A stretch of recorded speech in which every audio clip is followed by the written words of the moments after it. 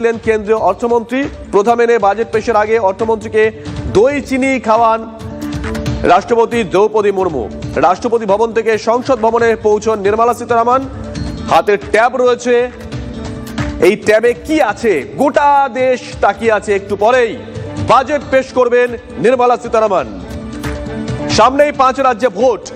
এই বাজেট কি ভোটের কথা মাথায় রেখে হবে নাকি ভবিষ্যতের কথা মাথায় রেখে? ইতিমধ্যেই জল্পনা শুরু হয়ে গেছে। আপনাদেরকে ছবি দেখাচ্ছি আমরা, তার দপ্তরের সচিব যারা আছেন তাদের সঙ্গে বসে ইতিমধ্যেই বাজেট তৈরি হয়ে গেছে, আর্থিক সমীক্ষা পেশ হয়ে গেছে। আজ বাজেট পেশ। रोजगार के तमाम दावे किए गए, क्या रोजगार मिल रहा है, 12वां पास बच्चों को क्या रोजगार मिल रहा है, क्या नौकरी मिल जा रही है, और फिर सामाजिक न्याय के नाम पर जो आप झूठ बोल रहे हैं, लगातार झूठ बोल रहे हैं आप, उसका जवाब क्या है सरकार के पास? ये बजट 1/20 लोगों के लिए है। 1/20 का मतलब क्या है? 1/20 का क्या मतलब अगले? 5% लोगों के लिए बजट सरकार बनाती है। भारतीय जनता पार्टी अपने लोगों को सेट करने के लिए बजट बनाती है। जहां तक यूपी का सवाल है, हमारे मुख्यमंत्री दूसरी दुनिया में हैं। मान लीजिए जो नई योजना आई है, जो नए प्रस्ताव आ रहे हैं जिसमें आपका पैसा ही कट जाएगा। मनरेगा का नाम बदल दिया लेकिन यूपी का पैसा काट दिया। और पैसा कितना कम होगा जब आपने तमाम ग्राम सभाओं को अर्बन बना दिया है।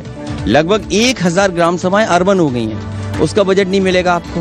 फिर दिल्ली ने अपना शेयर कम कर लिया, उसका बजट कहाँ गया? और फिर आप कहते 1000 किलोमीटर की मेट्रो बन गई है, दुनिया में हम सबसे आगे चल रहे हैं, लेकिन उत्तर प्रदेश के मुख्यमंत्री जी ने प्रधानमंत्री जी के क्षेत्र में मेट्रो नहीं बनने दी। अपने लोकसभा में तो, अपने गृह जनपद में तो बनाई नहीं मेट्रो, जिसका उन्होंने सबसे पहले घोषणा की थी। পলিটিশিয়ানরা কি বলছেন তা তো আপনাদেরকে শোনাচ্ছি আমরা, পাশাপাশি শোনাচ্ছি আম জনতা তারাই বা কি বলছেন।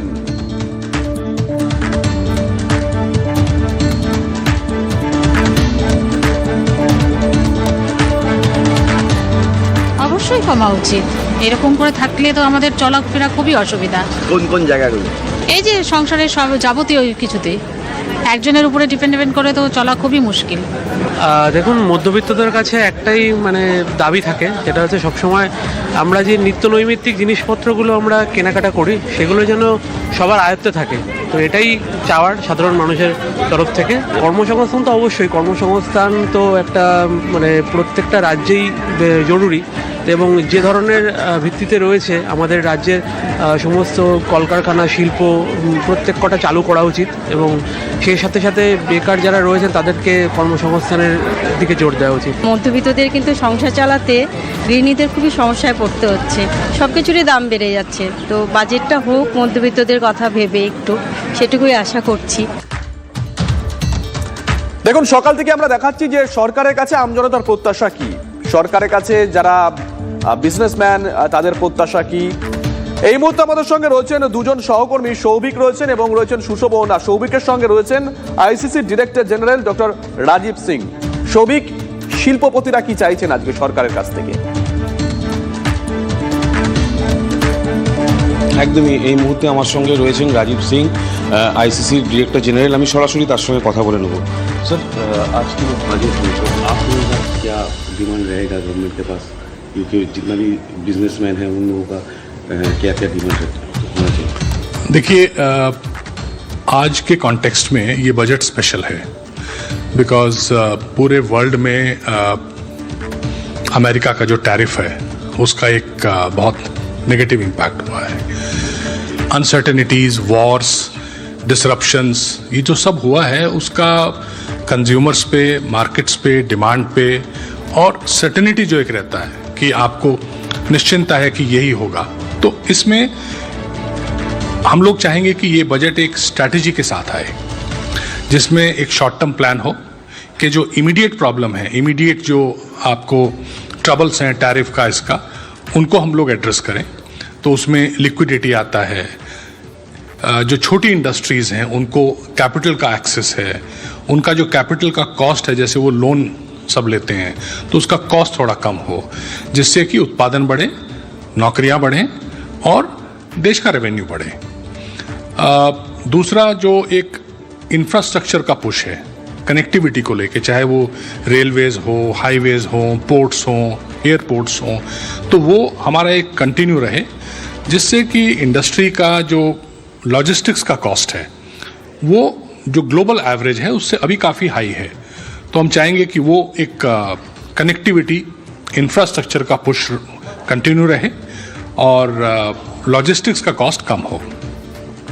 तीसरा जो इंडस्ट्री चाहती है सर्टेनिटी, जिसको बहुत बार बात होता है कि ईज ऑफ डूइंग बिजनेस के, जैसे इंडस्ट्री के लिए इतने सारे कंप्लायंसेस हैं। जब आप कंपनी बनाते हैं तो आपको इतने कुछ 100 तरह की अप्रूवल्स आपको लेनी पड़ती हैं। कंपनी बनाने के बाद आप साल में 20-30 तरह के रिटर्न्स हर साल देते हैं। तो उस प्रोसेस को जितना हम लोग पेपरलेस करें, डिजिटल करें, स्मूथ हो। अब जैसे जो छोटी कंपनी हैं, स्टार्टअप्स हैं, उनके लिए तो ये अपने आप में एक प्रोजेक्ट है कि अप्रूवल्स लेना, फॉर्म्स भरना, ये सब करना। तो इसको जितना हम सिंप्लीफाई कर देंगे और जितना इंडस्ट्रीज़ का टाइम इसमें कम जाएगा, उतना समय वो देंगे अपनी कंपनीज़ को, बिजनेस को और देश को आगे बढ़ाने के लिए। तो आज हम लोग यही सब एक्सपेक्ट करते हैं। অর্থাৎ তুমি শুনে নিলে যে ওনাদের কি এক্সপেকটেশন আজকের এই বাজেটে, এবং বাজেট হওয়ার পরেই ওনারা বুঝতে পারবেন যে তাদের যে ডিমান্ডগুলো সেগুলো আদৌ পূরণ হয় কিনা। সঙ্গে থাকো। শিয়ালদা স্টেশন থেকে আমাদের সঙ্গে রয়েছেন আমাদের অপর সহকর্মী সুশোভন। সুশোভন, একটু আগেও তোমার সঙ্গে কথা হচ্ছিল, যেটা বলছিলাম যে আগে একটা সময় ছিল যখন বাজেট দুটো দিনে পেশ হতো, একটা দিন সাধারণ বাজেট আর একটা দিন রেল বাজেট, কিন্তু পরবর্তী সময় আমরা দেখলাম এই সরকার আসার পর একই দিনে বাজেট পেশ হয়, সংযুক্ত বাজেট। যারা ওখানে রয়েছেন তুমি তাদের সঙ্গে কথা বলছিলে, অনেকেই বলছিলেন যে নিরাপত্তার বিষয়টা, অনেকেই বলছিলেন যে টিকিটের মূল্য বৃদ্ধি যেন না হয়। সুশোভন, দেখো একেবারে যারা যাত্রীরা তাদের কাছে সরাসরি যাব, আপনি তো রেলে যাতায়াত করেন মাঝে মধ্যে, সেক্ষেত্রে বিশেষ করে মহিলাদের যে সুরক্ষার কথা আমরা বারবার প্রশ্ন তুলি, সেখানে আপনার কি চাহিদা আজকে যেহেতু বাজেট? মহিলাদের সুরক্ষার কথা ভাবতে গেলে বলতে হবে প্রথমেই ভাড়াটা যথেষ্ট বেশি, সেই তুলনায় সুযোগ সুবিধা তুলনামূলকভাবে কম। সেদিকটায় লক্ষ্য রাখা যাতে সাধারণ যাত্রীদের সুরাহা হয়, শৌচালয়, স্টেশন পরিষ্কার পরিচ্ছন্ন, আর কিছু ট্রেন যদি বাড়তি হয়, যারা দূর থেকে আসি আমরা তাদের একটু সুবিধা। আর বিশেষ করে মহিলা নিরাপত্তা ঠিক আছে না, আরও জোরদার করা? মহিলার নিরাপত্তা আরও একটু জোরদার হলে ভালো, কিন্তু এখন আমরা যে পরিষেবা পাই ভালো, সেটাতেও সন্দেহ নেই, তবে আরও বেটার হলে তো অবশ্যই ভালো। সুশোভন, আরেকটা প্রশ্ন করে ওনাকে, বিভিন্ন রাজনৈতিক দল, সেটা বিজেপি হতে পারে বা অন্য কোনো রাজনৈতিক দল হতে পারে, তারা ওই ডোল পলিটিক্স করে। এটা নিয়েও অনেক সময় অনেক সমীক্ষায় দেখা গেছে যে এটা ভবিষ্যতের জন্য বিপদ হতে পারে। টাকাটা কি ওই ক্ষেত্রে ইনভেস্ট করা দরকার নাকি কোনো ব্যবসার ক্ষেত্রে ইনভেস্ট করা দরকার? আরও সহজ প্রশ্ন করছি, 500 টাকা বা 5000 টাকা কোনো সরকার ওনাদের হাতে দিচ্ছেন, এটা চাইছেন, নাকি আমার ছেলে বা মেয়ে চাকরি করে মাস মাইনে পেয়ে আমার হাতে 500 টাকা বা 5000 টাকা দেবে, এটা চাইছেন? একেবারে সেই প্রশ্নই করব। আচ্ছা, কোনটা চান? কোনো চাকরি বা কর্মসংস্থান, না কোনো রকম অনুদান, যেটা মহিলা, যেটা বিভিন্ন রাজনৈতিক দল বলে যে মহিলাদের হাত শক্তিশালী করার জন্য, সেই অনুদান চান, না কোনো কর্মসংস্থানে নিজে রোজগার করতে? অবশ্যই সার্বিকভাবে উন্নয়ন চাই, সেটা কর্মসংস্থানের মাধ্যমেই। অনুদানে কোনো সময় কোনো ভালো কিছু রূপ নেয় না। সাময়িকভাবে হয়তো মনে হচ্ছে যে এটাতে আমার চলে যাচ্ছে, কিন্তু সার্বিকভাবে সেটা কখনোই সফল হবে না। আর সেই জন্য কর্মসংস্থানটা খুব জরুরি, অবশ্যই জরুরি। আমি এই মুহূর্তে লালগোলা ট্রেন থেকে নামলাম, আমার বইমেলাতে বই প্রকাশের অনুষ্ঠান রয়েছে, ওই দিকে ট্রেন যাতে বাড়ে, এই দিকটা একটুখানি। হ্যাঁ, বেথুয়াটা। আচ্ছা, আপনাকে জিজ্ঞেস করব, আপনি কি ট্রেনে যাতায়াত করেন? প্রায় করি। সেক্ষেত্রে আপনি তো যাতায়াত করেন, সেক্ষেত্রে যেহেতু মহিলাদের নিরাপত্তা নিয়ে বারবার রেলে প্রশ্ন ওঠে, তো সেক্ষেত্রে সেটা কি বাড়ানো উচিত? যেহেতু আজকে রেল বাজেট, মহিলাদের নিরাপত্তা নিয়ে আপনি কি ভাবছেন? না, নিরাপত্তা নেওয়া উচিত। মহিলাদের নিরাপত্তা নিয়ে কি ভাবছেন? ভাববো, নিয়ে নেওয়া উচিত, সেটাই আমি বলছি। আমার ভাবামিতে তো কোনো কিছু হবে না। দেখো, আপনাকে একটু জিজ্ঞাসা করবো, আজকে রেল বাজেট, সেক্ষেত্রে আপনি তো নিত্যযাত্রী, তো মহিলাদের নিরাপত্তা নিয়ে আমি ডেইলি ট্রাভেল করি না স্যার, আপনারা আমরা ডেইলি ট্রাভেল করি না। তাহলেও আপনারা তো ট্রাভেল করেন। আসবো সুশোভন, তোমার কাছে আসবো। দেখুন, আমজনতার প্রত্যাশা, আমজনতার আশা সেগুলো দেখাচ্ছি, কিন্তু আবারও বলছি যে আজকের বাজেটে কর্মসংস্থান, কৃষি, এমএসএমই কোন ক্ষেত্রে সব থেকে জোর দেওয়া হতে পারে এখনো পর্যন্ত সেটা নিয়ে কোনো স্পষ্ট ধারণা পাওয়া যায়নি। যদিও আর্থিক সমীক্ষা থেকে যে ধারণা পাওয়া যায় সেই ধারণাগুলো আপনাদের সামনে আমরা তুলে ধরেছি। আপনাদেরকে জানিয়ে রাখি, একটু আগে বলছিলাম যে মন্ত্রিসভার বৈঠক বসেছে, সেখানে বাজেট অনুমোদন দেওয়া হয়েছে। এটা খুব সাধারণ একটা বিষয়, দেওয়া হয়েই থাকে। তথ্যের খাতিরে আপনাদেরকে পুরো বিষয়টাই জানিয়ে রাখলাম। পাশাপাশি এই মুহূর্তে আরো একবার দেখাবো যে সাধারণ মানুষ তারা কি চাইছেন। যারা সিনিয়র সিটিজেন তাদের নির্ভর করে এই সমস্ত ইনকামের উপরই সংসার চালানো, সুতরাং প্রভিডেন্ট ফান্ডের টাকা বা ফিক্সড ডিপোজিটের যে টাকা সেইগুলির ইন্টারেস্টটা বাড়ানো উচিত। বোনাস, আমি কোনো বোনাস পাই না, কিন্তু আমার কাছে যারা কাজ করে তাদের কিন্তু আমার বোনাস দিতে হচ্ছে। সেই জন্য সরকারের উচিত আমাদের মতো বিজনেসম্যানদের জন্য কিছু একটা চিন্তাভাবনা করা। আর ট্যাক্স স্ট্রাকচার যা গত বছর যা ছিল, যেটা ছিল মোটামুটি ঠিকই আছে, আরও আশা করি আরও ইমপ্রুভ করা দরকার। সেটা আমাদের মিনিস্টার সেটা চিন্তাভাবনা করবেন। তারপরে জিনিসপত্রের দাম যেটা বাড়ছে, ঠিক আছে, সাধারণ লোকের জন্য চিন্তাভাবনা করা উচিত। আমি যদি 500 টাকা নিয়ে 5 বছর আগে যদি বাজারে যেতাম, ঠিক আছে, তখনও বাজার ব্যাগ ভর্তি করে বাজার নিয়ে আসতে হতাম। কিন্তু এখন যদি একটা বাজারের থেকে আমি আসি, একটা প্লাস্টিকের প্যাকেটও বাজার নিয়ে আসা যায় না, মানে এতটাই দাম বেড়ে গেছে, সব কিছুর দাম বেড়ে গেছে। সব কিছু চিন্তাভাবনা করা উচিত। মেডিকেল ইন্স্যুরেন্স, এটা একটা ইন্স্যুরেন্সের জন্য, মেডিকেল ইন্স্যুরেন্স সবার জন্য করা উচিত। মেডিকেল ইন্স্যুরেন্সের জন্য যেটা প্রিমিয়াম আছে সেটা মানুষের নাগালের মধ্যে আনা উচিত। দেখুন, ওয়ার্ল্ড অর্ডার দ্রুতই চেঞ্জ হচ্ছে। দ্বিতীয় বিশ্বযুদ্ধের পর একটা স্থিতিশীলতা বজায় ছিল একটা দীর্ঘদিন, কিন্তু কয়েক বছর ধরেই দেখছি সেটা চেঞ্জ হচ্ছে। পাশাপাশি আমরা দেখলাম অপারেশন সিঁদুর হলো, গোটা বিশ্বে একটা সামগ্রিক যুদ্ধ আবহ। এই কথাগুলো মাথায় রেখে প্রতিরক্ষা খাতে ব্যাপক বরাদ্দ বৃদ্ধি হতে পারে। মূল্য বৃদ্ধি নিয়ন্ত্রণে রেখে অর্থনীতিকে চাঙ্গা করতে কি দাওয়াই থাকবে বাজেটে, নজর থাকবে সেদিকে। But our problem very much for the young people of this country is whether that growth is going to be accompanied by jobs. The jobless growth doesn't help anyone. So we are anxious to see what kind of schemes they have in mind to generate more jobs in this country for the young people of India. And apart from that, there will be many things. We in Kerala, with an election coming up, are looking to see what benefits the central government might give our state. A lot of needs in our state. So we'll see. At the moment, frankly, until the budget is presented, it's difficult to talk. So why don't we talk after the budget? আর এবার আপনাদেরকে পরপর ছবি দেখাবো। Budget পেশের আগেই রাষ্ট্রপতি ভবনে অর্থমন্ত্রী নির্মলা সীতারামন সকাল সকাল পৌঁছে গেছিলেন। বাজেটের কপি নিয়ে রাষ্ট্রপতির কাছে পৌঁছে যান অর্থমন্ত্রী। প্রথমে নেই বাজেট পেশের আগে অর্থমন্ত্রীকে দই চিনি খাওয়ান রাষ্ট্রপতি। আপনাদেরকে ছবি দেখাচ্ছি আমরা, পরপর ছবি। রাষ্ট্রপতি ভবন থেকে সংসদ ভবনে সকাল সকাল পৌঁছে যান নির্মলা সীতারামন। লাল ফাইলে মোড়া এই যে ট্যাব দেখছেন আপনারা, এই ট্যাবের মধ্যেই কিন্তু রয়েছে যাবতীয় কিছু। একটু পরেই গোটা দেশের মানুষ জানতে পারবেন যে এই ট্যাবে কি রয়েছে।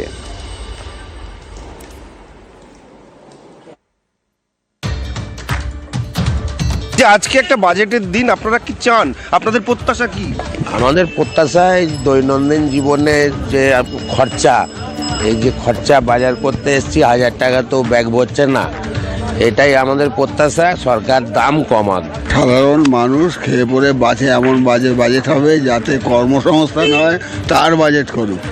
আমার ওই সব বাজেটে হবে না, কর্মসংস্থানের বাজেট যদি করে তাহলে তার ধন্যবাদ জানাবো। বাজেটের প্রত্যাশা যে যাতে মধ্যবিত্তের জন্য অন্তত কিছু সুযোগ সুবিধা হয়, কিছু ট্যাক্স ফ্যাক্স যাতে কম করে।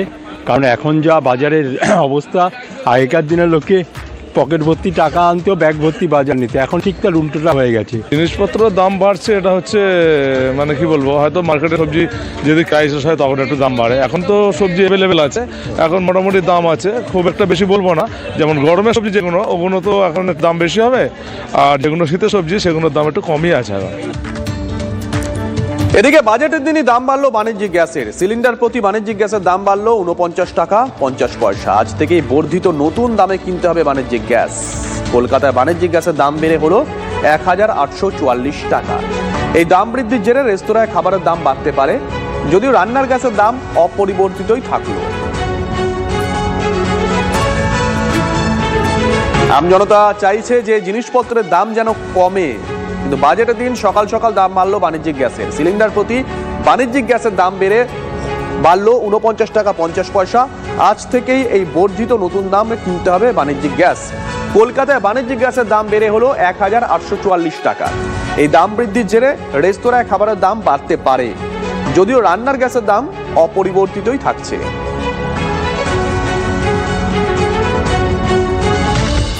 আমরা সাধারণ মানুষের প্রত্যাশার কথা আপনাদের কাছে তুলে ধরেছিলাম যে তারা কি চাইছেন। কেউ চাইছেন কর্মসংস্থান, কেউ চাইছে যেন একটু সুরা হয়, বাজারে গিয়ে যেন ওই এক গাদা টাকা নিয়ে গিয়ে 4 ভাগের 1 ভাগের বাজার কিনে আনলাম, এমন নয়। কিন্তু পলিটিশিয়ানরা কি বলছেন শুনুন। तो 24 करोड़ नौकरियों का हिसाब चाहिए। 12 साल सरकार के पूरे होने जा रहे हैं। रोजगार देने के वादे का क्या हुआ? किसान के फसल का दाम दोगुना करने के वादे का क्या हुआ? ये सवाल सरकार से पूछना चाहते हैं कि जो काला धन लाने का आपने वादा किया था उसका क्या हुआ? जो आज विदेशों में भारत का पैसा लूट के, बैंकों का पैसा लूट के जो लोग बैठे हैं, उनका क्या हुआ? इन सारे सवालों का जवाब आपको देना चाहिए। महंगाई का जो इस वक्त सवाल है उसके बारे में आपको बताना चाहिए कि कैसे आप इस बजट के जरिए महंगाई को कम करने का काम करेंगे। जिस प्रकार से नरेंद्र मोदी जी की सरकार 2014 से गरीबों के लिए, महिलाओं के लिए, युवाओं के लिए, किसानों के लिए तो ये जो कार्य कर रही है उससे वो दिल मांगे मोर की स्थिति बनी रहती है। और निश्चित रूप से आज भी हमारी आशा है कि देश को आज बजट मिलने के बाद बहुत खुशी होने वाली है। हम उसका इंतजार कर रहे हैं।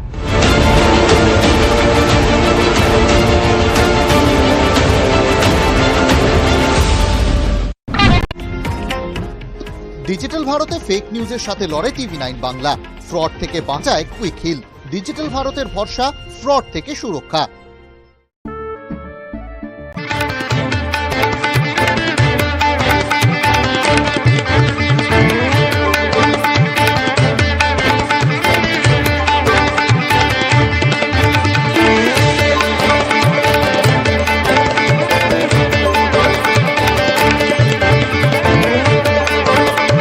কামিং আপ, ডিজিটাল ভারতে ফেক নিউজের সাথে লড়ে TV9 বাংলা।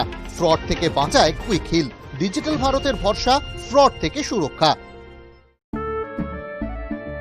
কেশরী আবেশে মন যোগী হলো রে, আনন্দে নেচে মন মাতোয়ারা হলো রে।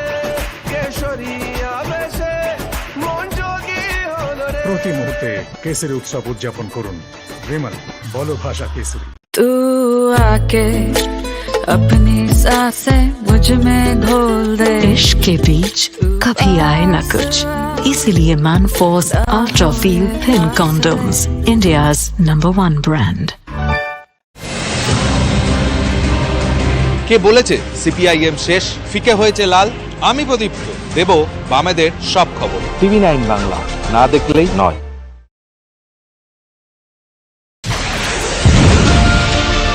রাজনৈতিক তরজায় টকশোয়ের হট্টগোলে হারিয়ে যায় কিছু গুরুত্বপূর্ণ খবর।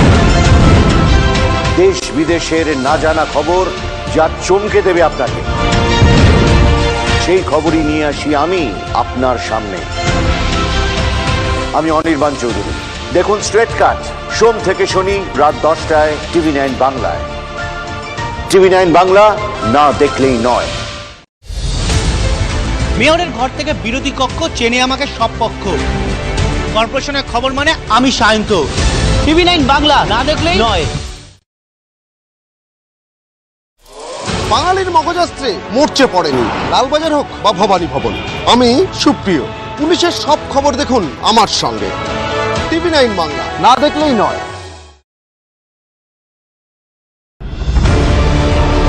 চালে জঙ্গি নাকি চারপাশে জঙ্গিটা, খবর দেব আমি সিজার। সব খবর সবার আগে TV9 বাংলা। TV9 বাংলা, না দেখলেই নয়। সরকারের দুয়ারে 365 দিন, নজর 24/7। আমি দীক্ষা, নবান্ন থেকে প্রতিদিন। TV9 বাংলা, না দেখলেই নয়। কে ধেড়ে ইঁদুর, কে পাকা মাথা, নোটের পাহাড়ে কত নোট। আমি সুজয়, ইডি সিবিআইয়ের গোয়েন্দাগিরির খবর দেখুন আমার সঙ্গে। TV9 বাংলা, না দেখলেই নয়।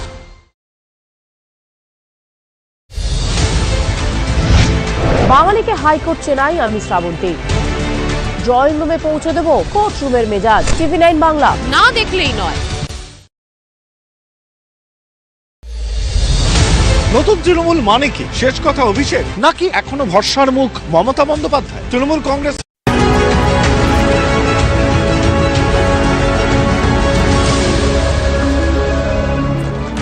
ফিরে এলাম ব্রেকের পর। আজকে বাজেট পেশ করবেন কেন্দ্রীয় অর্থমন্ত্রী। 5 রাজ্যে ভোট রয়েছে, যার মধ্যে রয়েছে বাংলাও। এই ভোটমুখী বাংলার জন্য আলাদা কিছু থাকছে কি বাজেটে? নজর রয়েছে রাজ্য রাজনীতির। গত বছর ভোটমুখী বিহারের জন্য কল্পতরু হয়েছিলেন নির্মলা সীতারামন। কেন্দ্রীয় বাজেটে প্রায় 60,000 কোটি টাকার বিভিন্ন প্রকল্প ঘোষণা করা হয়েছিল। এবার ভোটমুখী বাংলার জন্য বড় অঙ্কের প্রকল্প ঘোষণা হবে কি? প্রত্যাশা যেটা আমাদের সিনিয়র সিটিজেন হিসাবে আমাদের রেলে এবং ট্রেনে একটা কনসেশন ছিল, করোনার পিরিয়ডের পর সেটা বন্ধ হয়ে গেছে এবং আমরা আশা করছি, আমাদের ডিমান্ডও রয়েছে, আন্দোলনও করছি, যাতে এই বাজেটে হয়তো এটি পুনরায় চালু করার জন্য আমরা আবেদন জানিয়েছিলাম। আশা করছি এটা বাজেটে থাকার কথা। আমার জিনিসের নিত্য প্রয়োজনীয় জিনিসের দাম কমানো, এই নিত্য প্রয়োজনের যে হারে দাম বাড়ছে, মানুষের মধ্যবিত্ত মানুষের নাভিশ্বাস উঠে যাচ্ছে, এটা নিয়ন্ত্রণ করা। আমার প্রত্যাশা হচ্ছে যে গৃহস্থলী জিনিসপত্র যেগুলো আমাদের রেশন, সেগুলো যেন দাম একটু কমে, গ্যাসের দামটা যেন একটু কমে, কারণ আমাদের চলতে খুব অসুবিধা হচ্ছে, সংসার চালাতে সব জিনিসের দাম হু করে বাড়ছে, আমাদের মতো মধ্যবিত্তদের খুব অসুবিধা হচ্ছে। নির্বাচনের আগে আমাদের পশ্চিমবাংলায় কয়েকটা বাজেটেই দেখলাম যে ঘোষণার ক্ষেত্রে, প্রতিশ্রুতির ক্ষেত্রে কোনো দ্বিধাদ্বন্দ্ব থাকেনি। টাকাটা দরকার, তার কোনো এটা দেখছি না। সিনিয়র সিটিজেনদের যে সুযোগ সুবিধা ছিল, সেই সুযোগ সুবিধাগুলো তো এখন নেই। সেগুলো যদি হয় তাহলে খুব ভালো হয়। আর আমরা অতীতেও দেখেছিলাম যে বিভিন্ন নির্বাচনমুখী রাজ্যের জন্য কেন্দ্রীয় বাজেটে ঢালাও ঘোষণার প্রবণতা দেখা গেছিল। এবার পশ্চিমবঙ্গের ক্ষেত্রে কি তেমন কিছু হতে পারে? গত বছর আমরা দেখেছিলাম বিহারের জন্য, গত বছর আমরা দেখেছিলাম আয়কর চার, যার পলিটিক্যাল ডিভিডেন্ড দিল্লির ক্ষেত্রে পেয়েছিল বিজেপি। বাংলার জন্য কি কিছু থাকতে পারে? ইতিমধ্যেই কিন্তু সেই প্রশ্ন উঠতে শুরু করে দিয়েছে।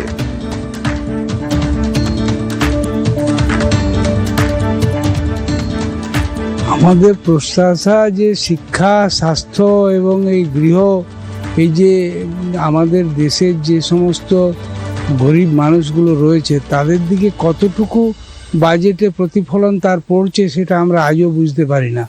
কারণ দেখি যে একটা পুঁজিপতি, বড় প্রতিষ্ঠান, তাদের দিকেই বাজেটটার মানে ব্যাপারটা যায়। তাদের কি করে সুবিধা হবে এটাই বাজেটে প্রতিফলিত হয় বেশি। যারা সাধারণ মানুষ চাষবাস করে, তারা যাতে করে একটা চূড়া কিছু পায় আর কি, তাদের কিছু জিনিসপত্র যাতে করে তারা যা ফসলটা ফলায় তার দামটা যেমন তারা পায়। আর বিদ্যুতের দামটা, বিদ্যুতের বেসরকারিকরণ এটা বন্ধ করা, বা স্মার্ট মিটার লাগানোর যে একটা ব্যবস্থা চলছে সেটাকেও বন্ধ করা। আমরা তো প্রত্যাশা রাখবো, বিশেষ করে যারা নতুন প্রজন্ম, যে সরকার ব্যাপারটাতে একটুখানি বেশি নজর দেবেন এবং সবার উপরেই নজরটা এখানে থাকবে। দেখুন, 5 রাজ্যে ভোট আছে, যার মধ্যে রয়েছে বাংলা। বারবার বিজেপি কেন্দ্রীয় নেতৃত্ব এ রাজ্যে এসে বুঝিয়ে দিয়ে যাচ্ছেন যে বাংলা তাদের টার্গেট। অমিত শাহ স্পষ্ট করে দিয়েছেন বাংলা তাদের টার্গেট গতকালই। এই বাংলার জন্য কি আলাদা কোনো বরাদ্দ থাকবে? ইতিমধ্যে জল্পনা চলছে, কিন্তু বাংলার নেতারা, মানে বাংলা শাসক দলের নেতা সুদীপ বন্দ্যোপাধ্যায়, তার সঙ্গে আমরা কথা বলেছিলাম। তিনি কি বলেছেন শুনুন।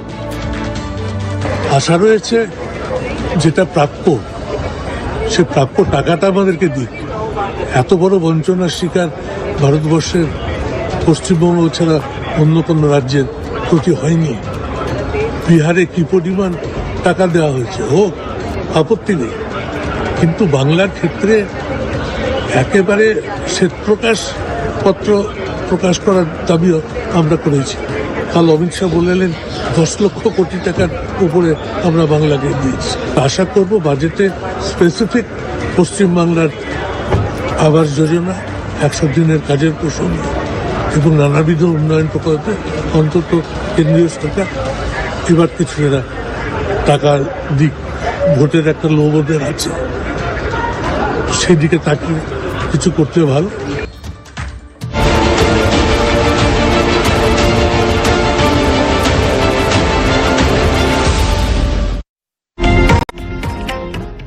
ডিজিটাল ভারতে ফেক নিউজের সাথে লড়ে টিভি9 বাংলা। ফ্রড থেকে বাঁচায় কুইক হিল। ডিজিটাল ভারতের ভরসা, ফ্রড থেকে সুরক্ষা।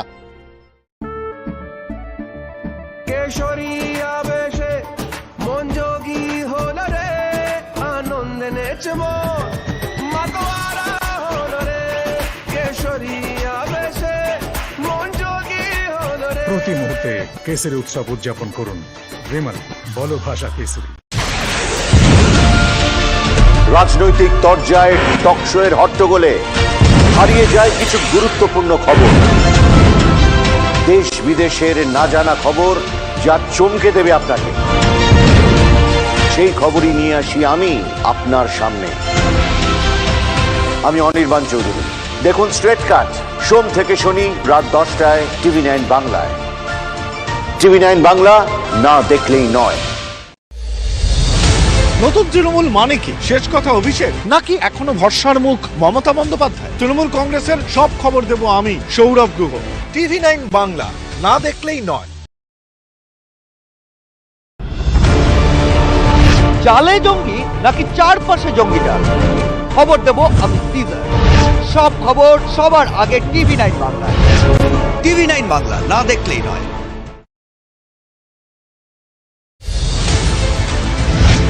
বাঙালিকে হাইকোর্ট চেনাই আমি শ্রাবন্তী। ড্রয়িং রুমে পৌঁছে দেব কোর্ট রুমের মেজাজ। TV9 বাংলা, না দেখলেই নয়। মেয়রের ঘর থেকে বিরোধী কক্ষ চেনে আমাকে সব পক্ষ। কর্পোরেশনের খবর মানে আমি সায়ন্ত। TV9 বাংলা, না দেখলেই নয়।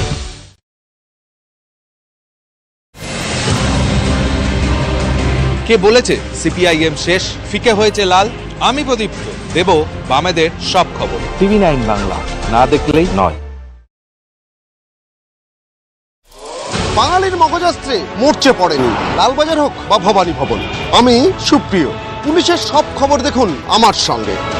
TV9 বাংলা, না দেখলেই নয়।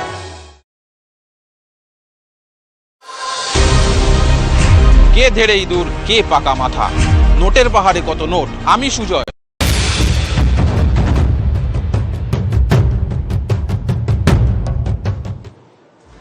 TV9 জ্যাক অলিবল স্টুডিওতে আপনাদের স্বাগত। বিস্তারিত খবরে যাব, তবে তার আগে হেডলাইন্স। ডিজিটাল ভারতে ফেক নিউজের সাথে লড়ে টিভি9 বাংলা। ফ্রড থেকে বাঁচায় কুইক হিল। ডিজিটাল ভারতের ভরসা, ফ্রড থেকে সুরক্ষা।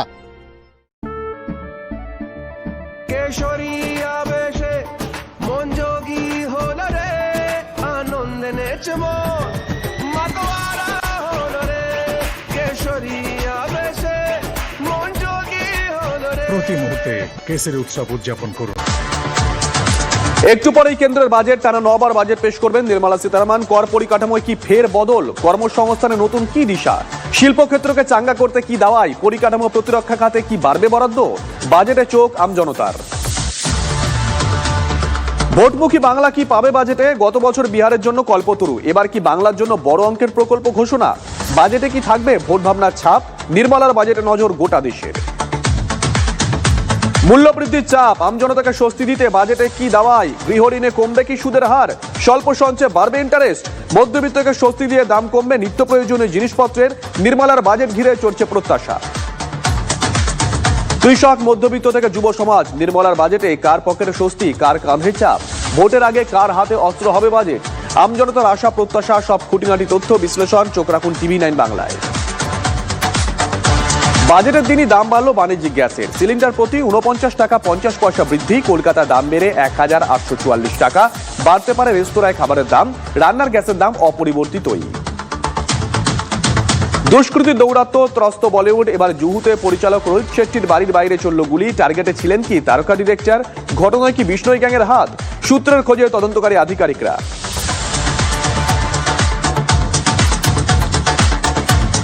খবরে বাঙালিকে হাইকোর্ট চেনাই আমি শ্রাবন্তী। ড্রয়িং রুমে পৌঁছে দেব কোর্ট রুমের মেজাজ। TV9 বাংলা, না দেখলেই নয়।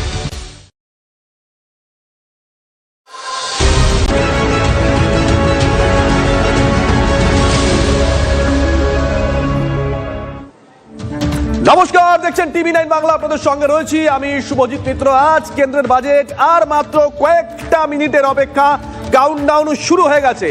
নভেম্বর বাজেট পেশ করবেন নির্মলা সীতারামন। অর্থমন্ত্রকে পৌঁছে গেছেন কেন্দ্রীয় অর্থমন্ত্রী, আপনাদেরকে ছবি দেখিয়েছি। মন্ত্রিসভার বৈঠক হয়েছে, মন্ত্রিসভা অনুমোদন দিয়েছে, একেবারে কাউন্টডাউন শুরু হয়ে গেছে, আর মাত্র কয়েকটা সেকেন্ড।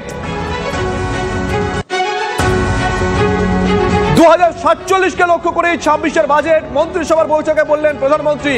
এই মুহূর্তের যে বড় খবর দিকে নজর রাখছি, আমরা সকাল থেকে আপনাদেরকে বলছিলাম যে এই বাজেট কি ভোটমুখী হবে না ভবিষ্যৎমুখী হবে। জ্যোতির্ময় আমাদের সঙ্গে রয়েছেন। জ্যোতির্ময়, যখন পশ্চিমবঙ্গ, তামিলনাড়ুর মতো বিরোধী শাসিত রাজ্যের ভোট রয়েছে, স্বাভাবিকভাবেই একটা প্রত্যাশা রয়েছে যে এই রাজ্যগুলিকে এবারের বাজেটে আলাদা গুরুত্ব দেওয়া হবে, বিশেষত যখন গতবার বিহারকে কার্যত ঢেলে দেওয়া হয়েছে কেন্দ্রীয় অর্থমন্ত্রীর তরফ থেকে। কিন্তু প্রধানমন্ত্রী নরেন্দ্র মোদী ক্যাবিনেট বৈঠকে তিনি গুরুত্বপূর্ণ একটি মন্তব্য করেছেন যে এবারের বাজেট উন্নয়নমুখী বাজেট এবং এবারের বাজেট বিকশিত ভারতের লক্ষ্যে বাজেট, অর্থাৎ 2047-এর লক্ষ্যে 2026-এর বাজেট পেশ করবেন কেন্দ্রীয় অর্থমন্ত্রী নির্মলা সীতারামন। আর মাত্র 1 মিনিট বাকি, তারপরেই লোকসভার অধিবেশন বসবে, কেন্দ্রীয় অর্থমন্ত্রী তিনি পৌঁছবেন হাউসে। কিন্তু যেদিকে আমাদের নজর থাকছে যে মূল ফোকাস কোন দিকে, তার কারণ আমরা বারবার একটি কথাই বলছি যে অপারেশন সিঁদুরের পরে প্রথম বাজেট এবং সারা পৃথিবীতে যুদ্ধ সংঘাতের যে আবহ তৈরি হয়েছে, সেই প্রেক্ষাপটে দাঁড়িয়ে কেন্দ্রীয় অর্থমন্ত্রী কোনো পরিস্থিতিতে প্রতিরক্ষা খাতকে তিনি অবজ্ঞা করতে পারবেন না। এর পাশাপাশি গুরুত্বপূর্ণ বিষয় যে কোভিড পরবর্তী যে গত 4-5টি বছর কেটে গিয়েছে, সেই সময়তে আবার নতুন করে শিল্পক্ষেত্রে কাজ শুরু হয়েছে, সেই ধারাকে বজায় রাখতে আবার নতুন করে কিন্তু বরাদ্দ বাড়াতে হবে। সেই ক্ষেত্রে দাঁড়িয়ে কেন্দ্রীয় অর্থমন্ত্রী কোন দিকে নজর দেন, আমাদের নজর থাকবে, নজর রাখো। माननीय वित्त मंत्री श्रीमती निर्मला सीतारमन जी, item number 1।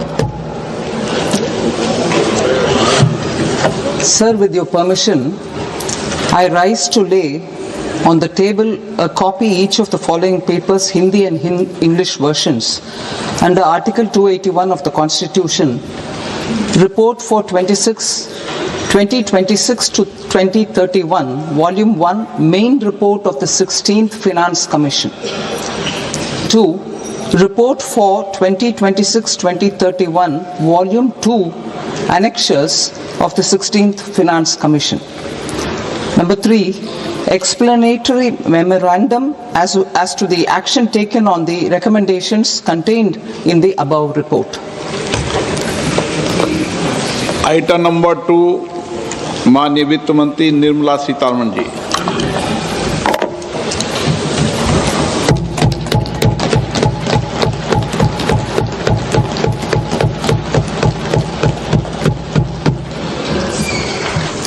Honorable Speaker, sir, on the sacred occasion of Magh Purnima and the birth anniversary of Guru Ravidas, I present the budget for the year 2026-2027.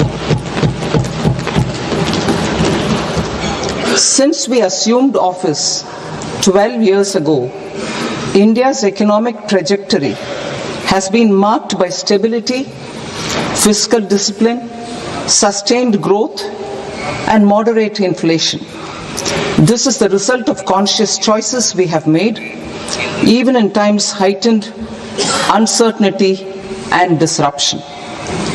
Our government, led by Honorable Prime Minister Modi, has decisively and consistently chosen action over ambivalence, reform over rhetoric, and people over populism.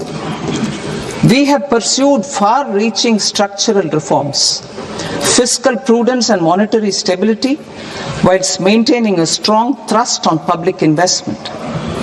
Keeping Atmanirbharta as a lodestar, we have built domestic manufacturing capacity, energy security, and reduced critical import dependencies. Simultaneously, we have ensured that citizens benefit from every action of the government, undertaking reforms to support employment generation, agricultural productivity, household purchasing power, and universal services to people. These measures have delivered a high growth rate of around 7% and helped us make substantial strides in poverty reduction and improvement in the lives of our people. Today, we face an external environment in which trade and multilateralism are impaired and access to resources and supply chains are disrupted. New technologies are transforming production systems while sharply increasing demands on water, energy, and critical minerals. India will continue to take confident steps towards Viksit Bharat, balancing ambition with inclusion. As a growing economy with expanding trade and capital needs, India must also remain deeply integrated with global markets, exporting more and attracting stable long-term investment. As I begin part A, I want to express my gratitude to the people for standing firmly with us as we forge our way together towards becoming one of the largest economies of the world.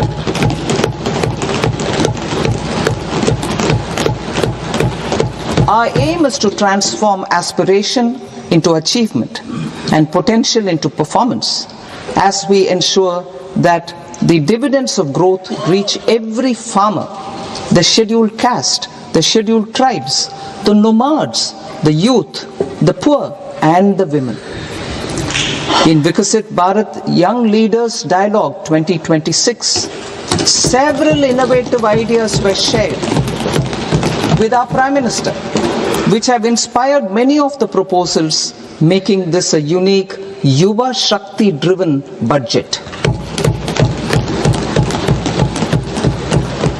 Our government's sankalp is to focus on our poor, underprivileged, and the disadvantaged.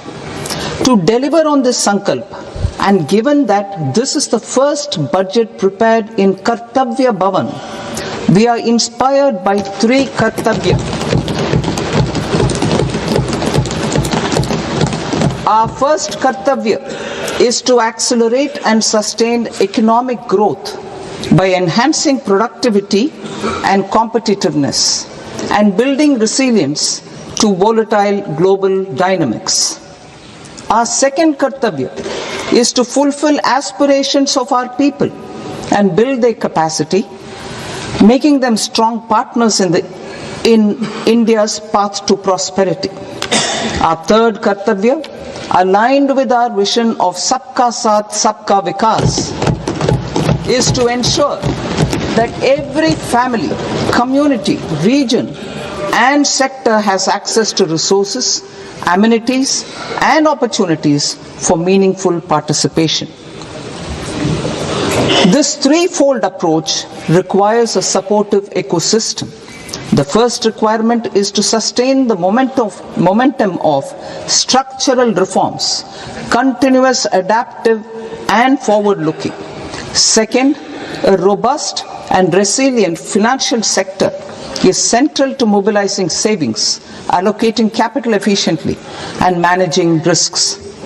Third, cutting-edge technologies, including AI applications, can serve us as force multipliers for better governance. Reform Express. Our government has undertaken comprehensive reforms towards creating employment, boosting productivity, and accelerating growth. After the Prime Minister's announcement on Independence Day in 2025, over 350 reforms have been rolled out. This includes GST simplification, notification of labor codes, and rationalization of mandatory quality control orders. High-level committees have been formed, and in parallel, The central government is working with the state governments on deregulation and reducing compliance requirements. The Reform Express is well on its way and will maintain its momentum to help us fulfill our kartavya. I now move to specific proposals. Under our first kartavya, to accelerate and sustain economic growth, I propose interventions in 6 areas. 1. Scaling up manufacturing in 7 strategic and frontier sectors. 2. Rejuvenating legacy industrial sectors. 3. Creating champion MSMEs. 4. Delivering a powerful push for infrastructure. 5. Ensuring long-term security and stability. And 6. Developing city economic regions. Scaling up of manufacturing in 7 strategic and frontier sectors. Biopharma Shakti, meaning biopharma strategy for health advancement through knowledge, technology and innovation. India's disease burden is observed to be shifting towards non-communicable diseases like diabetes, cancer and autoimmune disorders. Biologic medicines are key to longevity and quality of life at affordable costs. To develop India as a global biopharma manufacturing hub,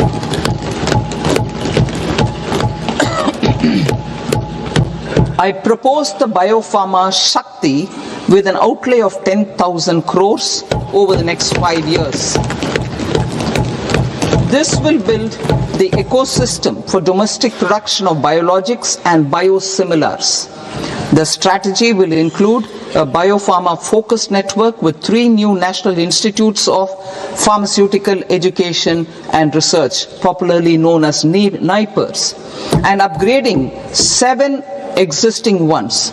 It will also create a network of 1,000 accredited India clinical trials sites.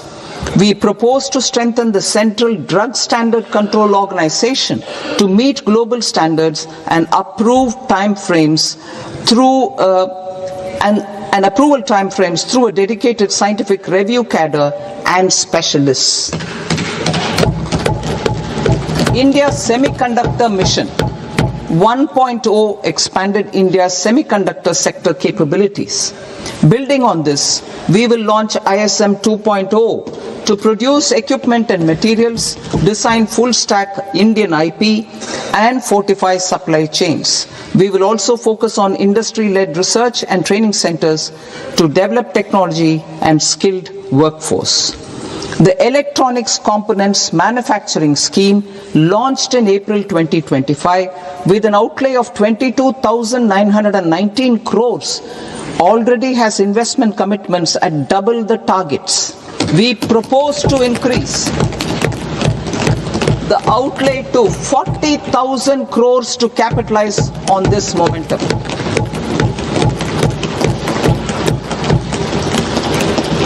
A scheme for rare earth permanent magnets was launched in 2025 November. We now propose to support the mineral-rich states of Odisha, Kerala, Andhra Pradesh and Tamil Nadu to establish dedicated rare earth corridors to promote mining, processing, research and manufacturing. To enhance domestic chemical production and reduce import dependency, we will launch a scheme to support states in establishing 3 dedicated chemical parks through challenge route on a cluster-based plug-and-play model. Strong capital goods.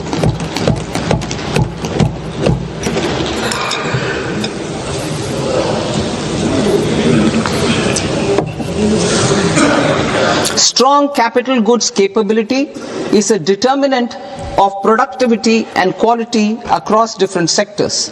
Towards building this capacity, I propose the following. High-tech tool rooms will be established by central public sector enterprises at 2 locations as digitally enabled automated service bureaus that locally design, test and manufacture high-precision components at scale and at lower cost.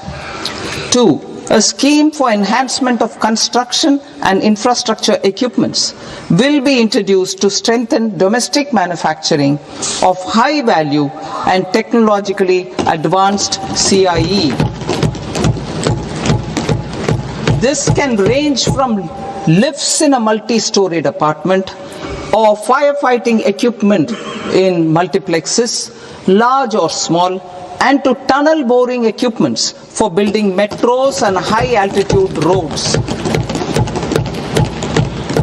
I also propose a scheme for container manufacturing to create a globally competitive container manufacturing ecosystem with a budgetary allocation of 10,000 crores over a 5-year period. For the labor-intensive textile sector, I propose an integrated program with 5 subparts.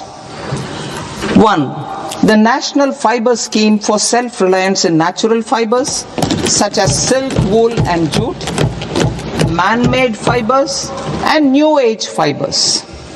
Textile expansion and employment scheme to modernize traditional clusters with capital support for machinery, technology upgradation and common testing and certification centers. 3. The National Handloom and Handicraft Program to integrate and strengthen existing schemes and ensure targeted support for weavers and artisans. Tex Eco Initiative to promote globally competitive and sustainable textiles and apparels. Samarth 2.0 to modernize the upgrade the textile skilling ecosystem through collaboration with industry and academic institutions. Further, I propose to set up mega textile parks in challenge mode. They can also focus on bringing value addition to technical textiles. I propose to launch the Mahatma Gandhi Gram Swaraj initiative to strengthen khadi, handloom and handicrafts. This will help in global market linkage and branding.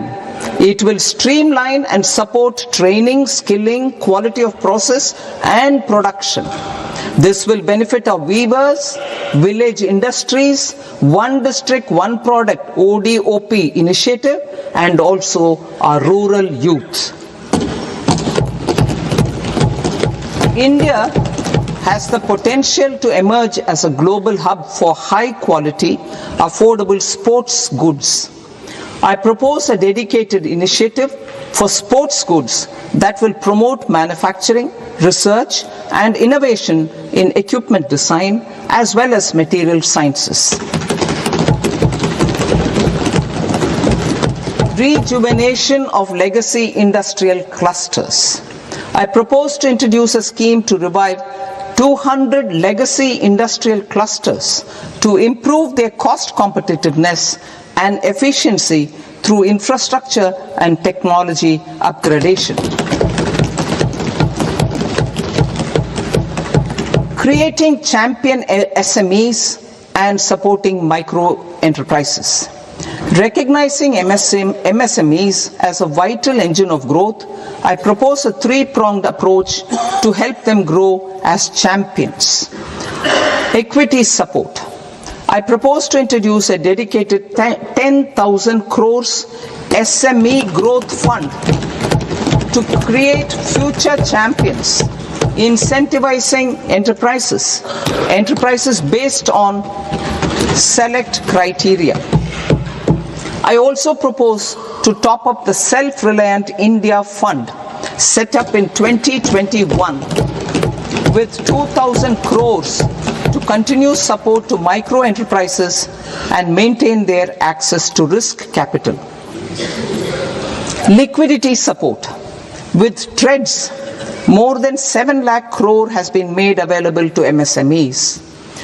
To leverage its full potential, I propose 4 measures. 1. Mandate TREDS as the transaction settlement platform for all purchases from MSMEs by CPSEs, serving as a benchmark for other corporates. 2. Introduce a credit guarantee support mechanism through CGTMSE for invoice discounting on TREDS platform. 3. Link GEM with TREDS for sharing information with financiers about government purchases from MSMEs, encouraging cheaper and quicker financing. 4. Introduce TREDS receivables as asset-backed securities, helping develop a secondary market, enhancing liquidity and settlement of transactions. Professional support. Government will facilitate professional institutions such as the ICAI, ICSI, ICMAI to design short-term modular courses and practical tools to develop a cadre of corporate mitras, especially in Tier 2 and Tier 3 towns. These accredited para-professionals will help MSMEs meet compliance requirements at affordable costs. Infrastructure.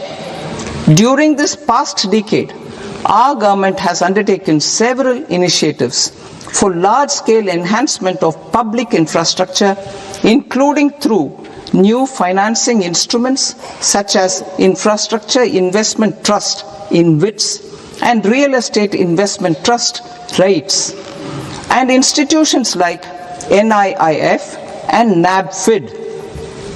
We shall continue to focus on developing infrastructure in cities with over 5 lakh population, that is Tier 2, Tier 3 cities, which have expanded to become growth centers. Public capital expenditure has increased manifold from 2 lakh crore in 2014-15 to an allocation of 11.2 lakh crore in BE 25-26. In this coming year, that is financial year 2026-27, I propose to increase it to 12.2 lakh crores to continue the momentum. To strengthen the confidence of private developers regarding risks during infrastructure development and construction phase, I propose to set up an infrastructure risk guarantee fund to provide prudentially calibrated partial credit guarantee to lenders. Over the years, REITs have emerged as a successful instrument for asset monetization. I propose to accelerate recycling of significant real estate assets of the CPSEs through the setting up of dedicated REITs. To promote environmentally sustainable movement of cargo, I propose to 1. Establish new dedicated freight corridors connecting Dankuni in the east to Surat in the west. Operationalize 20 new national waterways over the next 5 years, starting with National Waterways 5 in Orissa to connect mineral-rich areas of Talcher and Angul and industrial centers like Kalinga Nagar to the ports of Paradeep and Dhamra. Training institutes will be set up as regional centers of excellence for development of required manpower for these waterways. This will benefit youth in the entire stretch of the waterways to train and acquire skills. Further, a ship repair ecosystem catering to inland waterways will also be set up at Varanasi and Patna. And C. Launch a coastal cargo promotion scheme for incentivizing a modal shift from rail to road to increase the share of inland waterways and coastal shipping from 6% to 12% by 2047. To enhance last mile and remote connectivity and promote tourism, I propose to give incentives to indigenize manufacturing of seaplanes. A seaplane VGF scheme will be also introduced to provide support for operations. Carbon capture, utilization and storage. Aligning with the roadmap launched in December 2025, the carbon capture, utilization and storage technologies at scale will achieve higher readiness and in end-use application across 5 industrial sectors, including power, steel, cement, refineries and chemicals. An outlay of 20,000 crore is proposed over the next 5 years for this purpose. City economic regions. Cities are India's engines of growth, innovation and opportunities. We shall now focus on Tier 2, Tier 3 cities and even temple towns which need modern infrastructure and basic amenities. This budget aims to further amplify the potential of cities to deliver the economic power of agglomerations by mapping city economic regions based on their specific growth drivers. An allocation of 5,000 crore per CER over 5 years is proposed for implementing their plans through a challenge mode with a reform cum result based financing mechanism. In order to promote environmentally sustainable passenger systems, we will develop 7 high-speed rail corridors between cities as growth connectors, namely Mumbai to Pune, Pune to Hyderabad, Hyderabad to Bengaluru, Hyderabad to Chennai, Chennai to Bengaluru, Delhi to Varanasi, Varanasi to Siliguri.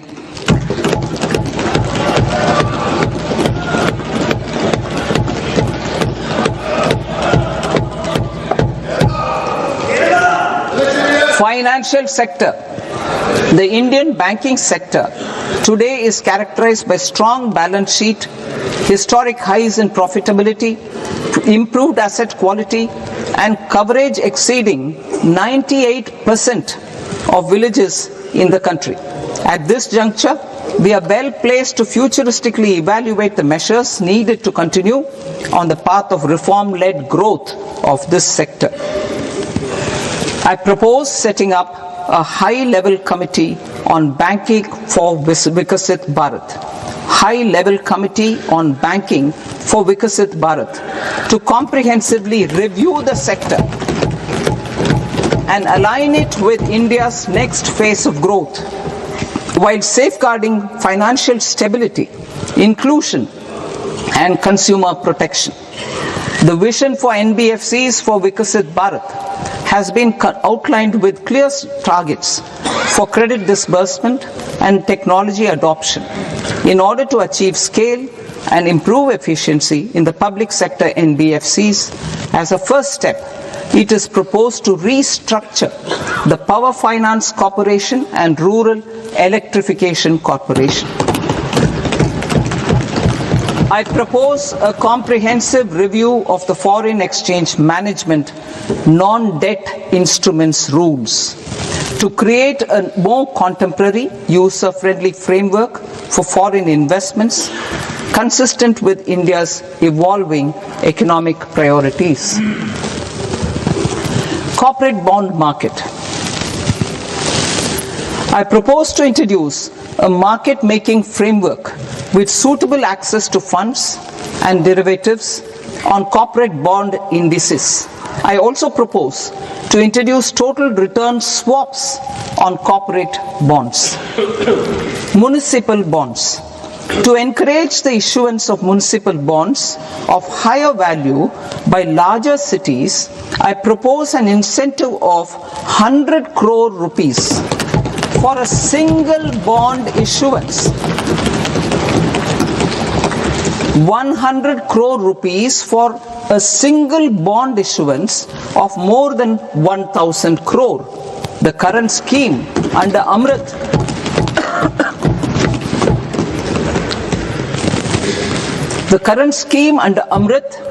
which incentivizes issuances up to 200 crores only, will also continue to support smaller and medium towns.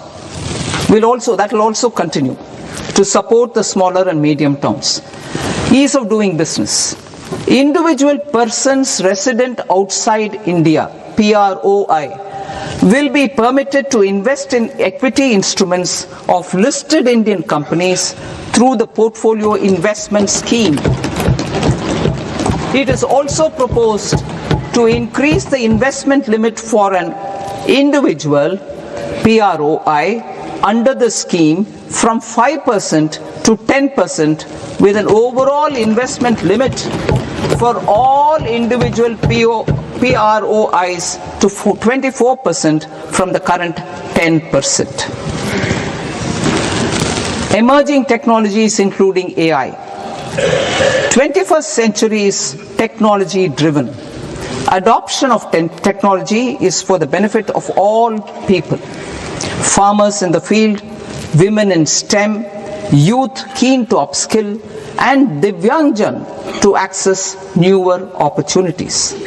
The government has taken several steps to support new technologies through AI Mission, National Quantum Mission, Anusandhan National Research Fund, and Research and Development and Innovation Fund.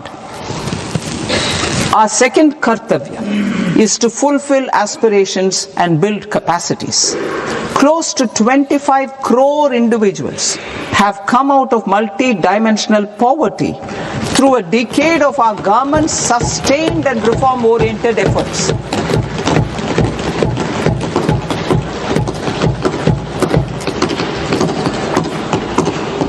Our government has therefore decided to place a renewed emphasis on the service sector to provide a pathway to fulfilling aspirations of a youthful India with the following measures. I propose to set up a high-powered Education to Employment and Enterprises Standing Committee to recommend measures that focus on services sector as a core driver of Vikasit Bharat. This will make us a global leader in services with a 10% global share by 2047. The committee will prioritize areas to optimize the potential for growth, employment, and exports. They will also assess the impact of emerging technologies, including AI, on jobs and skill requirements and propose measures thereof. To create a range of skilled career pathways, a new range of skilled career pathways for our youth, I propose interventions in the following sectors. Health. Existing institutions for allied health professionals will be upgraded and new AHP institutions established in private and government sectors. This will cover 10 selected disciplines, including optometry, radiology, anesthesia, OT technology, applied psychology and behavioral health, and add 1 lakh AHPs over the next 5 years. A strong care system covering geriatric and allied care services will be built. A variety of NSQF aligned programs will be developed to train multi-skilled caregivers, combining core care and allied skills such as wellness, yoga, and operation of medical assistive devices. In the coming year, 1.5 lakh caregivers will be trained.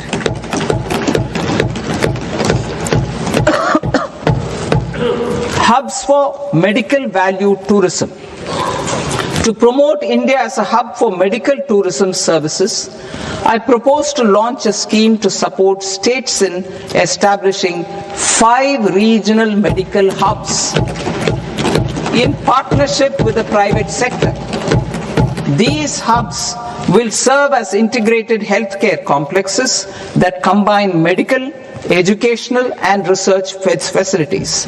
They will have Ayush centers, medical value tourism facilitation centers and infrastructure for diagnostics, post-care and rehabilitation.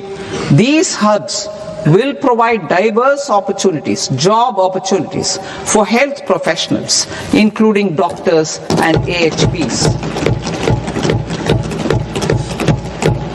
Ancient Indian yoga, already respected in several parts of the world, was given a mass global recognition when Honorable Prime Minister took it to the UN. Post-COVID, Ayurveda gained a similar global acceptance and recognition. Exporting quality Ayurveda products helps farmers who grow the herbs and youth who process the products. To meet growing global demand, a few more steps are being taken. I propose to 1. Set up 3 new All India Institutes of Ayurveda. 2. Upgrade Ayush pharmacies and drug testing labs for higher standards of certification ecosystem and make available more skilled personnel. 3. Upgrade the WHO Global Traditional Medicine Center in Jamnagar to bolster evidence-based research, training and awareness for traditional medicine. Animal husbandry. Livestock contributes to close to 16% of farm income, including of poor and marginal households. To scale up availability of veterinary professionals by more than 20,000, I propose to roll out a loan-linked capital subsidy support scheme for establishment of veterinary and para-veterinary colleges, veterinary hospitals, diagnostic laboratories, and breeding facilities in private sector. Collaboration between Indian and foreign institutions will also be facilitated. Orange economy. India's animation, visual effects, gaming and comics sector, AVGC sector, is a growing industry projected to require 2 million professionals by 2030. I propose to support the Indian Institute of Creative Technologies, Mumbai, in setting up AVGC content creator labs in 15,000 secondary schools all over the country and 500 colleges. The Indian design industry is expanding rapidly, and yet there is a shortage of Indian designers. I propose to establish, through Challenge Route, a new National Institute of Design to boost design education and development in the eastern region of India. Education.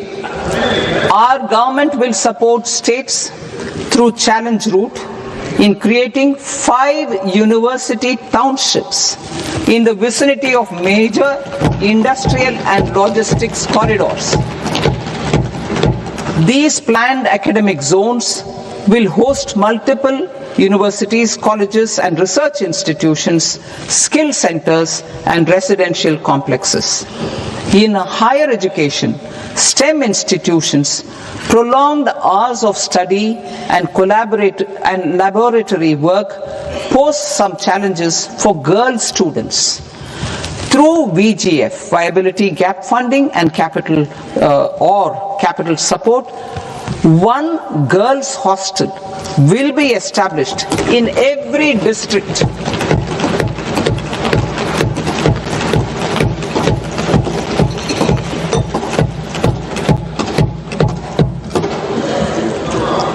To promote astrophysics and astronomy, via immersive experiences. 4 telescope infrastructure facilities will be set up or upgraded. The National Large Solar Telescope, the National Large Optical Infrared Telescope, the Himalayan Chandra Telescope, and the Cosmos 2 Planetarium. Tourism. The tourism sector has the potential to play a large role in the employment generation, forex earnings, and expanding the local economy. I propose to set up a National Institute of Hospitality by upgrading the existing National Council for Hotel Management and Catering Technology. It will function as a bridge between academia, industry, and government. I also propose a pilot scheme for upskilling 10,000 guides in 20 iconic tourist sites through a standardized, high-quality, 12-week training course in hybrid mode in collaboration with the Indian Institute of Management. A national destination digital knowledge grid will be established to digitally document all places of significance, cultural, spiritual, and heritage. This initiative will create a new ecosystem of jobs for local researchers, historians, content creators, and technology partners. India has the potential and opportunity to offer world-class trekking and hiking experience. We will develop ecologically sustainable mountain trails in Himachal Pradesh, Uttarakhand, and Jammu Kashmir. Also in Araku Valley in the Eastern Ghats and Podigai Malai in the Western Ghats. Turtle trails along key nesting sites in the coastal areas of Odisha, Karnataka, and Kerala. And 3 bird watching trails along the Pulikat Lake in Andhra Pradesh, Tamil Nadu. It's on the border.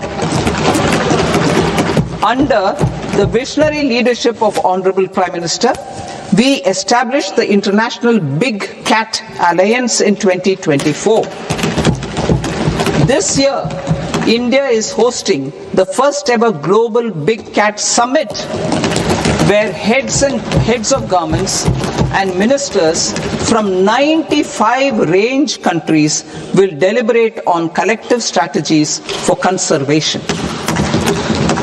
Heritage and culture tourism. I propose to develop 15 archaeological sites, including Lothal, Dolavira, Rakigadi, Adichanallur, Saranath, Hastinapur, and Leh Palace into vibrant experiential cultural destinations. Excavated landscapes will be open to the public through curated walkways. Immersive storytelling skills and technologies will be introduced to help conservation labs, interpretation centers, and guides. The sports sector provides multiple means of employment, skilling, and job opportunities. Taking forward the systematic nurturing of sports talent which is set in motion through the Khelo India program earlier, I propose to launch a Khelo India mission to transform the sports sector over the next decade. The mission will facilitate an integrated talent development pathway supported by training centers which are foundational, intermediate, and elite levels. B, systematic development of coaches and support staff. C, integration of sports science and technology. D, competitions and leagues to promote sports culture and provide platforms. And E, development of sports infrastructure for training and competition. Our third kartavya aligns with our vision of Sabka Saath, Sabka Vikas towards Vikasit Bharat. This requires targeted efforts for 1. Increasing farmer incomes through productivity enhancement and entrepreneurship, with special attention to small and marginal farmers. B. Empowering Divyangjan through access to livelihood opportunities, training and high quality assistive devices. C. Empowering the vulnerable to access mental health and trauma care. D. Focus on the Purvodaya states and the Northeast region to accelerate development and employment opportunities. Fisheries. We will undertake initiatives for integrated development of 500 reservoirs and Amrit Sarovars. 2. Strengthen the fisheries value chain in coastal areas and enable market linkages involving startups and women-led groups together with fish farmer producer organizations. Animal husbandry. To provide quality employment opportunities in rural and peri-urban areas, we will support the animal husbandry sector in entrepreneurship development through a credit-linked subsidy program, B. Scaling up and modernization of livestock enterprises, C. Enhanced creation of livestock, dairy and poultry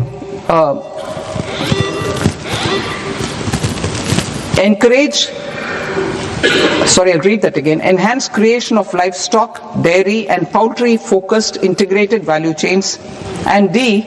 Encourage creation of livestock farmer producer organizations. High value agriculture.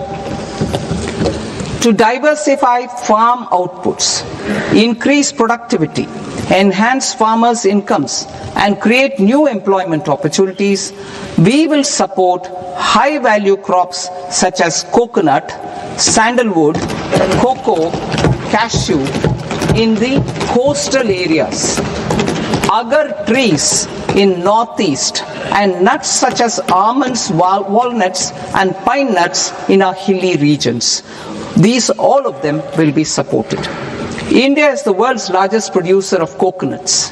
About 30 million people, including nearly 10 million farmers, depend on coconuts for their livelihood.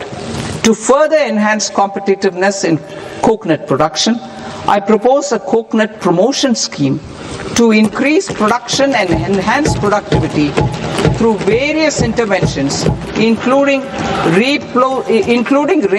replacing and non-productive trees with new saplings or plants or varieties in major coconut growing states. A dedicated program is proposed for Indian cashew and cocoa to make India self-reliant in raw cashew and coconut production and processing, enhance export competitiveness, and transform Indian cashew and Indian cocoa into premium global brands by 2030. Sandalwood. Sandalwood is closely linked to India's social and cultural heritage. Our government will partner with state governments to promote focused cultivation and post-harvest processing to restore the glory of the Indian sandalwood ecosystem, to rejuvenate old, low-yielding orchards, and expand high-density cultivation of walnuts, almonds, and pine nuts. We will support a dedicated program to enhance farmer incomes and in bringing value addition by engaging youth. Bharat Vistar, that is virtually integrated system to access agricultural resources. I propose to launch Bharat Vistar, a multilingual AI tool that shall integrate the AgriStack portals and the ICAR package on agricultural practices with AI systems. This will enhance farm productivity, enable better decisions for farmers, and reduce risk by providing customized advisory support. She Marts for rural women-led enterprises. Building on the success of Lakpati Didi program, I propose to help women take the next step from credit-linked livelihoods to being owners of enterprises. Self-help entrepreneur, marts will be set up as community-owned retail outlets within the cluster-level federations through enhanced and innovative financing instruments. Empowering Divyangjan. Divyangjan Kaushal Yojana. Information technology, AVGC sectors, hospitality and food and beverages sectors often offer task-oriented and process-driven roles which are suitable for Divyangjan. We will ensure dignified livelihood opportunities through industry-relevant and customized training specific to each Divyangjan group. Divyang Sahara Yojana. Timely access to high-quality assistive devices for all eligible Divyangjan is a fundamental need. I propose to 1. Support the Artificial Limbs Manufacturing Corporation of India, Alimco, to set up and to scale up production of assistive devices. Invest in R&D and AI integration. Strengthen PM Divyasha Kendras and support setting up of assistive technology marts as modern retail style centers where Divyangjan and senior citizens can see, try and purchase assistive products. Reaffirming our commitment to mental health and trauma care. There are no national institutes for mental health care in North India. We will therefore set up a NIMHANS 2 and also upgrade national mental health institutes in Ranchi and in Tezpur as regional apex institutions. Emergencies expose families, particularly the poor and vulnerable, to unexpected expenditure. We will strengthen and increase these capacities by 50% in district hospitals by establishing emergency and trauma care centers.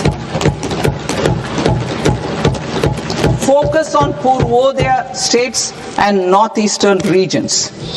Purvodaya. I propose the development of an integrated East Coast industrial corridor with a well-connected node at Durgapur, creation of 5 tourism destinations in 5 Purvodaya states, and the provision of 4,000 e-buses. Buddhist sites in northeastern region. The northeastern region is a civilizational confluence of Theravada and Mahayana or Vajrayana traditions. I propose to launch a scheme for development of Buddhist circuits in Arunachal Pradesh, Sikkim, Assam, Manipur, Mizoram and Tripura. The scheme will cover preservation of temples and monasteries, pilgrimage interpretation centers, connectivity and pilgrim amenities. 16th Finance Commission. On 17th November 2025, the 16th Finance Commission submitted its report to the President. As mandated under Article 281 of the Constitution, the government is to lay the report along with the explanatory memorandum on the action taken report on the recommendations of the Commission in Parliament, which, Sir, Honourable Speaker, you've allowed me to do at the commencement of this session. The government has accepted the recommendation of the Commission to retain the vertical share of devolution at 41%. As recommended by the Commission, I have provided 1.4 lakh crores of rupees to the states for the year 2026-2027 as Finance Commission grants. These include rural and urban local body and disaster management grants. Fiscal consolidation. Government has been delivering on our fiscal commitments. consistently without compromising on social needs. To strive towards accepted standards of fiscal management in Budget 25-26, I had indicated that the central government would target reaching a debt to GDP ratio of 50 plus or minus 1% by 2030-31. In line with this, the debt to GDP ratio is estimated to be 55.6% of GDP in BE 26-27, compared to 56.1% of GDP in RE 25-26. A declining debt to GDP ratio will gradually free up resources for priority sector lending and expenditure by reducing the outgo on interest payments. One of the main operational instruments for debt targeting is the fiscal deficit. I am happy to inform this august House that I fulfilled my commitment made in 2021-2022 to reduce fiscal deficit below 4.5% of GDP by 25-26. In RE 25-26, the fiscal deficit has been estimated at par with BE of 2025-26 at 4.4% of GDP. In line with the new fiscal prudence path of debt consolidation, the fiscal deficit in BE 26-27 is estimated to be 4.3% of the GDP.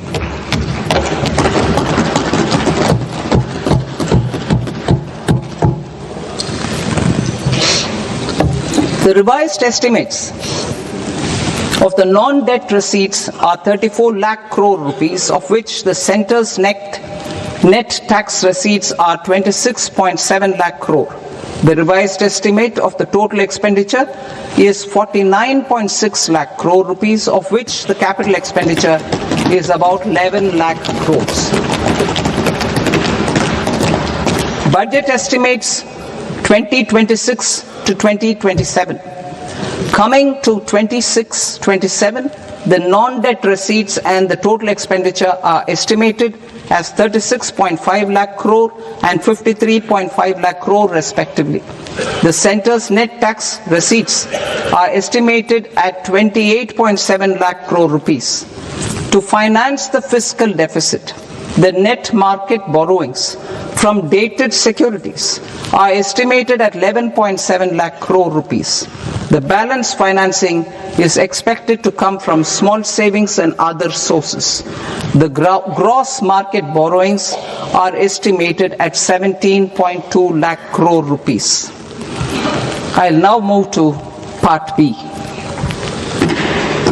Part B, direct taxes.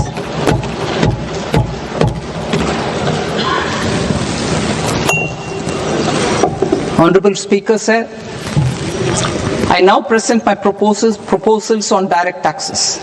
New Income Tax Act. In July 2024, I announced a comprehensive review of the Income Tax Act 1961. This was completed in a record time, and the Income Tax Act 2025 will come into effect from 1st April 2026. The simplified income tax rules and forms will be notified shortly, giving adequate time to taxpayers to acquaint themselves with its requirements. The forms have been redesigned such that ordinary citizens can comply without difficulty. Ease of living. I propose that any interest awarded by the Motor Accident Claims Tribunal to a natural person will be exempt from income tax, and any TDS on this account will be done away with. I propose to reduce TCS rate on the sale of overseas tour program package from the current 5% and 20% to 2% without any stipulation of amount. I propose to reduce TCS rate for pursuing education and for medical purposes under the Liberalized Remittance Scheme, popularly known as LRS, from 5% to 2%. Supply of manpower services is proposed to be specifically brought within the ambit of payment to contractors for the purpose of TDS to avoid ambiguity. Thus, TDS on these services will be at the rate of either 1% or 2% only. I propose a scheme for small taxpayers wherein a rule-based automated process will enable obtaining a lower or nil deduction certificate instead of filing an application with the assessing officer. For the ease of taxpayer holding securities in multiple companies, I propose to enable depositories to accept Form 15G or Form 15H from the investor and provide it directly to various relevant companies. I propose to extend time available for revising returns from 31st December to up to 31st March with the payment of a nominal fee. I also propose to stagger the timeline for filing of tax returns. Individuals with ITR 1 and ITR 2 returns will continue to file till 31st July, and non-audit business cases or trusts are proposed to be allowed time till 31st August. TDS on sale of immovable property by a non-resident is proposed to be deducted and deposited through resident buyers and his or her PAN-based challan instead of requiring a TAN, which is a temporary accounting number. To address practical issues of small taxpayers like students, young professionals, tech employees, relocated NRIs, and such others, I propose to introduce a one-time 6-month foreign asset disclosure scheme for these taxpayers to disclose income or assets below a certain size. This scheme would be applicable for two categories of taxpayers, namely A, who did not disclose their overseas income or assets, and B, who disclosed their overseas income and or paid due tax but could not declare the asset acquired. For category A, the limit of undisclosed income or asset is proposed to be up to 1 crore rupees. They need to pay 30% of fair market value of asset or 30% of undisclosed income as tax and 30% as additional income tax in lieu of penalty, and would thereby get immunity from prosecution. For category B, asset value is proposed to be up to 5 crore rupees. Here, immunity from both penalty and prosecution will be available with a payment of fee of 1 lakh rupees. Rationalizing penalty and prosecution. Multiplicity of proceedings are hindrance to the ease of doing business. I propose to integrate assessment and penalty proceedings by way of a common order for both. There will be no interest liability on the taxpayer on the penalty amount for the period of appeal before the first appellate authority, irrespective of the outcome of appeal process. Further, quantum of prepayment is being reduced from 20% to 10% and will continue to be calculated only on core tax demand. As an additional measure for reducing litigation, I propose to allow taxpayers to update their returns even after reassessment proceedings have been initiated, and an additional 10% tax rate over and above the rate applicable for the relevant year. The assessing officer will then use only this updated return in his proceedings. There is already a framework for immunity from penalty and prosecution in the cases of underreporting. I propose to apply this framework for immunity to misreporting too. However, in such a case, the taxpayer will need to pay 100% of the tax amount as an additional income tax over and above the tax and interest due. Penalties for certain technical defaults, such as failure to get accounts audited, non-furnishing of transfer pricing audit report, and default in furnishing statement for financial transactions are proposed to be converted into fee.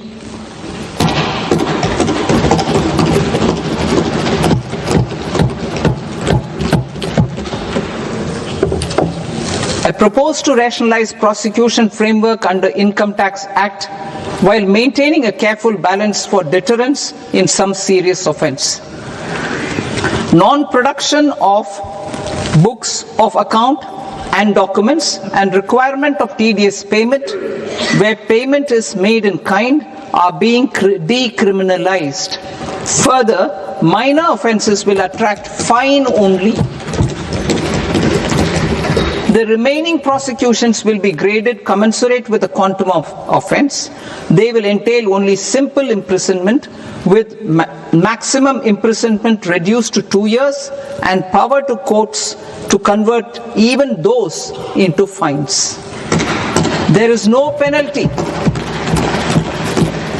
There is no penalty presently for non-disclosure of non-immovable foreign assets with aggregate value less than 20 lakh rupees. I propose to also provide them with immunity from prosecution with retrospective effect from 1/10/2024.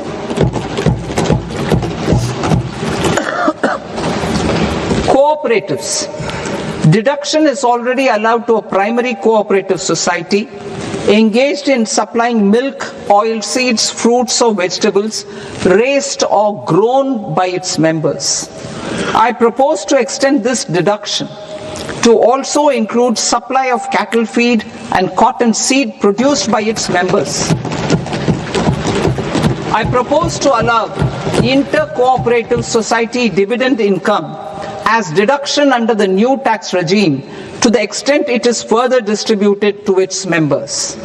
I further propose to allow exemption for a period of 3 years to dividend income received by a notified national cooperative federation on their investments made in companies up to 31/1/2026. This exemption would be allowed only for dividends further distributed to its member cooperatives. Supporting IT sector as India's growth engine. India is a global leader in software development services, IT-enabled services, knowledge process outsourcing services, and contract R&D services relating to software development. These businesses and their segments are quite interconnected with each other. All these services are proposed to be clubbed under a single category of information technology services with a common safe harbor margin of 15.5% applicable to all. The threshold for availing safe harbor for IT services is being enhanced substantially from 300 crore rupees to 2,000 crore rupees. Safe harbor for IT services shall be approved by an automated rule-driven process without any need for tax officer to examine and accept the application. Once applied by an IT services company, the same safe harbor can be continued for a period of 5 years at a stretch at its choice. For IT services companies who want to conclude advanced pricing agreement, APA, I propose to fast-track unilateral APA process for IT services and endeavor to conclude it within a period of 2 years. The period of 2 years can be extended by a further period of 6 months on taxpayers' request. I propose to extend the facility of modified returns available to the entity entering APA to its associated entities also. Attracting global business and investment. Recognizing the need to enable critical infrastructure and boost investment in data centers, I propose to provide tax holiday till 2047 to any foreign company that provides cloud services to customers globally by using data center services from India.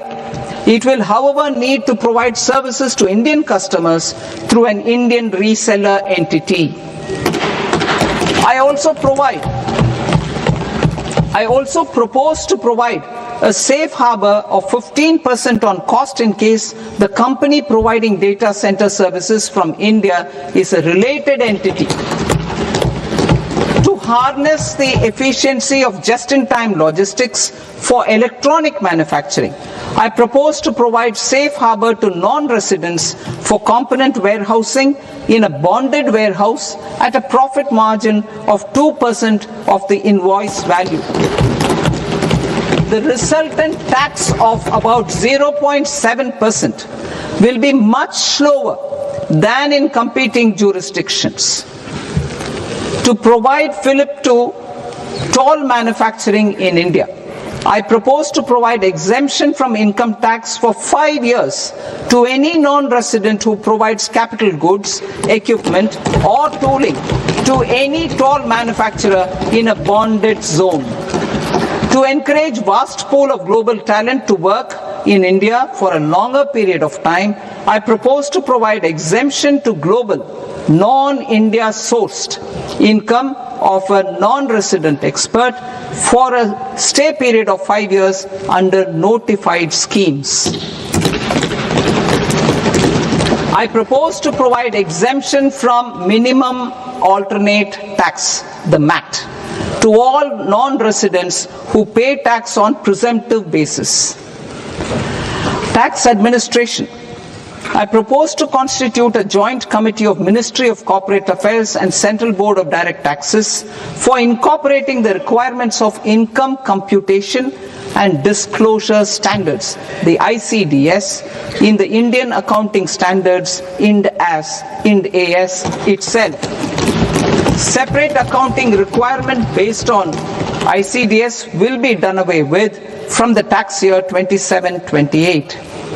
To support Prime Minister Modi's vision of homegrown accounting and advisory firms to become global leaders, I propose to rationalize the definition of accountant for the purposes of safe harbor rules. Other tax proposals. Change in taxation of buyback was brought in to address the improper use of buyback route by promoters. In the interest of minority shareholders, I propose to tax buyback for all types of shareholders as capital gains. However, to disincentivize misuse of tax arbitrage, promoters will pay an additional buyback tax. This will make effective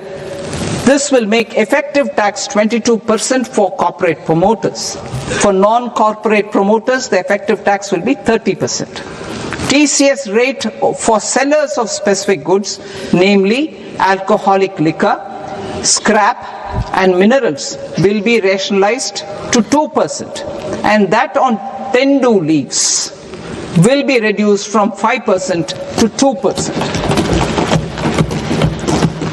I propose to raise the STT on futures to 0.05% from the present 0.02%.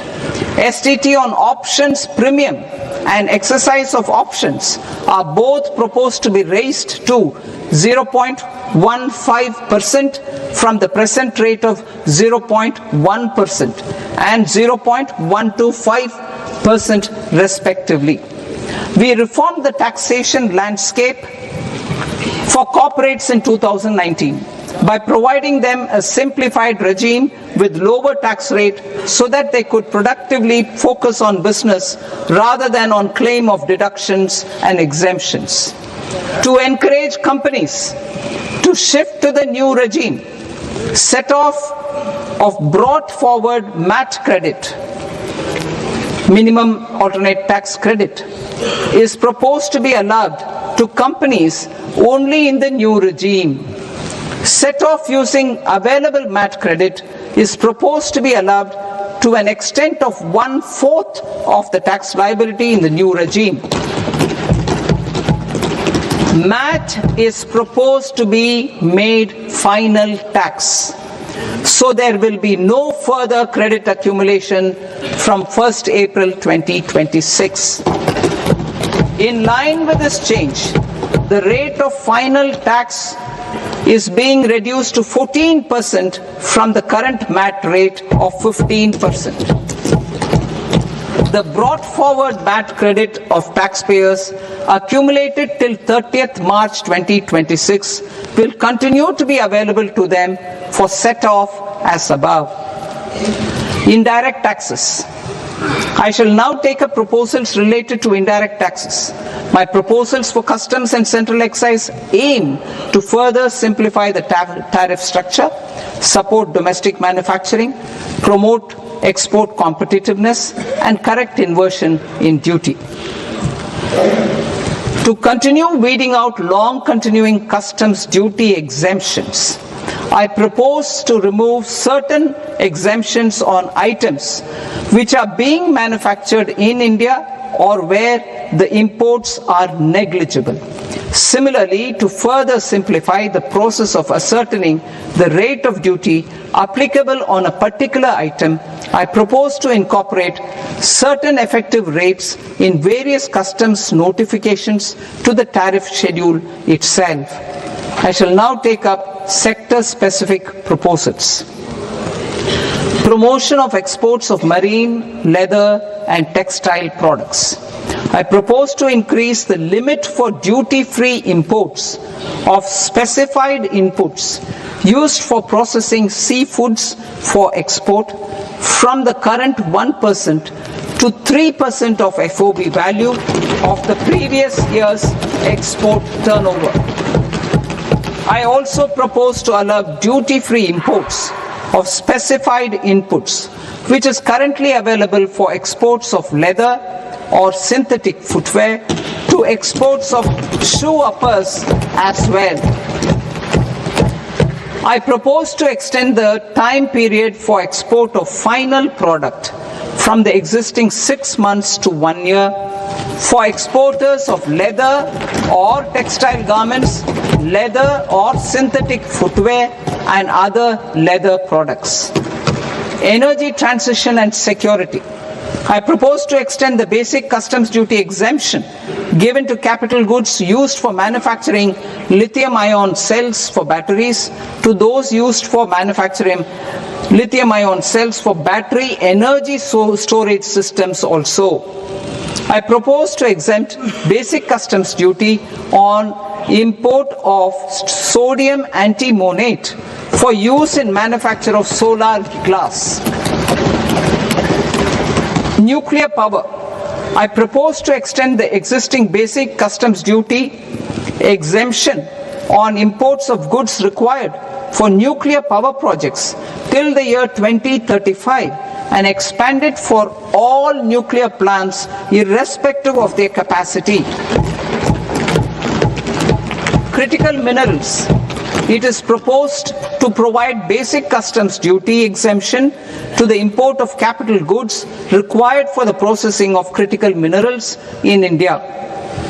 Biogas blended CNG. I propose to exclude the entire value of biogas while calculating the central excise duty payable on biogas blended CNG. Civil and defense aviation. I propose to exempt basic customs duty on components and parts required for the manufacture of civilian training and other aircrafts. It is proposed to exempt basic customs duty on raw materials imported for the manufacture of parts of aircraft to be used in maintenance, repair, or overall requirements by units in the defense sector. Electronics. To deepen value addition in the consumer electronics sector, I propose to exempt basic customs duty on specified parts used in the manufacture of microwave ovens. Special economic zone.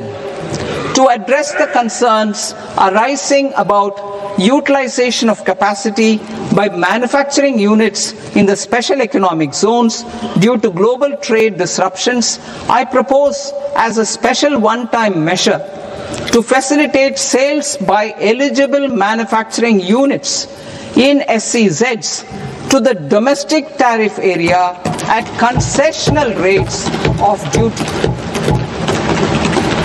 The quantity of such sales will be limited to a prescribed proportion of their exports. Necessary regulatory changes will be undertaken to operationalize the measures while ensuring level playing field for the units working in the DTA. Ease of living. To rationalize the customs duty structure for goods imported for personal use, I propose to reduce the tariff rate on all dutiable goods imported for personal use from 20% to 10%. To provide relief to patients, particularly those suffering from cancer, I propose to exempt basic customs duty on 17 drugs or medicines. I propose also to add 7 more rare diseases for the purposes of exempting import duties on personal imports of drugs, medicines, and food for special medical purposes used in their treatment. Customs process. India's role and share in the global trade is poised for a major leap in line with our ambition and journey towards Vikasit Bharat. In this regard, I propose many measures for custom processes to have minimal intervention for smoother and faster movement of goods and greater certainty to the trade. Trust-based systems. I propose to enhance duty deferral period for Tier 2 and Tier 3 authorized economic operators, known as AEOs, from 15 days to 30 days. I propose to provide eligible manufacturer importers the same duty deferral facility.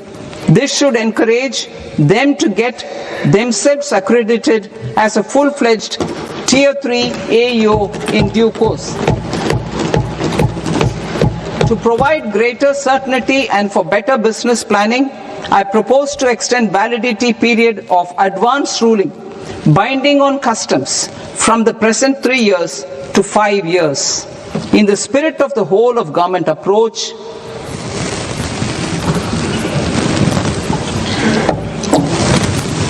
government agencies will be encouraged to leverage AEO accreditation for preferential treatment in clearing their cargo. Regular importers with trusted long-standing supply chains will be recognized in the risk system so that the need for verification of their cargo every time can be minimized. Export cargo using electronic sealing. Export cargo using electronic sealing will be provided through clearance from the factory premises to the ship. For import of goods not needing any compliance, filing of bill of entry by a trusted importer and arrival of goods will automatically notify customs for completing their clearance formalities. This will enable goods to be released immediately on arrival.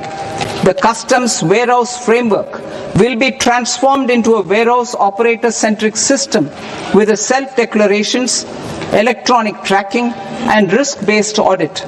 These reforms will move away from the current system of officer-dependent approvals and reduce transaction delays and compliance costs. Ease of doing business. Approvals required for cargo clearance from various government agencies will be seamlessly processed through a single and interconnected digital window by the end of the financial year. Processes involved in clearance of food, drugs, plant and animal and wildlife products, accounting for about 70% of interdicted cargo, will be operationalized on this system by April 2026 itself.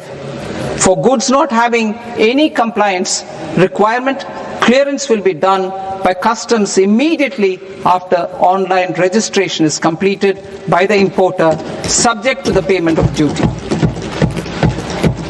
Customs integrated system will be rolled out in 2 years as a single integrated and scalable platform for all customs processes. Utilization of non-intrusive scanning with advanced imaging and AI technology for risk assessment will be expanded in a phased manner with the objective to scan every container across all the major ports.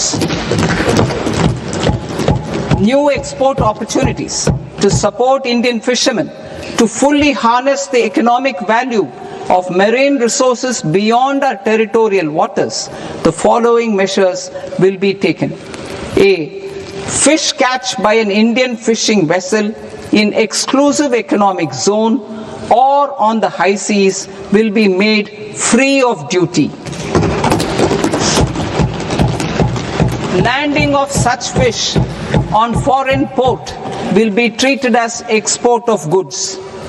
Safeguards will be put in place to prevent misuse during fish catch, transit or transshipment. To support aspirations of India's small businesses, artisans and startups to access global markets through e-commerce, I am pleased to announce complete removal of the current value cap of 10 lakh rupees per consignment on courier exports. In addition, handling of rejected and returned consignments will be improved with effective use of technology for identifying such consignments. I propose to revise provisions governing baggage clearance during international travel to address genuine concerns of passengers. The revised rules will enhance duty-free allowances in line with the present-day travel realities and provide clarity in temporary carriage of goods brought in or taken out. There are honest taxpayers who are willing to settle disputes by paying all their dues, but they get deterred due to negative connotation associated with penalty. They will now be able to close cases by paying an additional amount in lieu of penalty. Honorable Speaker, sir, with this I commend the budget to this august House. Jai Hind.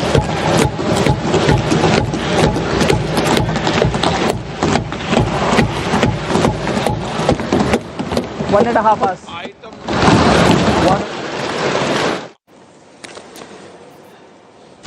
নমস্কার, আপনাদের স্বাগত TV9 Bangla. এবং এই মুহূর্তে আমাদের কেন্দ্রীয় সরকারের যে বাজেট, সেই বাজেট প্রস্তাব পেশ করলেন পার্লামেন্টে, পেশ করা শেষ করলেন নির্মলা সীতারামন আমাদের অর্থমন্ত্রী, এবং তারপর আমাদের সঙ্গে যে উপস্থিত অতিথিরা রয়েছেন তাদের সঙ্গে আমরা একে একে আপনাদের পরিচয় করাবো। এই মুহূর্তে বোধহয় আরো দু একটি কথা পার্লামেন্টে দাঁড়িয়ে বলছেন, সংসদে দাঁড়িয়ে বলছেন অর্থমন্ত্রী, শুনবো কি বলছেন। 2003 medium-term fiscal policy strategy statement and macroeconomic framework statement. Item number 4, माननीय वित्त मंत्री जी। Sir, with your permission, I move for leave to introduce the Finance Bill 2026. प्रश्न ये कि विधेयक को पुनर्स्थापित करने की अनुमति प्रदान की जाए। जो सदस्य इस पक्ष में हाँ गए। ফিনান্স বিল অর্থাৎ অর্থ বিল, সেটাও তিনি সংসদের অনুমোদনের জন্য পেশ করলেন এবং স্পিকার তাতে অনুমতি দিলেন। আমরা এই মুহূর্তে আমাদের সঙ্গে উপস্থিত যে অতিথিরা রয়েছেন তাদের কাছ থেকে খুব সংক্ষেপে শুরুতে একবার প্রতিক্রিয়া নিয়ে নেব এই বাজেটকে, তারা কিভাবে দেখছেন। আমাদের সঙ্গে যারা উপস্থিত রয়েছেন, আমার সঙ্গে রয়েছেন অর্থনীতিবিদ সুপর্ণ পাঠক, আমার সঙ্গে রয়েছেন তৃণমূলপন্থী অধ্যাপক বিশ্বজিৎ দাস, রয়েছেন অধ্যাপক ঝন্টু বড়াইক, রাজনৈতিক বিশ্লেষক, আমার সঙ্গে রয়েছেন রাজর্ষি লাহিড়ী বিজেপির পক্ষ থেকে, এবং যাদের কথা শুনবার জন্য আজকের দিনটাতে বিশেষ করে বাঙালি মধ্যবিত্ত ভীষণভাবে অপেক্ষায় থাকেন, ট্যাক্স এক্সপার্ট, কর বিশেষজ্ঞ এবং বাজার বিশেষজ্ঞ অনির্বাণ দত্ত। আমি প্রত্যেককেই স্বাগত জানাচ্ছি আমাদের আজকের এই বাজেট পরবর্তী আলোচনাতে।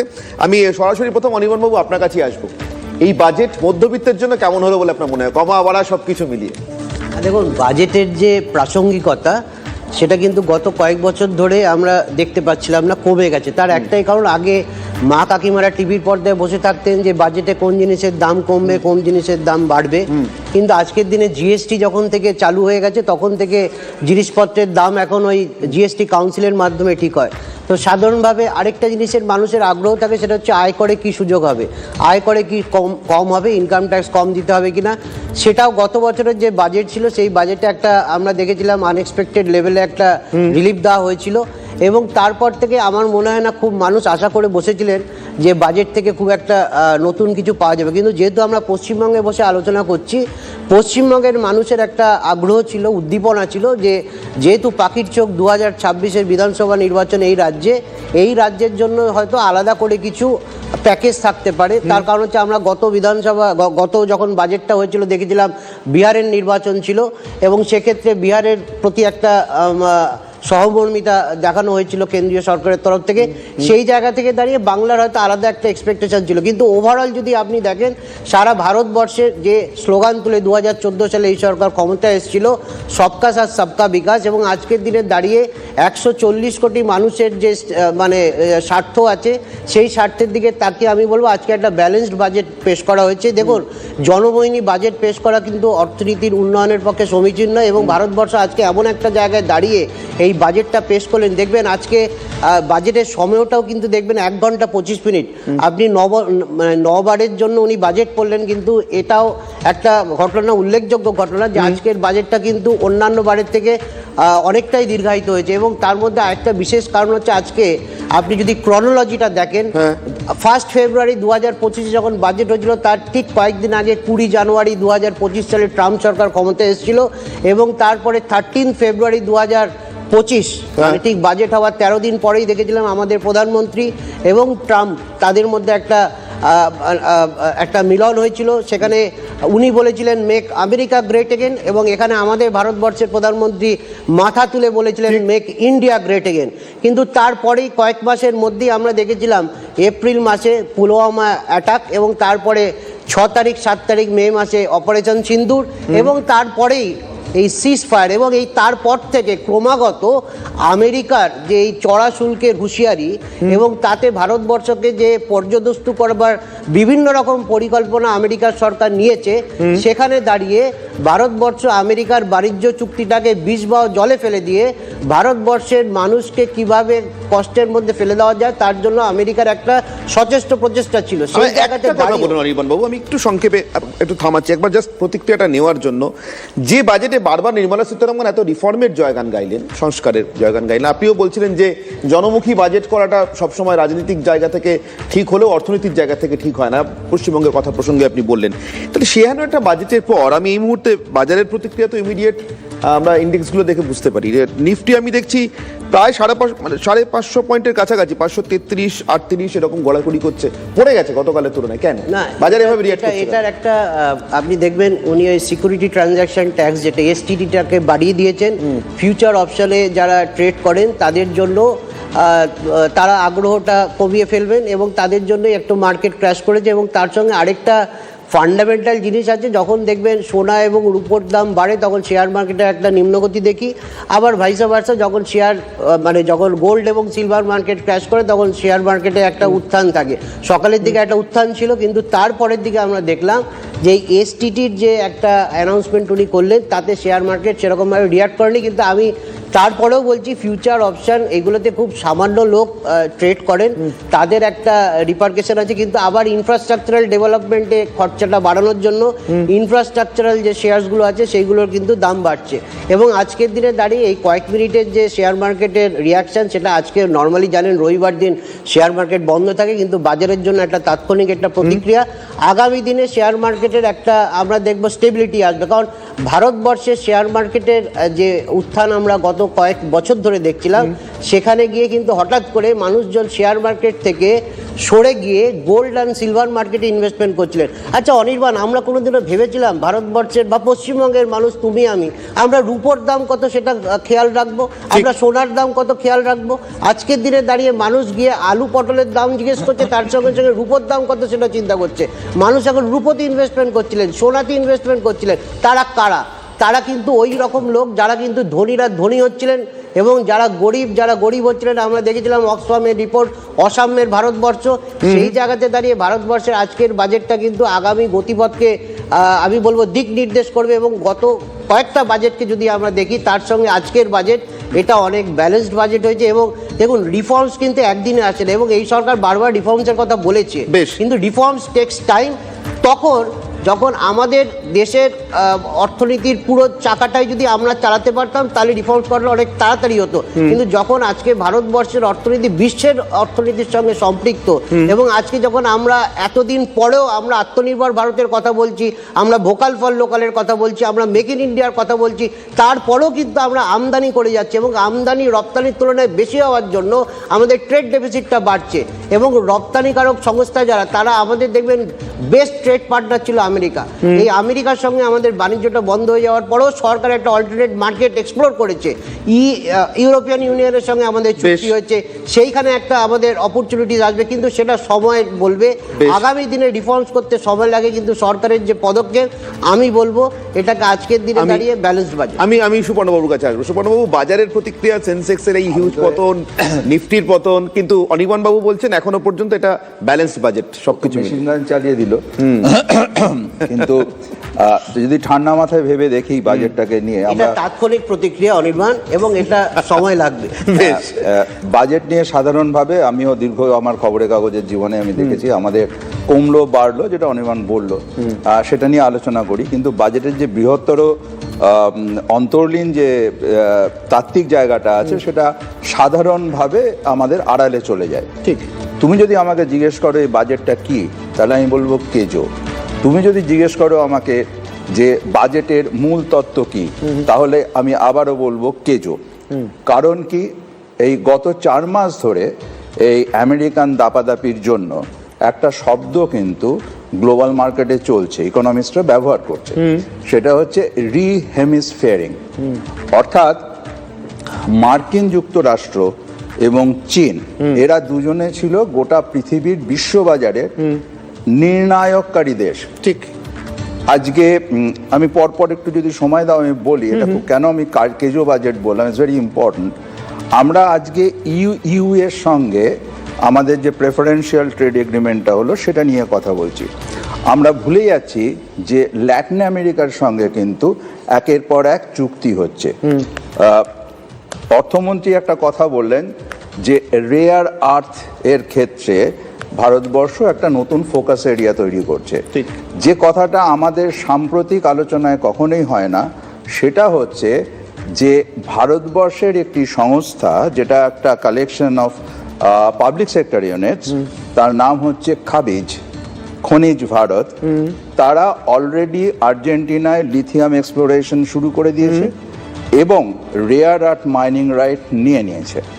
এটা কেন হয়েছে? কারণ চায়না যেহেতু এটার উপরে একটা একাধিপত্য রেখেছিল, ইনফ্যাক্ট মনোপলি, যে ফলে চায়না ডিসাইড করতো যে তোমার দেশে ইভি তৈরি হবে কিনা। মাথায় রাখবে যে পার্মানেন্ট ম্যাগনেট যাকে বলি আমরা, সেটা আজকের দিনের ম্যানুফ্যাকচারিং সেক্টরের সবচেয়ে বড় জায়গা। Two cut the long story short, তুমি যদি পরপর বাজেটটাকে স্ট্র্যাটেজিক্যালি দেখো, তাহলে আমরা কি দেখছি? টেক্সটাইল, ড্রাগ মলিকিউলস এবং মেডিকেল ট্যুরিজম, এর প্রত্যেকটা জায়গাতেই গত 4 বছর ধরে তুমি যদি তথ্য দেখো, আমাদের গ্রোথ ট্রেন্ড হিউজ। ইনফ্যাক্ট আমাদের ড্রাগ মলিকিউলস এক্সপোর্টের ক্ষেত্রে পৃথিবীর প্রথম 3টে দেশের মধ্যে আমরা একটা। ভ্যাকসিনের ক্ষেত্রে সম্ভবত সাম্প্রতিক অঙ্কে আমরা টপ করছি লিস্ট। তার ফলে, এবং ট্যাক্সেশনের ক্ষেত্রে যদি আমরা আসি, তাহলে আমরা দেখব যে ক্ষেত্রগুলিতে ভারতবর্ষের মানে এই বাজেট ফোকাস করছে, সেগুলো কিন্তু সবকটাই ইমার্জিং সেক্টর, এবং যেগুলোতে ভারতবর্ষ ভালো করছে সেই জায়গাতেই একটা সরল রৈখিক একখানা যোগাযোগের জায়গা তৈরি করার চেষ্টা করেছেন অর্থমন্ত্রী। সমস্যার জায়গাটা অন্য। আমরা বাজেটের প্রস্তাবগুলো নিয়ে আলোচনা করছি, এক্সপেন্ডিচার নয়। ভারতবর্ষের অন্যতম জায়গাটা হচ্ছে এখানে যেটা বলেছেন 5খানা ইউনিভার্সিটি সিটি করবেন, খুব ভালো কথা। জেলায় জেলায় মেয়েদের জন্য হস্টেল, খুব ভালো কথা। কিন্তু human capital is very important. আজকে নেহেরুকে আমরা অনেকেই গালাগাল করি, কিন্তু প্রথম এবং সেকেন্ড 5 ইয়ার প্ল্যানে যদি Indian ISI, IITs, IIMs, Indian institute of sciences না হতো, তাহলে তোমার এই গোটা পৃথিবী জুড়ে ফরচুন 500 কোম্পানিজগুলোর টপ CEOs তুমি পেতে না। কিন্তু আজকে দাঁড়িয়ে আমরা কি দেখছি? আজকে দাঁড়িয়ে আমরা দেখছি যে ইউজিসির স্কলাররা নিয়মিত টাকা পাচ্ছে না। তুমি যদি হিউম্যান ক্যাপিটাল আমরা যদি তৈরি করতে চাই, তাহলে কিন্তু আমাদের রিসার্চে ফোকাস করতে হবে বলছেন, কিন্তু উনি করছেন কি? এই জিজ্ঞাসা চিহ্নটা রেখে আমি আপাতত আমার জায়গাটা থামাবো। বেশ, আমি আসবো এক এক করে প্রত্যেকের কাছে। শিলিগুড়ি থেকে আমরা প্রতিক্রিয়া পাচ্ছি, সাধারণ মানুষের প্রতিক্রিয়া বাজেট এই প্রস্তাব পেশ হওয়ার পরে, এবং অবশ্যই শিলিগুড়ির নামও এই বাজেট প্রস্তাবে এসছে না, কারণ শিলিগুড়ি থেকে বারাণসীর নতুন রুট ঘোষণা করা হয়েছে। পশ্চিমবঙ্গে ভাববো যে একেবারে খারাপ তা নয়, ডানকুনি থেকে সুরাটের জন্য আর একটা নতুন ডেডিকেটেড ফ্রেট করিডোর, সেটারও অ্যানাউন্সমেন্ট এসছে। কিন্তু আপাতত শিলিগুড়ির প্রতিক্রিয়া। এর আগেও আমাদের বন্দে ভারত স্লিপার একটা গুয়াহাটি থেকে আমাদের আসাম থেকে কলকাতা অবধি দিয়েছে, যদি এটাও দেয় আমি মনে করি আমাদের জন্য ভীষণ ভালো খবর। बहुत खुश हैं क्योंकि हम उसी एरिया से बिलोंग करते हैं, अयोध्या से। अगर वहाँ के लिए कॉरिडोर के लिए हुआ तो बहुत अच्छी बात है, पैसेंजरों को और सुविधा मिले, बहुत अच्छी बात है, सरकार की बहुत अच्छी पहल है। দুর্গাপুরের শিল্প করিডোর গড়ে তোলার প্রস্তাব, তার সঙ্গে ডানকুনি থেকে সুরাট ফ্রেট করিডোর, যেটা বলছিলাম আপনাদেরকে। এই বাজেটে বাংলার প্রাপ্তি একেবারে নেই তা নয়। বারাণসী থেকে Siliguri high speed rail corridor, Vande ভারতের কথা বলছিলেন শিলিগুড়ি থেকে যারা প্রতিক্রিয়া দিচ্ছিলেন, তারা সাধারণ মানুষ, তাদের মুখে উঠে আসছিল। এই সব কিছু মিলিয়ে একবার রাজস্বীর কাছে আসবো, তার কারণ কিছুক্ষণ আগে অনির্বাণবাবু যখন কথা শুরু করেছিলেন তখন রাজনীতির কথা বলেছিলেন, বাংলার প্রাপ্তি কি হতে পারে না হতে পারে তার আশা আকাঙ্ক্ষার কথা বলেছিলেন, বিশেষ করে যখন নির্বাচনের বছরের জন্য বাংলার প্রাপ্তি যা এখনো পর্যন্ত, সেটা নিয়ে কতটা লড়া যাবে মাঠে ময়দানে, মানে বলা যাবে লোকের কাছে? দেখুন, প্রথম কথা হচ্ছে ভোটের জন্য বাজেট, যেটা চিরকাল ভারতবর্ষ দেখে এসেছে। একটা জায়গায় ভোট হচ্ছে, তার আগে আমরা তো এটাতে বিশ্বাস করি না আইডিওলজিক্যালি। পশ্চিমবঙ্গের প্রাপ্য, যেটা উনি একটা বিহারের কথা বললেন, বিহারের দীর্ঘদিনের একটা বঞ্চনা ডক্টর মনমোহন সিং এর সময় থেকে আরম্ভ করে একটা প্রাপ্য ছিল, যেটা বহুদিন ধরে ডিনাই করা হয়েছিল, সেটা বিহারকে দেওয়া হয়েছে। পশ্চিমবঙ্গ এখানে আমরা কি দেখতে পাচ্ছি? National institute of pharmaceutical education 7টা, তার মধ্যে পানিহাটি, সেটা আমাদের এখানে কাজ করছে। গোল্ডেন ফাইবার, জুট সংক্রান্ত কথা বলা হয়েছে। নদিয়া জুটের প্রাণকেন্দ্র, আজকে প্লাস্টিক অল্টারনেটিভ জুট, একের পর এক জুট মিলস যেখানে বন্ধ হয়ে যাচ্ছে। প্রধানমন্ত্রী গোটা পৃথিবী ঘুরে গোল্ডেন ফাইবারের কথা বলছেন, এবং ভিগান কমিউনিটির কাছে যেখানে পশমের তৈরি জিনিসপত্রের অল্টারনেটিভ হচ্ছে জুট ম্যানুফ্যাকচার্ড প্রোডাক্টস। এক সময় বাঙালি বড়লোক হয়েছিল পাটের জন্য, আজকে সেটা আছে। 200 লেগেসি ইন্ডাস্ট্রিয়াল ক্লাস্টার রিভাইভাল করার কথা বলা হয়েছে। পশ্চিমবঙ্গ এটা সব থেকে বড় বেনিফিশিয়ারি তো পশ্চিমবঙ্গ হবে। পশ্চিমবঙ্গের কতগুলো এরকম ইন্ডাস্ট্রিয়াল ক্লাস্টার্স আছে, বিধানচন্দ্র রায়ের আমল থেকে পরপর যা তৈরি হয়েছে, সেগুলো যদি রিভাইভালের জায়গায় যায়, তাহলে সব থেকে বেশি লাভ তো হবে। শেফিল্ড অফ বেঙ্গল বলা হতো একসময় হাওড়াকে, আজকে সেটা কি? সেটা আজকে প্রমোটারি রাজ আর আরো আমি বলে দিচ্ছি, আপনি বারাণসী, দিল্লি, মাফ করবেন, শিলিগুড়ি, দিল্লি বা বারাণসী, এটার কথা বললেন। Surat freight corridor, Surat Dankuni freight corridors, এগুলোর কথা বললেন। মেডিকেল ট্যুরিজম হাবের কথা বলা হয়েছে, যেখানে কলকাতা শহরের যে হসপিটালস আছে, প্রাইভেট হসপিটালস, যদি এখন পশ্চিমবঙ্গ রাজ্য সরকার আর তো কিছুদিন আছেন, যাই হোক, এই সরকার যদি সবগুলো চায়, তাহলে এটা একটা বিরাট বড় স্থান হতে পারে। কারণ আমরা দেখেছি বাইরের থেকে একটা বিরাট অংশের মানুষ আসেন, বিভিন্ন স্টেটস থেকে, বাংলাদেশ থেকেও আসতেন, অন্যান্য জায়গা থেকেও আসতেন চিকিৎসার জন্য। এই প্রত্যেকটা ইস্ট কোস্ট ইন্ডাস্ট্রিয়াল করিডোর, তার ডেভেলপমেন্ট দুর্গাপুরের, এবং 5টা যে ট্যুরিজম ডেস্টিনেশন, তার সঙ্গে সঙ্গে যে বাস থেকে আরম্ভ করে এগুলো ডেভেলপমেন্টের কথা বলা হয়েছে। পশ্চিমবঙ্গের ভাগ্যে প্রাপ্ত আছে। বেশ, ক্যাশু নাটসের কথা বলা হয়েছে। কোস্টাল রিজিয়নের যে কোস্টাল রিজিয়ন উড়িষ্যার, মানে এখানে আমাদের সাথে তো মেদিনীপুরের একটা হিউজ কোস্টাল লাইনস আছে, সেখানে কোকোনাটস, ক্যাশু নাটস, বাঙালি ক্যাশুর তো ব্যবসা করছে ভালো মতন। বেশ, বিশ্বজিৎ বাবুর কাছে আসি। বিশ্বজিৎ বাবু, অধ্যাপক হিসেবে এবং অবশ্যই তৃণমূলপন্থী হিসেবে এই বাজেটে বাংলার ভাড়ার কতটা ভরলো বলে আপনার মনে হয় রাজনৈতিকভাবে, কারণ ভোটের বছর? রাজনৈতিকভাবে একেবারেই ভরেনি, কারণ এটা অত্যন্ত বাংলার দিক থেকে হতাশাজনক। বেশ, আমরা শুরু থেকে ভাবছিলাম বাজেট জনমুখী হবে না সংস্কারমুখী হবে। একটু আগে অনির্বাণদা বলেছেন যে বাজেট হয়েছে মিশ্র। সুতরাং এখানে একটা জিনিস যে দুটো বিষয় এখনো অবধি পাওয়া গেছে, high speed rail corridor Siliguri, Varanasi এবং দিল্লি, এবং এর সঙ্গে ডানকুনি থেকে সুরাট ফ্রেট করিডর, এই দুটো ছাড়া তেমন ভাবে কিছু প্রাপ্তি নেই। একটা প্রত্যাশা ছিল কোথায়, আমি বিহারের প্রসঙ্গে এখন আসছি না, মেট্রো রেলের সম্প্রসারণের ক্ষেত্রে কলকাতা শহরে সবার প্রথম মেট্রো রেল চালু হলেও ৭৩ কিলোমিটার মেট্রো রেল চলে। আপনি অন্য যে শহরগুলোতে মেট্রো রয়েছে সবাই বলছে ৭০০ মিটারের এই যে ত্রুটির কথা চিংড়িঘাটার, সেটা তো হাইকোর্ট একটা সমাধান করে দিয়েছে। সুতরাং সেটা তো কারণ হতে পারে না। আপনি দেখবেন এর আগের বাজেটগুলোতে মেট্রোর বরাদ্দ এখানে কত আছে, সুতরাং সেদিক থেকে বাংলা কিন্তু বঞ্চনার একটা জায়গায় থেকে গেল। আর এই যে ৭৭ থেকে এখনো পর্যন্ত ৫০ বছর ধরে বলছেন একই ট্র্যাডিশন। না, ৫০ বছর ধরে কিন্তু আমি বলিনি, আমি আগের ৩-৪টা বাজেটের কথা বলেছি। আগে আপনাদের আগে যারা ছিলেন তারা বল সারা জীবন বঞ্চনার গান গেয়ে গেছেন। আমি বামেদের কথা, আমি বঞ্চনার কথা বলিনি, প্রাপ্তি যে যা যা প্রত্যাশা ছিল আমি তার কথা বলছি, যে বাজেট কি করে হতাশা নিয়ে এসছে বাংলার ক্ষেত্রে। তার কারণ এই যে একটু আগে রাজশ্রী বলছিলেন না যে বিহারের ক্ষেত্রে অনেকটা জমে ছিল, তারপরে তা সেটা নির্বাচনের আগেই করতে হলো। সুতরাং এবছর যে 5টা রাজ্যে নির্বাচন, সেই নির্বাচনের আগে বাংলার প্রতি কোনো অতিরিক্ত, বা আমরা জানি যে দেশের বাজেট একটা তাদের একটা দিশা থাকবে। কারণ আমি একটা জিনিস খালি এখানে বলবো, এখানে এরা, আমি আসছি আপনার কাছে, আমি নিশ্চিতভাবে ফিরবো রাজশ্রী, আপনার কাছে ফিরবো, কিন্তু তার আগে শিয়ালদা স্টেশন থেকে এই মুহূর্তে আমাদের প্রতিনিধি সুশোভন রয়েছেন, কথা বলবো সুশোভনের সঙ্গে সাধারণ মানুষ রয়েছেন বাজেটের পরে তাদের প্রতিক্রিয়া। সুশোভন, কি বলছেন সাধারণ মানুষ, কিভাবে দেখছেন তারা এই বাজেটকে আজকে? একেবারে দেখো, সাধারণ মানুষ যারা রয়েছেন তারা ইতিমধ্যেই বাজেটটা শুনেছেন। একটু জিজ্ঞাসা করবো, আচ্ছা আপনাকে জিজ্ঞাসা করবো যে বাজেটের বিষয়টা আপনি শুনলেন, মোটামুটি আপনার কি ধারণা? আমার তো মনে হচ্ছে অ্যাজ বিকজ রেলের যা বাজেট আছে ঠিকই আছে, কোনো অসুবিধা কিছু নেই। আর আফটারঅল রেলের যে বাজেট নিয়ে কথা বলছেন সাধারণ মানুষ হিসাবে, বর্তমানে আমাদের আপনার প্রত্যাশা পূরণ হলো? একদম একদম একদম। দুটো ফ্রেট করিডোর এবং রেলের বাজেটে দেখুন, রেলের যে বাজেট ওয়াইজ আমার যেটা মনে হচ্ছে অ্যাজ এ হিউম্যান বিং একদম পারফেক্ট। দেখুন, মানুষের প্রত্যাশা কোনোদিনই পূরণ হবে না। আপনি যতই দিন ততই মানুষের চাহিদা বাড়বে। আর জীবনদায়ী ওষুধের দাম কমেছে, এটা আরও কমার দরকার, কারণ সাধারণ মানুষের আওতার ভিতরে আসলে এটা আমাদের অনেক বেটার। সাধারণ মানুষ যেভাবে, সাধারণ মানুষের হাতে পয়সা থাকলে সেটা আরও বাজারে তার চাহিদা বাড়বে, জিনিসের দাম কমবে, আমরা এগুলোই চাই, আর কিছু। আপনারা যে স্পেসিফিক্যালি রেলের বিষয়টায় আসি, সেটাতে আপনার কি বক্তব্য? রেলের বিষয়টা,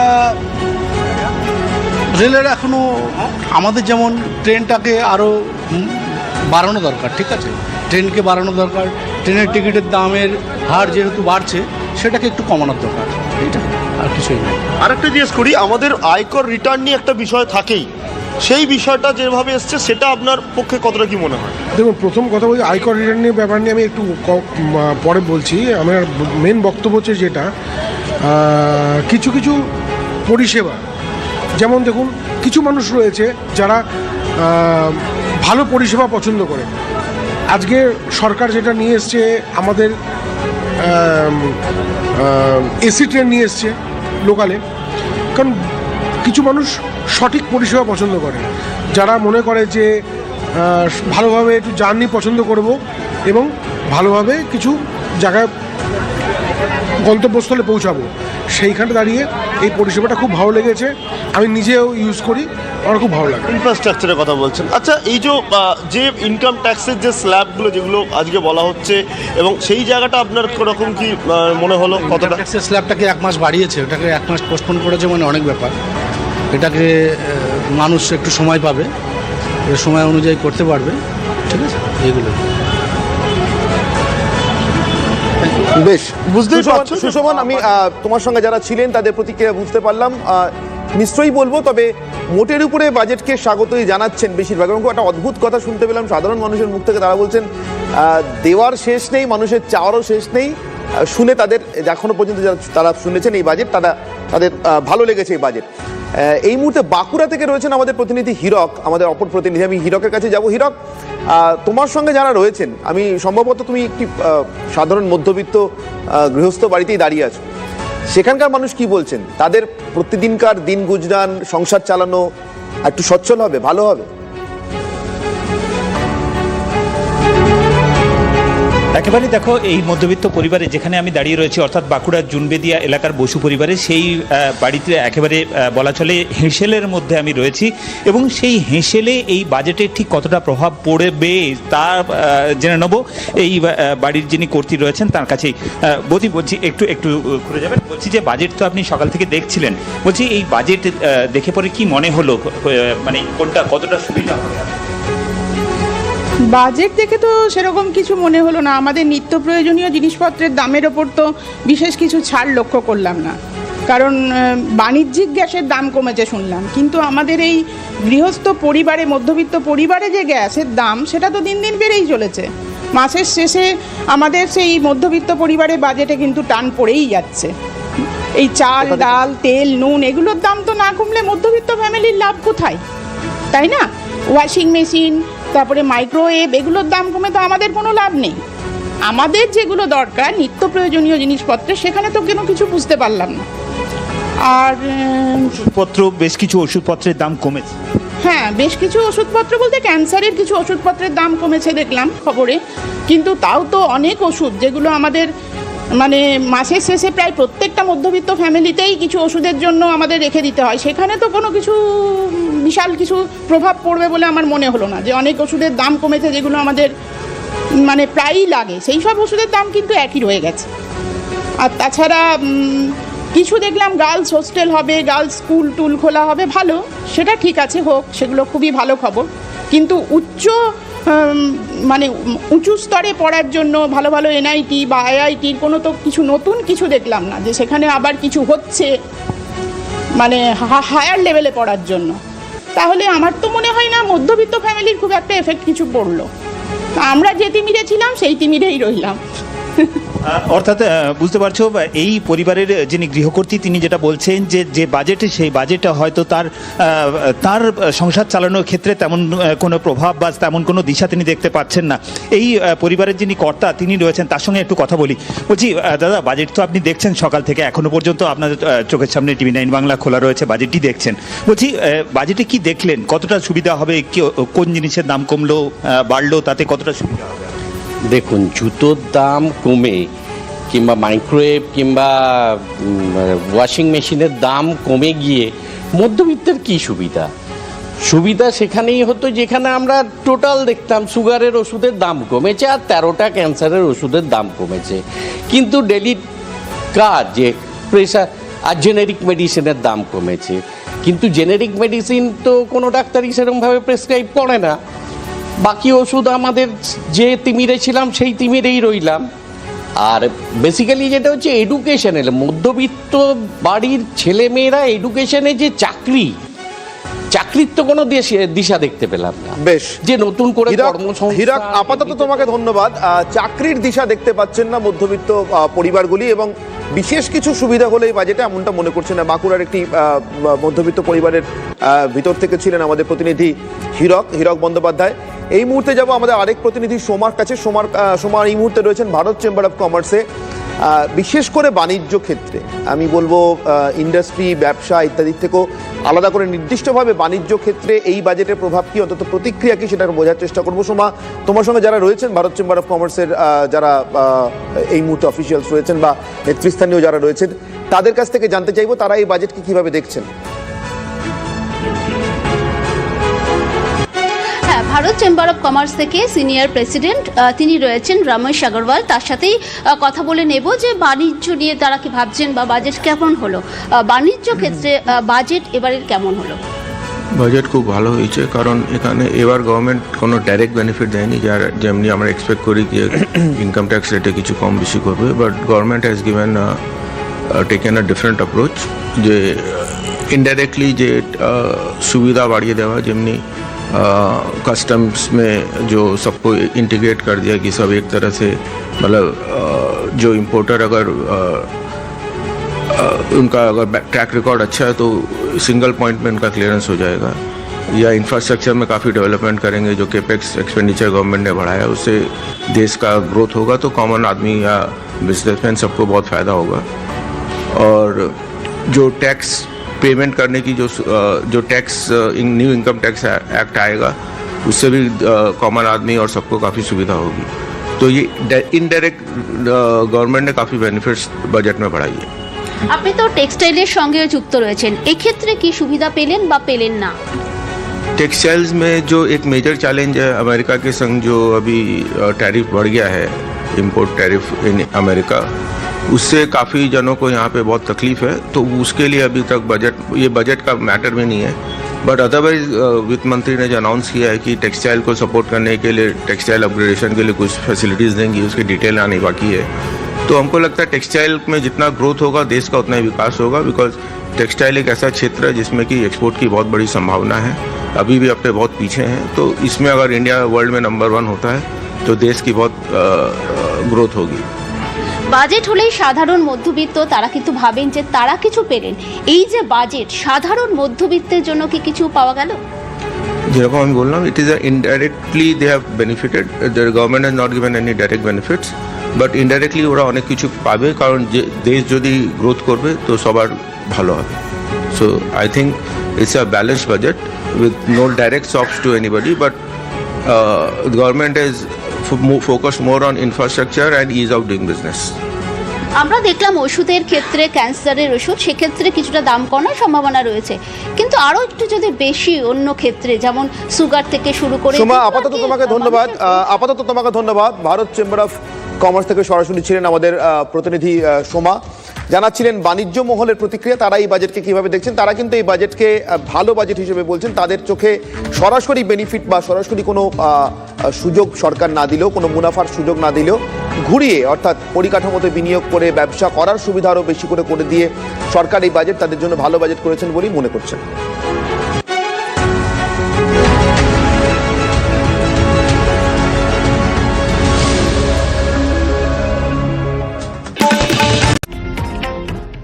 ডিজিটাল ভারতে ফেক নিউজের সাথে লড়ে TV9 বাংলা।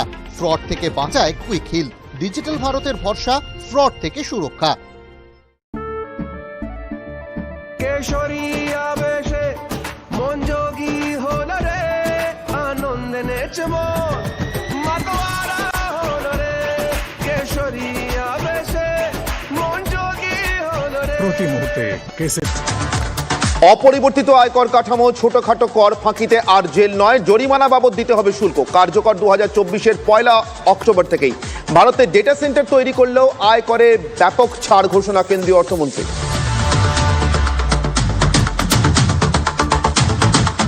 100 দিনের কাজ থেকে মহাত্মা নাম সরানোর পর গান্ধীর নামে নতুন প্রকল্প কেন্দ্রের।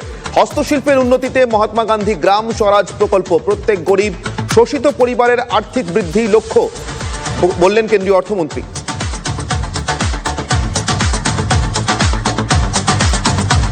বাজেট 2026-এ 3 করিডোর পেল বাংলা। হাইস্পিড রেল করিডোরে জুড়ল দিল্লি শিলিগুড়ি। দেশ জুড়ে হবে 7টি হাইস্পিড রেল করিডোর। দুর্গাপুরে নর্থ ইস্ট শিল্প করিডোর, ডানকুনি থেকে সুরাত নতুন ফ্রেট করিডোরের ঘোষণা নির্মলা সীতারমণের।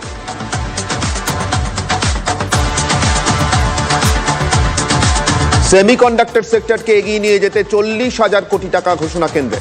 আত্মনির্ভর ভারত প্রকল্পে 2,000 কোটি টাকা। ভোটমুখী তামিলনাড়ু সহ 4টি রাজ্যে খনিজ করিডোরের ঘোষণা কেন্দ্রীয় অর্থমন্ত্রী। আয়ুর্বেদ চিকিৎসায় জোর কেন্দ্রে। দেশে হবে নতুন 3টি এইমস। আয়ুর্বেদ ওষুধ তৈরিতে 10,000 কোটি বরাদ্দ। তৈরি হবে 3টি কেমিক্যাল পার্ক, ঘোষণা কেন্দ্রীয় অর্থমন্ত্রী নির্মলা সীতারমণের।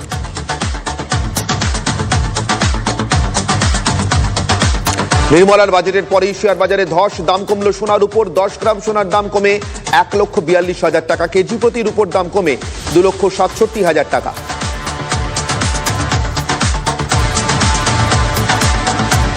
বাজেটে আরো বাড়ল মদ, সিগারেট, খনিজ পদার্থের দাম। সস্তা জুতো, চামড়ার bag, mobile, microwave, solar panel, বিড়ি, ব্যাটারি, সিএনজি, বায়োগ্যাস। কমল বিদেশ যাত্রা এবং বিদেশে পড়াশোনার খরচও।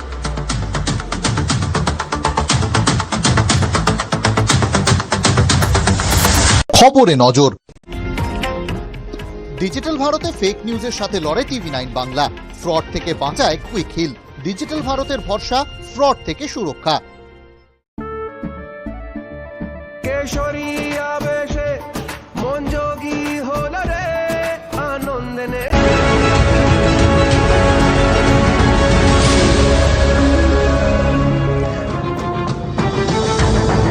আবারও ফিরে এলাম আমাদের বাজেট পরবর্তী এই বিশেষ আলোচনাতে। আমার সঙ্গে অনির্বাণ দত্ত রয়েছেন, কর এবং বাজার বিশেষজ্ঞ। আমি অনির্বাণ বাবুর কাছে আরেকবার আসবো, তারপর অধ্যাপক ঝন্টু পড়াইক আপনার কাছে আসছি রাজনৈতিক বিশ্লেষণ নিয়ে। অনির্বাণ বাবু, বেশ কিছু গ্রুপে দেখলাম আলোচনা হচ্ছে, এই আপনি বলছিলেন যাকে ফিউচার অপশনসের কথা, শেয়ার বাজারে ধসের অন্যতম কারণ হিসেবে সেখানে ট্যাক্স বাড়িয়ে দেওয়া ইত্যাদি। অনেক গ্রুপে দেখলাম আলোচনা হচ্ছে মতলব রিস্ক হামারি প্রফিট সরকার কি। তো আমার একটা সোজা কথা, আপনারা অনেকেই বলেন, বেশিরভাগ মানুষ বলেন যে ভালো রাজনীতি মানে ভালো অর্থনীতি নাও হতে পারে, ফলে ভালো বাজেট সবসময় রাজনৈতিকভাবে অনেকে খুশি নাও করতে পারে, মানলাম। কিন্তু খুশিটা কাকে করলো এবারে বাজেট? আমি তো খুশির প্রতিক্রিয়া কোনো জায়গা থেকে সে অর্থে দেখতে পাচ্ছি না। একটা প্রতিক্রিয়া কিছু বুঝবো তো না, খুশি হওয়ার জন্য তো বাজেট নয়। দেখুন, এটা পাড়ার দুর্গাপুজো নয় বা সবাইকে দুঃখে রাখার জন্য বাজেট না। না, দেশের যে পরিস্থিতি আজকে, সেই পরিস্থিতি থেকে কিভাবে দেশ ঘুরে দাঁড়াবে।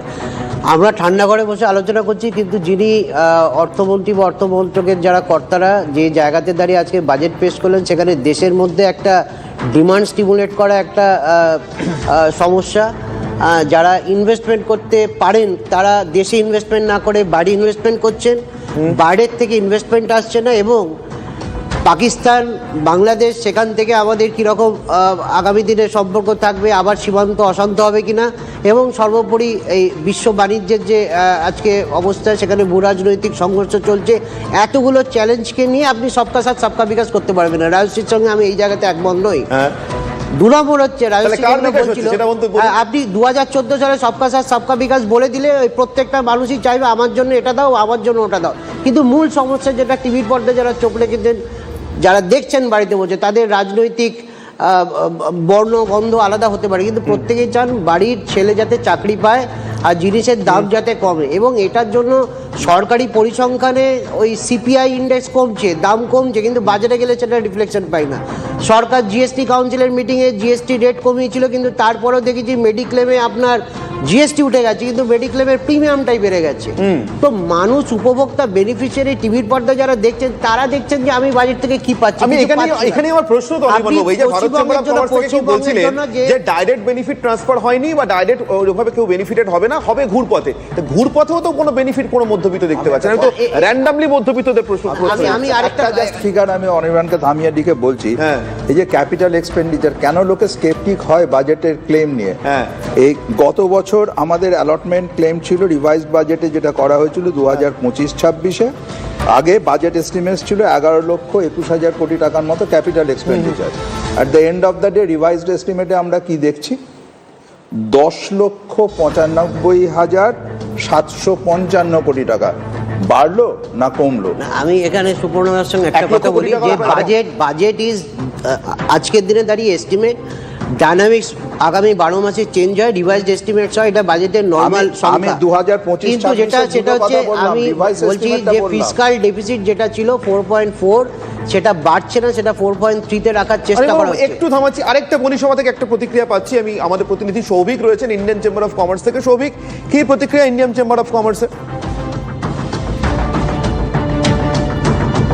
এবং কিছুক্ষণ আগেই বাজেট শেষ হয়েছে এবং এই বাজেটে ব্যবসায়ীরা কতটা খুশি আমি সরাসরি কথা বলে নেব।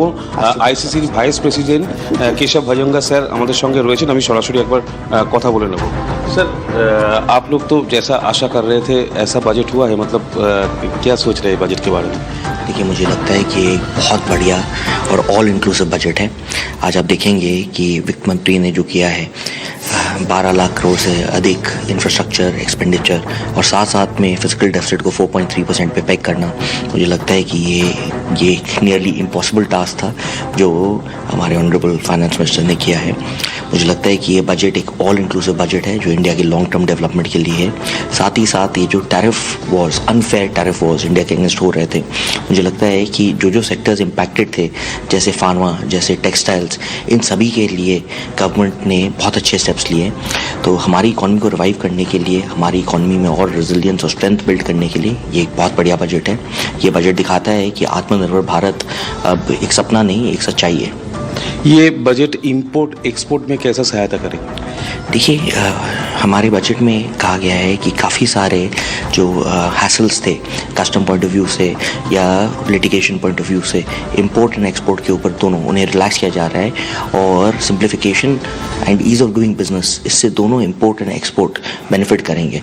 आज के दिन प्रोसीजरल हर्डल्स जैसे ही हटेंगे हमारे देश में एक्सपोर्ट का परसेंटेज बढ़ेगा और मुझे लगता है कि काफ़ी सारे स्टेप्स जो बजट में हैं, जबकि डिटेल अभी तक नहीं आई है, लेकिन ये सही डायरेक्शन में स्टेप्स है। বেশ और सर ये जो আপাতত बजट তোমাকে हुआ है- ধন্যবাদ সৌভিক। ইন্ডিয়ান চেম্বার অফ কমার্সের প্রতিক্রিয়া আমরা পেলাম। আমি অনির্বাণ বাবু আপনার কাছে ফিরে আসবো। রাজ্যের দুটো বণিক সভার প্রতিক্রিয়া পেলাম। মূলত যারা বাণিজ্যের সঙ্গেই থাকেন, সেই অর্থে হয়তো ইন্ডাস্ট্রির সঙ্গে থাকেন না, তবুও আমি মানে কোনো ছোট বড় অর্থে বলছি না, তারা কিন্তু বলছেন যে বাজেট তাদের পক্ষে ভালো। দেখুন এগুলো মানে আমি বলবো এগুলো যে জায়গার থেকে তারা প্রতিক্রিয়া দিচ্ছে সেখান থেকে সরকারের এগেনস্টে গিয়ে কথা বলার ক্ষমতা নেই তাদের। আমি তাদেরকে চিনি জানি, সেই জন্য বলে দিলাম। কিন্তু বাজেট হচ্ছে এই বণিক সভাকে সন্তুষ্ট করবার জন্য নয়, বাজেট হচ্ছে ওই সবার জন্য। কিন্তু সবাইকে বুঝতে হবে যে আমি একটা স্টেবিলিটি চাই। আমার সরকারের স্থায়িত্ব যখন আমরা দিয়েছি 5 বছরের জন্য, এত বছর ধরে 2014 থেকে সরকারের যে রিফর্মসের যে পরিকল্পনা, সেই পরিকল্পনাটা যাতে বাস্তবায়নটা তাড়াতাড়ি হয়। যে জমি অধিগ্রহণে যদি না হয়, তুমি ওই বারাণসী থেকে শিলিগুড়ির ওই ফ্রেট করিডর হবে না। এই জমি হস্তান্তর করবার জন্য কত কাঠখড় পোড়াতে হবে রাজশ্রীও জানে না আগামী দিনে। কিন্তু পশ্চিমবঙ্গের মানুষজন যদি করিডোরের সুবিধাটাই না পায়, তাহলে আর তার বেনিফিটটা কী আছে? আজকে একটা জিনিস মাথায় রাখতে হবে, ওই লাল ট্যাব দিয়ে আপনি 9 বছর ধরে বাজেট দিয়ে যাচ্ছেন। আমার কাছেও কালো ট্যাব আছে, এখানে লাস্ট 2014 থেকে সব বাজেট আছে আমার, কিন্তু অ্যাকশন টেকেন রিপোর্ট নেই। বাজেটে যা অ্যালোকেশন হচ্ছে, যে ঘোষণা হচ্ছে, তার কতটা বাস্তবায়ন হচ্ছে?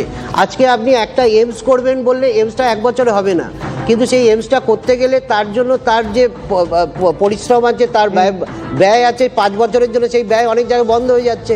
আজকে রাস্তাঘাট যেগুলো আমরা বলি পরিকাঠামো খাতে উন্নয়ন, সেটা পাবলিক এক্সপেন্ডিচার বাড়ানোর একটা উইপন্স, সেই পাবলিক এক্সপেন্ডিচারটা বাড়ছে কিনা? আপনি অনেক রাস্তাঘাট দেখবেন, ব্রিজ দেখবেন অর্ধেক হয়ে পড়ে রয়েছে, তাহলে সেটা যতক্ষণ না কমপ্লিট হচ্ছে তার বেনিফিটটা আপনি পাচ্ছেন। আমরা শিলিগুড়ির কথা যখন এলো তখন শিলিগুড়ি তার একবার ফিরে যাই। শিলিগুড়ির মানুষ কি প্রতিক্রিয়া দিচ্ছেন এই হাই স্পিড করিডোরে নিজেদের নাম যুক্ত হতে দেখে? শিলিগুড়ি শহরের প্রসেনজিৎ রয়েছেন আমাদের সঙ্গে। প্রসেনজিৎ, কি প্রতিক্রিয়া শিলিগুড়ির মানুষের? দেখো, হাই স্পিড রেলওয়ে করিডোরের ক্ষেত্রেও বাসিন্দারা স্বাগত জানিয়েছেন। তবে এই মুহূর্তে আমি ওষুধের দোকানে রয়েছি, যেখানে অন্তত ক্যান্সার জাতীয় ওষুধের ক্ষেত্রে, যেখানে 17টি ওষুধের ক্ষেত্রে আমদানি শুল্ক কমানো হয়েছে। আমি একবার যারা ওষুধ কিনতে আসছেন তাদের সঙ্গে কথা বলে নিই। আজকে বাজেট হলো এবং অন্তত ওষুধ কিনতে গিয়ে প্রত্যেককে আমাদের লেজগোবরে হতে হয় যা দাম। ক্যান্সার জাতীয় ওষুধের ক্ষেত্রে দাম কমানো হতে পারে, ঘুরপথে দাম কমতে পারে, কারণ আমদানি শুল্ক কমলো। কিভাবে দেখছে? কিছুটা সত্যি তো বটে। হ্যাঁ দেখুন, যখন জিএসটি কমলো আর কি, জিএসটি এর আগে জায়গায়, হ্যাঁ সেক্ষেত্রে কিছু কিছু ওষুধের মেডিসিনের দাম কমেছে ঠিকই, কিন্তু নিত্য প্রয়োজনীয় যে জিনিসের দাম কিন্তু খুব একটা কিন্তু কমেনি আর কি। আমরা যেটা আশা করেছিলাম আর কি, যে জিএসটি কমার পরে অনেক জিনিসের আর কি দাম কমবে, সেটা হয়নি। তো আশা করব যে নতুন যে বাজেট, সেখানে আমাদের সাধারণ জনগণের প্রচুর এক্সপেকটেশন। যেমন শিলিগুড়ির ক্ষেত্রে আমি যদি বলি, রেল করিডোরের সঙ্গে জুড়ে দেওয়া আছে শিলিগুড়িকে, বেনারসের সঙ্গে Siliguri high speed railway corridor, সেই জায়গাটা তো ডেভেলপমেন্ট। হ্যাঁ, এক্ষেত্রে খুব সুন্দর একটা করেছে যে আমরা শিলিগুড়ি থেকে সোজা বারাণসী পর্যন্ত যে হাই স্পিড করিডোর, সেটা আমাদের ক্ষেত্রে এবং বাণিজ্যের ক্ষেত্রে খুবই সুবিধা হলো, এবং সেই রেল দপ্তরকে এবং সেন্ট্রাল গভর্নমেন্ট অফ ইন্ডিয়াকে খুবই অসংখ্য ধন্যবাদ। আপাতত তোমাকে ধন্যবাদ প্রসেনজিৎ। মিশ্র প্রতিক্রিয়া আসছে, ওষুধের দাম হোক অথবা হাই স্পিড করিডোর, কিন্তু লাখ কথার এক কথা বোধহয় অনির্বাণ বলেছেন। আমি ঝন্টু বড়াইক এবার আপনার কাছে আসবো। অধ্যাপক ঝন্টু বড়াইক, রাজনৈতিক বিশ্লেষক, আমার কাছে আছেন। শেষমেশ তাহলে সেই রাজনৈতিক সদিচ্ছার সামনে এসে আমরা দাঁড়ালাম। ফ্রেট করিডোর হোক অথবা হাই স্পিড করিডোর, জমি না থাকলে কিসের উপরে হবে, আর জমিটা আদৌ হবে কিনা? না, ওই সেই মিশেছি কিন্তু মিশে যায়নি। বিগত কয়েক বছর ধরে দীর্ঘমেয়াদী এইসব ইনফ্রাস্ট্রাকচার ডেভেলপমেন্টের কাজ হচ্ছে, এবং এই ইনফ্রাস্ট্রাকচার ডেভেলপমেন্টের পরের পার্টটা কি? আমি উত্তরবঙ্গের বাসিন্দা। উত্তরবঙ্গে এই যে দীর্ঘমেয়াদী পরিকল্পনাগুলো হচ্ছে, তার সাথে সাথে মানুষের কাছে ইমিডিয়েট কিছু সুবিধা, যেই পার্টটা সত্যিকারে নেগলেক্টেড। তুমি বলছো, ধরলাম আমি রাজ্য সরকার সদয় হয়ে জমি দিল, করিডোরটা হলো, আমরা কি লেবার সাপ্লাইয়ের লাইন হব? কারণ উত্তরবঙ্গে এগ্রো ইন্ডাস্ট্রি, যে ইন্ডাস্ট্রিতে এই বছর আমি একটা টাকা সরাসরি ইনভেস্টমেন্টের কোনো দেখলাম না। এমনকি এই গভর্নমেন্ট 2014 ক্ষমতায় আসার আগে ডিরেক্ট ডিক্লেয়ার করেছিল উত্তরবঙ্গে ট্যাক্স ফ্রি জোন করবে ইন্ডাস্ট্রি ডেভেলপমেন্টের জন্য, কারণ একদম এগ্রো ইন্ডাস্ট্রিটা শেষ পর্যায়ে চলে গেছে, টি ইন্ডাস্ট্রি সোজা। আমি আপনাকে একটুখানি থামি রাজস্বীর কাছে যাচ্ছি। রাজস্বীর কাছে আসবো এই কারণে, কারণ কিছুক্ষণ আগে রাজস্বী বেশ বুস্ট করে বলছিলেন, আমার শুনতে ভালো লাগছিল। রাজনীতিকদের কথা শুনতে সবসময় সত্যি ভালো লাগে, কিন্তু তথ্যের সঙ্গে মেলাতে গেলে আমি কিন্তু দল নির্বিশেষে বলছি আমাদের হতাশ হতে হয়। তখন ওই মুখ্যমন্ত্রীর অব্যর্থ কথাটি মনে পড়ে, প্রতিশ্রুতি মানে প্রতারণা। কেন বলছি রাজস্বী? মুখ্যমন্ত্রী হয়তো নিজের দলকে মাথায় রেখে ওই কথাটা বলেছেন। আপনি একটু আগে নারকেল গাছের কথা বলছিলেন, কাজু বাদামের কথা বলছিলেন।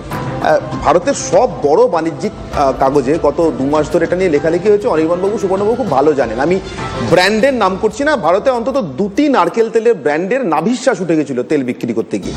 যে দামে তারা তেল বিক্রি করছিলেন সে দামে তারা তেল বিক্রি মানে পোষাতে পারছিলেন না। তার কারণ দুটো খুব অত্যন্ত নামি ব্র্যান্ড, মধ্যবিত্ত গৃহস্থ নারকেল তেল কিনলে ও দুটোই কেনে।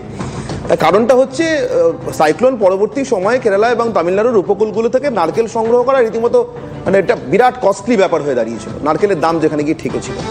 এখন আমার একটাই কথাটা হচ্ছে যে ইন্ডাস্ট্রি নাভিশ্বাস ওঠার পর সরকার নড়ে চড়ে বসে কেন? মানে আমাদের অর্থনৈতিক পলিসিগুলো রিয়াক্টিভ কেন, প্রোঅ্যাক্টিভ নয় কেন? তাহলে বদলটা কি হলো? দেখুন, আপনি এখানে রাজনীতির কথা বললেন, রাজনীতিবিদদের, আমি অর্থনীতির কথা বলেছি কিন্তু। না রাজনীতিবিদদের কথাবার্তা, রাজনীতি কেন তো রিয়াক্টিভ, প্রোঅ্যাক্টিভ নয় আগে। রাজনীতি কেন রিয়াক্টিভ, রাজনীতি কেন প্রোঅ্যাক্টিভ? তাহলে পরে তো আমাকে যেটা, আপনি যদি বলেন যে রাজনীতি আমরাও প্রোঅ্যাক্টিভ নই, আমরাও রিয়াক্টিভ। এখানে আইআইটিস কথা আমি শুনলাম এখান থেকে।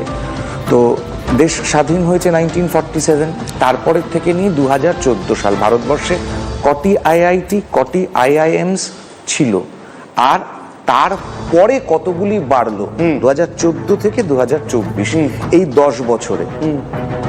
তো এটা কেন, এটা কি আপনি প্রোঅ্যাক্টিভনেস বলবেন না এটা রিঅ্যাক্টিভনেস বলবেন? প্রয়োজনীয়তা অনুসারে এবং আমার যতটা ওই মুহূর্তে সাধ্য ক্ষমতা আছে, তাহলে একটা সরকার 10 বছরে অলমোস্ট ডাবল জাম্প কি করে? আমি যদি দেশ থেকে একটু বাংলার কথাতে আসি, বিহার পেয়েছিল, তামিলনাড়ুতে নির্বাচন আছে, দুহাত ভরে পেল।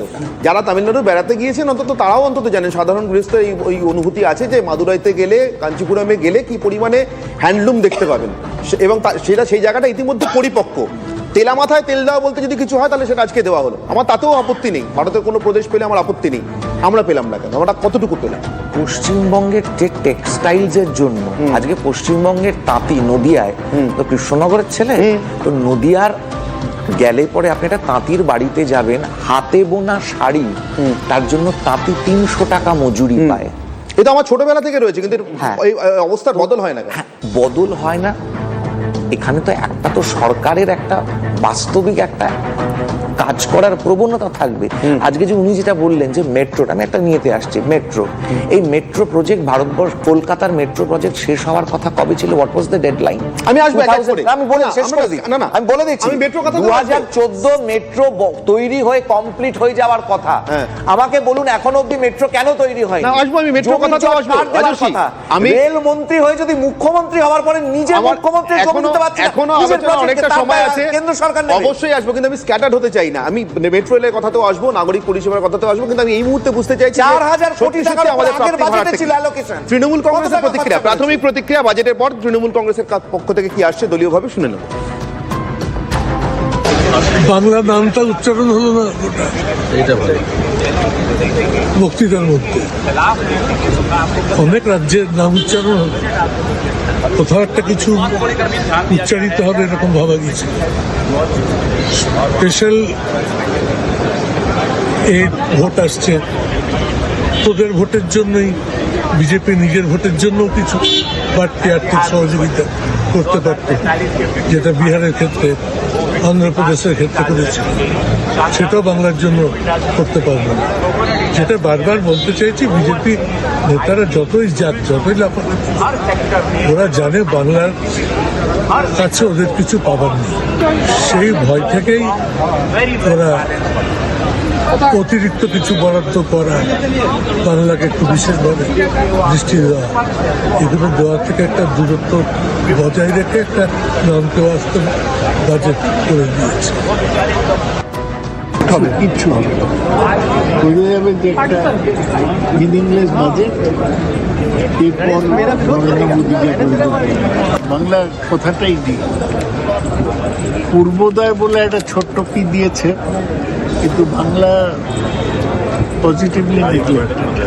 সব স্টেটই নেগলেক্টেড, তার মধ্যে বাংলা বেশি নেগলেক্টেড। আমি বলছি যে ইনফ্রাস্ট্রাকচার তৈরিতেও বা অন্য কিছুতেও কিছু নেই। আর এই যে ওরা জোর দিচ্ছে আইটির ওপরে, আইটিতে ওয়েস্ট বেঙ্গল কিছু নেই। অধ্যাপক ঝন্টু বড়াইক আপনার কাছে আসবো, তার কারণ তৃণমূল কংগ্রেসের প্রতিক্রিয়া, ওখানে বিরোধী, এখানে সরকার, সরকারি দল, সামনে ভোট, তারা কিন্তু মোটামুটি সুরটা বেঁধে ফেলেছেন। সব স্টেটই নেগলেক্টেড, কিন্তু বাংলা সব থেকে বেশি নেগলেক্টেড। না, আমি ওই রাজনীতির কচকচে যাচ্ছি না। দেখো, একটু তো যেতেই হবে, আমি সামনে ভোট যাবেন না, সে রাজনীতির লোক তো দেখো সর্বোত্তম বাজেটও এবার 5 তারিখেই হবে তো স্টেট বাজেট। এবার আমি তোমাকে একটা কথাই বলছি যে দীর্ঘমেয়াদী, আমি অত অর্থনীতির কিছু করছি না, যে দীর্ঘমেয়াদী ডেভেলপমেন্টের কথা বলা হলো। ঠিক এই মুহূর্তে পশ্চিমবঙ্গে, বিশেষ করে উত্তরবঙ্গে প্রান্তিক পুরুলিয়ায় শর্ট টার্ম কিছু টাকা দরকার। আমি অর্থনীতিবিদরা কি বলবে জানি না, এই মুহূর্তে এমনও হতে পারে তুমি একটা পুকুর কাটলে আবার বন্ধ করলে, অর্থাৎ তোমার জব ক্রিয়েশন, আইটি, এআই এর কথা বলা হচ্ছে, তো টাকা কমই যাচ্ছে, এআই এর কথা বলা হচ্ছে, মানরেগাতে যে আমার কথা হোক, শেষ হোক। কিন্তু আরেকটা চিত্র হায়ার স্টাডিজে, তুমি জানো আমি তো হায়ার স্টাডিজে যুক্ত, ফি বছর হায়ার স্টাডিজে একটার পর একটা গবেষণার টাকা আটকে দেওয়া হচ্ছে, থাকছে না। আমরা কি নিয়ে গবেষণা করব, যেখানে এআই নিয়ে ডেভেলপমেন্টের কথা বলা হচ্ছে, কোন সেক্টরটাকে বলা হচ্ছে? গভর্নমেন্ট সেক্টরে, গভর্নমেন্ট কলেজ বিশ্ববিদ্যালয়গুলো কাঙ্গাল অবস্থা, টাকা পাচ্ছি না। আমি চাকরি বিশ্ববিদ্যালয়ে জয়েন করার সময় যে রিসার্চ ফেলোশিপের টাকাগুলো আসতো গবেষণার জন্য, অলমোস্ট সেটা সবই বন্ধ, স্টেট সেন্ট্রাল দুটো স্তর থেকে বন্ধ। আপনি জমির কথা বলছিলেন, আমি আসবো কেন বন্ধ আসবো 28 বা 25 বছর বয়স থেকে 50 বছর তারা রিসার্চ করেই যাচ্ছে। টাকার কোনো চেকআউট নেই। সময় পাওয়া যাবে। অনির্বাণ বাবু, আপনি জমির কথা বলছিলেন, মানে জমিন, ঝন্টু বাবু তো বলছেন মানব জমিন উপেক্ষিত। বলছি দেখুন, মানে বছরের পর না, আমি বলছি জন্টুদাকে যে একটু বাস্তবটাকে দেখতে হবে। গবেষণা ইম্পর্টেন্ট আছে, পশ্চিমবঙ্গ বা বাঙালি মেধার একটা উচ্চ শিখরে ইয়ে করে, মেধার যাতে আরো ইয়ে হয়, বিকাশ হয়, সেটা আমরা দেখবো। কিন্তু যেখানে দেখছি সাধারণভাবে সকাল থেকে রাত্রি অবধি লোক, বাচ্চা ছেলেরা বাইক চালিয়ে শুধু ডেলিভারি করে যাচ্ছে লোকের বাড়িতে বিভিন্ন পণ্যদ্রব্য, এই গিগ ওয়ার্কার্স, গিগ ইকোনমি, তাদের জন্য একটুখানি ভাবুন না, তাদের উন্নতি সাধন কি করে হয়? গবেষণা করবেন, গবেষণা 10 বছর 15 বছর ধরে গবেষণা করবেন, তার জন্য সরকার কেন টাকা দিচ্ছে না সেটা যেরকম ঠিক আছে, কিন্তু বাস্তব হচ্ছে আমার আপনার বাড়ির ছেলে যদি একটা স্বল্প মেধা মধ্যমেধার লোক, সে যদি চাকরি না পেয়ে সারাদিন সকাল থেকে রাত অবধি 10 মিনিটের মধ্যে বা 15 মিনিটের মধ্যে ওই গতিবেগে তাকে বাইক চালিয়ে লোকের বাড়িতে জিনিসপত্র ডেলিভারি করতে হয়, তার জন্য আগে ভাবা উচিত, গবেষণা পরে হবে। আর আরেকটা কথা হচ্ছে, বাংলার লক্ষ্মীলাভ আজকে হলো না, রাজশাহী বলে যাচ্ছে, হয়তো সেটার জন্য আগামী 5 তারিখ রাজ্যের বাজেটের জন্য ওয়েট করতে হবে। বেশ, আমার একটা ছোট্ট বিরতির সময়, বিরতির পর ফিরে আসছি। আমার অতিথিদের অনুরোধ করবো আমার সঙ্গে থাকবেন। একটা ছোট্ট বিরতির পর ফিরে আসছি বাজেট পরবর্তী আলোচনা নিয়ে, TV9 বাংলায় বিশেষ আলোচনা নিয়ে, সঙ্গে থাকুন।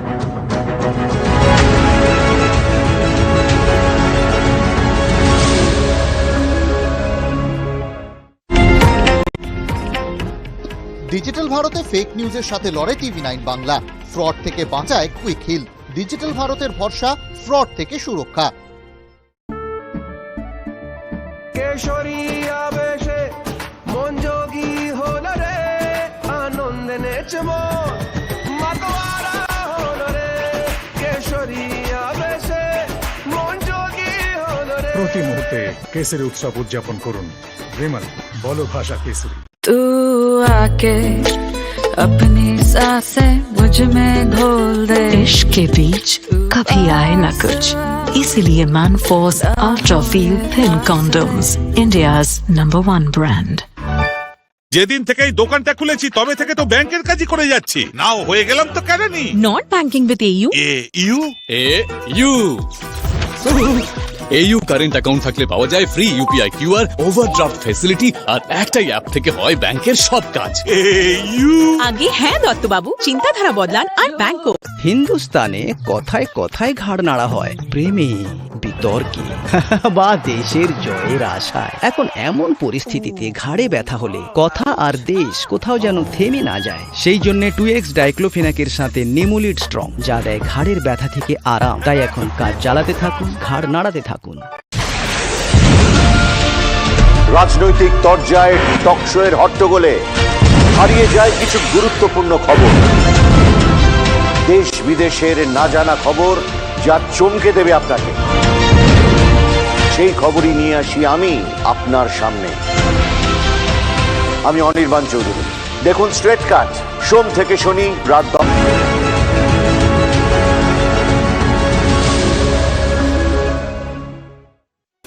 বাজেট দেখে তো সেরকম কিছু মনে হলো না। আমাদের নিত্য প্রয়োজনীয় জিনিসপত্রের দামের ওপর তো বিশেষ কিছু ছাড় লক্ষ্য করলাম না। বাণিজ্যিক গ্যাসের দাম কমেছে শুনলাম, কিন্তু আমাদের এই গৃহস্থ পরিবারে, মধ্যবিত্ত পরিবারে যে গ্যাসের দাম, সেটা তো দিন দিন বেড়েই চলেছে। অনেক ওষুধের দাম কমেছে যেগুলো আমাদের মানে প্রায়ই লাগে, সেই সব ওষুধের দাম কিন্তু একই রয়ে গেছে। করিডোর করে আর কি হবে?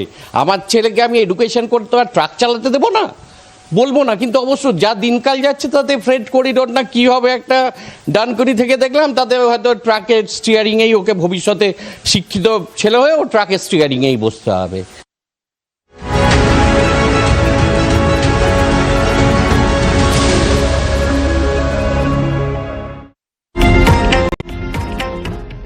ডিজিটাল ভারতে ফেক নিউজের সাথে লড়ে TV9 বাংলা। ফ্রড থেকে বাঁচায় কুইক হিল। ডিজিটাল ভারতের ভরসা, ফ্রড থেকে সুরক্ষা। কেশরী আবেশে মন যোগী হলো রে, আনন্দে নেচে মন মাতোয়ারা হলো রে। কেশরী আবেশে মন যোগী হলো রে। প্রতি মুহূর্তে কেসরি উৎসব উদযাপন করুন। বিমল বলো ভাষা কেসরি। तू आके अपनी सांसें मुझ में घोल दे। इश्क के बीच कभी आए ना कुछ, इसीलिए Manforce ultrafeel thin condoms, India's #1 brand. যেদিন থেকে এই দোকানটা খুলেছি তবে থেকে তো ব্যাংকের কাজই করে যাচ্ছি, নাও হয়ে গেলাম তো কেরানি। Not banking with AU। AU current account থাকলে পাওয়া যায় free UPI QR, overdraft facility আর একটাই অ্যাপ থেকে হয় ব্যাংকের সব কাজ। আগে হ্যাঁ দত্তবাবু, চিন্তাধারা বদলান আর ব্যাংক। হিন্দুস্তানে কথায় কথায় ঘাড় নাড়া হয় প্রেমে, বিতর্কে বা দেশের জয়ের আশায়। এখন এমন পরিস্থিতিতে ঘাড়ে ব্যথা হলে কথা আর দেশ কোথাও যেন থেমে না যায়। সেই জন্য 2X ডাইক্লোফেনাকের সাথে নেমোলিড স্ট্রং, যা দেয় ঘাড়ের ব্যথা থেকে আরাম। তাই এখন কাজ চালাতে থাকুন, ঘাড় নাড়াতে থাকুন। বাঙালিকে হাইকোর্ট চেনাই আমি শ্রাবন্তী। ড্রয়িং রুমে পৌঁছে দেবো কোর্ট রুমের মেজাজ। TV9 বাংলা, না দেখলেই নয়।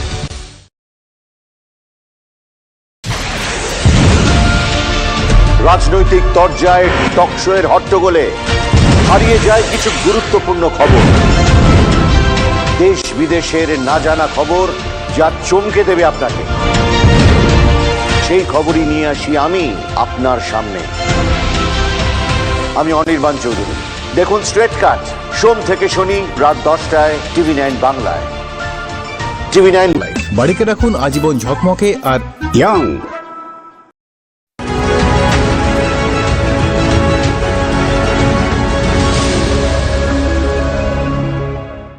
Propose to rationalize prosecution framework under Income Tax Act while maintaining a careful balance for deterrence in some serious offence.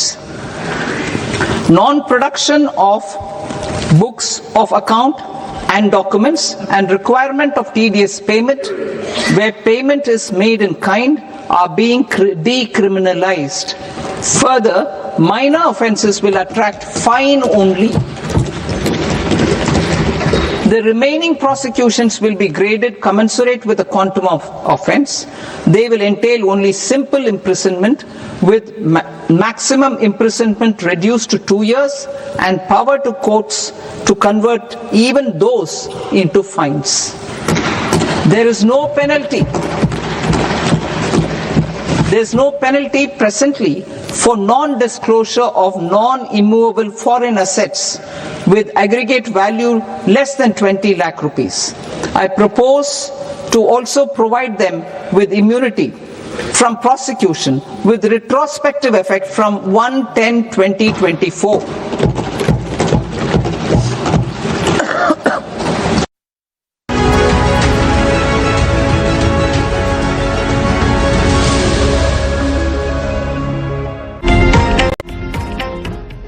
Digital ভারতে ফেক নিউজের সাথে লড়ে TV9 বাংলা। ফ্রড থেকে বাঁচায় কুইক হিল। ডিজিটাল ভারতের ভরসা, ফ্রড থেকে সুরক্ষা।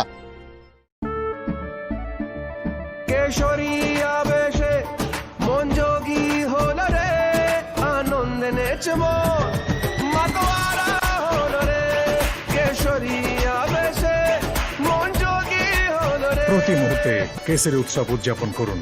রেমাল বলো ভাষা কেসরি। মেয়রের ঘর থেকে বিরোধী কক্ষ চেনে আমাকে সব পক্ষ। কর্পোরেশনের খবর মানে আমি সায়ন্ত। টিভি 9 বাংলা না দেখলেই নয়। সরকারের দুয়ারে 365 দিন, নজর 24/7। আমি দীক্ষা, নবান্ন থেকে প্রতিদিন। TV9 বাংলা না দেখলেই নয়।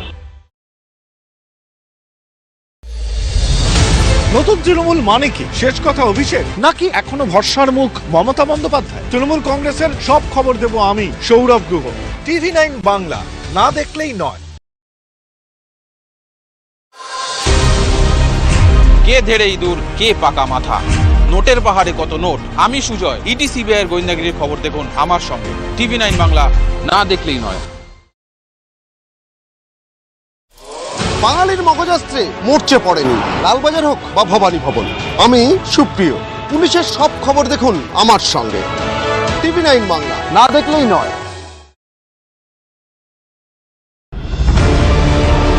জালে জঙ্গি নাকি চারপাশে জঙ্গিটা, খবর দেব আমি সিজার। সব খবর সবার আগে TV9 বাংলায়। TV9 বাংলা না দেখলেই নয়।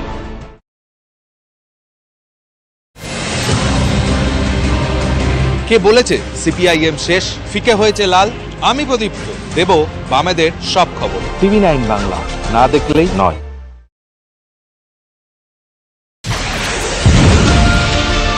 রাজনৈতিক তরজায় টকশোয়ের হট্টগোলে হারিয়ে যায় কিছু গুরুত্বপূর্ণ খবর, দেশ বিদেশের না জানা খবর যা চমকে দেবে আপনাকে। সেই খবরই নিয়ে আসি আমি আপনার সামনে। আমি অনির্বাণ চৌধুরী। দেখুন স্ট্রেট কাট, সোম থেকে শনি রাত 10টায় TV9 বাংলায়। TV9 বাংলা না দেখলেই নয়। বাঙালিকে হাইকোর্ট চেনাই আমি শ্রাবন্তী। ড্রয়িং রুমে পৌঁছে দেব কোর্ট রুমের মেজাজ। TV9 বাংলা না দেখলেই নয়। মেয়রের ঘর থেকে বিরোধী কক্ষ। এদের জন্য আজ এই ফ্যাক্টরি এত লোক, সব দুগুণ বেশি। ভাবছি রিটায়ার হয়ে যায়, তাই নাকি? সম্পত্তির বদলে লোনের আইডিয়া কার ছিল শুনি? তবে বুড়ো হয়ে গেলে ওহো। এদের জেদ ব্যবসাও বাড়িয়েছে, সঙ্গে রোজগারও। টাটা ক্যাপিটাল লোন এগেইনস্ট প্রপার্টির সাথে। দাদু, এই বাড়িতে তোমার বিয়ে হয়েছিল? দাদু ভাইও বিয়ে করবে এখানে? অসম্ভব। তাছাড়া 10-15 বছর আগে রং করা এই বাড়ি এতদিনে ভূতের বাড়ি হয়ে গেছে। দাদু, এই বাড়ি তো এখনো তোমার মতোই ঝকমকে ইয়াং। বার্জার লং লাইফ এর পিওর সিলিকন টেকনোলজি দেয় ধুলো, বৃষ্টি আর ফাঙ্গাস থেকে long lasting protection. Berger long life, বাড়িকে রাখুন আজীবন ঝকমকে আর ইয়াং।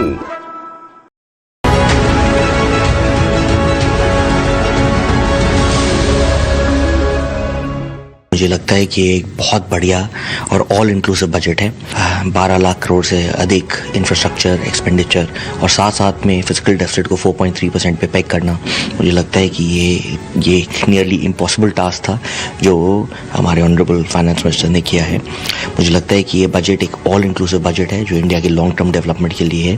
साथ ही साथ ये जो tariff Wars, unfair tariff Wars India के अगेंस्ट हो रहे थे, मुझे लगता है कि जो सेक्टर्स इम्पैक्टेड थे जैसे फार्मा, जैसे टेक्सटाइल्स, इन सभी के लिए गवर्नमेंट ने बहुत अच्छे स्टेप्स लिए। तो हमारी इकॉनमी को रिवाइव करने के लिए, हमारी इकॉनमी में और रेजिलियंस और स्ट्रेंथ बिल्ड करने के लिए ये एक बहुत बढ़िया बजट है। ये बजट दिखाता है कि आत्मनिर्भर भारत अब एक सपना नहीं, एक सच्चाई है। Simplification and ease of doing business, इससे दोनों इम्पोर्ट एंड एक्सपोर्ट बेनिफिट करेंगे। आज के दिन प्रोसीजरल हर्डल्स जैसे ही हटेंगे, हमारे देश में एक्सपोर्ट का परसेंटेज बढ़ेगा। और मुझे लगता है कि काफ़ी सारे स्टेप्स जो बजट में हैं ये सही डायरेक्शन में स्टेप्स हैं।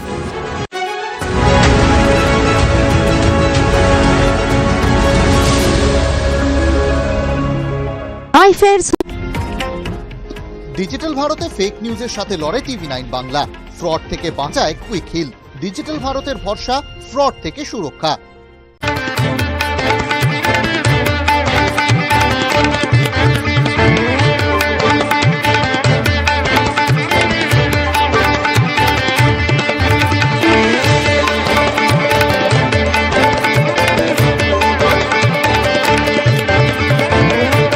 Coming up next. ডিজিটাল ভারতে ফেক নিউজের সাথে লড়ে টিভি9 বাংলা। ফ্রড থেকে বাঁচায় কুইক হিল। ডিজিটাল ভারতের ভরসা, ফ্রড থেকে সুরক্ষা। কেশরী আবেশে মন যোগী হলো রে, আনন্দে নেচে মন মাতোয়ারা হলো রে। কেশরী আবেশে মন যোগী হলো রে। প্রতি মুহূর্তে কেসরি উৎসব উদযাপন করুন। রেমাল বলো ভাষা কেসরি। বাঙালিকে হাইকোর্ট চেনাই আমি শ্রাবন্তী। ড্রয়িং রুমে পৌঁছে দেবো কোর্ট রুমের মেজাজ। TV9 বাংলা, না দেখলেই নয়।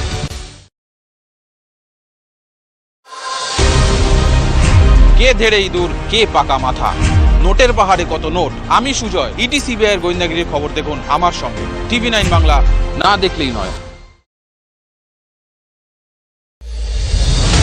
নতুন তৃণমূল মানে কি? শেষ কথা অভিষেক, নাকি এখনো ভরসার মুখ মমতা বন্দ্যোপাধ্যায়? তৃণমূল কংগ্রেসের সব খবর দেব আমি, সৌরভ গুহ। TV9 বাংলা, না দেখলেই নয়।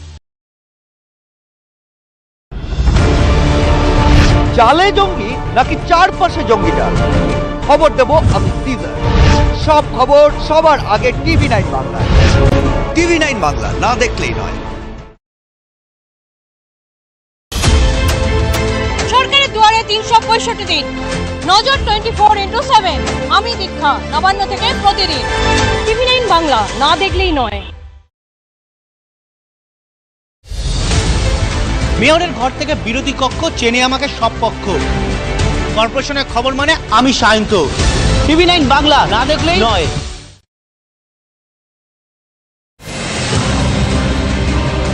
কে বলেছে সিপিআইএম শেষ, ফিকে হয়েছে লাল? আমি প্রদীপ্ত, দেব বামেদের সব খবর। TV9 বাংলা, না দেখলেই নয়।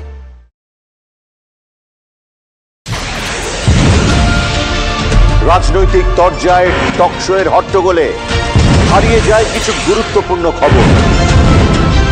দেশ বিদেশের Everything is new except the attitude. The all-new Seltos. Badass forever.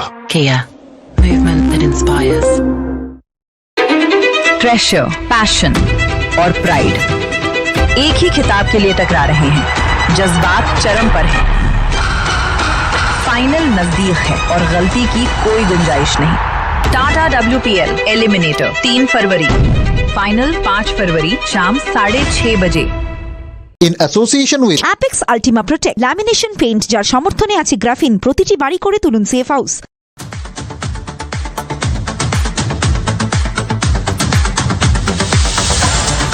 অপরিবর্তিত আয়কর কাঠামো, ছোটখাটো কর ফাঁকিতে আর জেল নয়, জরিমানা বাবদ 10% শুল্ক। ভারতের ডেটা সেন্টার তৈরি করলেও আয়করের ছাড়ের ঘোষণা কেন্দ্রীয় অর্থমন্ত্রী।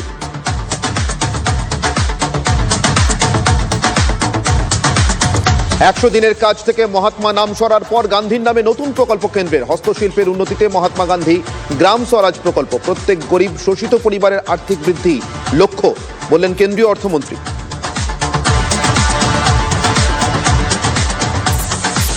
বাজেট 2026-এ 3 করিডোর পেল বাংলা। হাইস্পিড রেল করিডোরে জুড়ল দিল্লি শিলিগুড়ি। দেশ জুড়ে হবে 7টি হাইস্পিড রেল করিডোর। দুর্গাপুরের নর্থ ইস্ট শিল্প করিডোর, ডানকুনি থেকে সুরাত, নতুন ফ্রেট করিডোরেরও ঘোষণা নির্মলা সীতারমণের।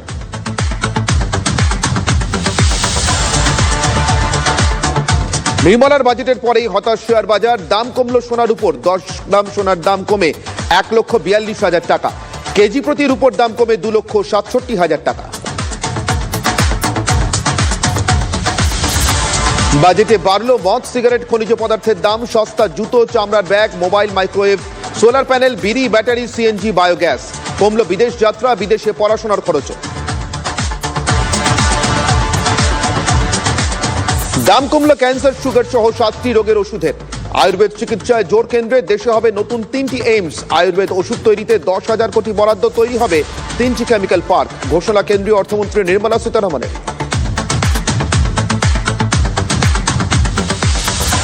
সেমিকন্ডাক্টর সেক্টরকে এগিয়ে নিয়ে যেতে 40,000 কোটি কেন্দ্রের। আত্মনির্ভর ভারত প্রকল্পে 2,000 কোটি টাকা। ভোটমুখী তামিলনাড়ু সহ 4টি রাজ্যে খনিজ করিডোরের ঘোষণা কেন্দ্রীয় অর্থমন্ত্রী।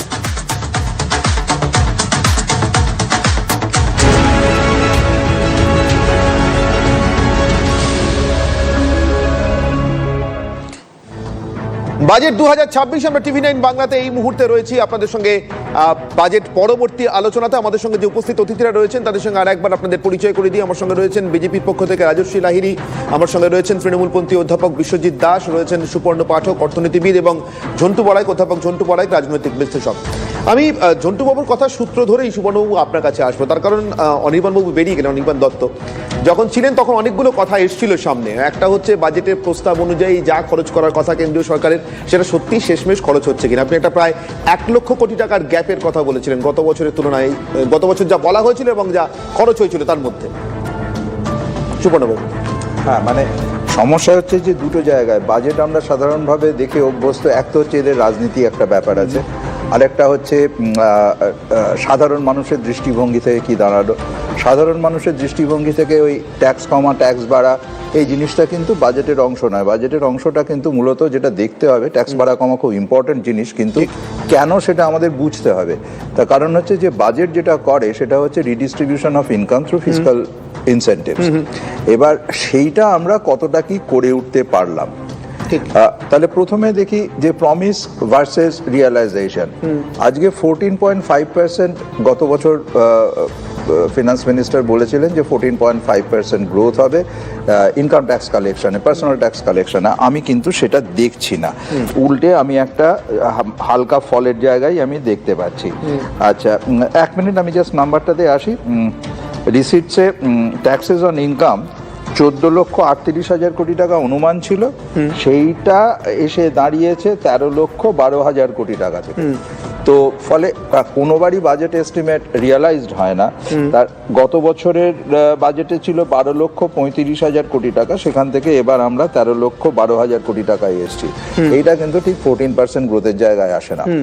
এর পরের প্রশ্নটা হচ্ছে যে আমরা কি করতে চাইছি।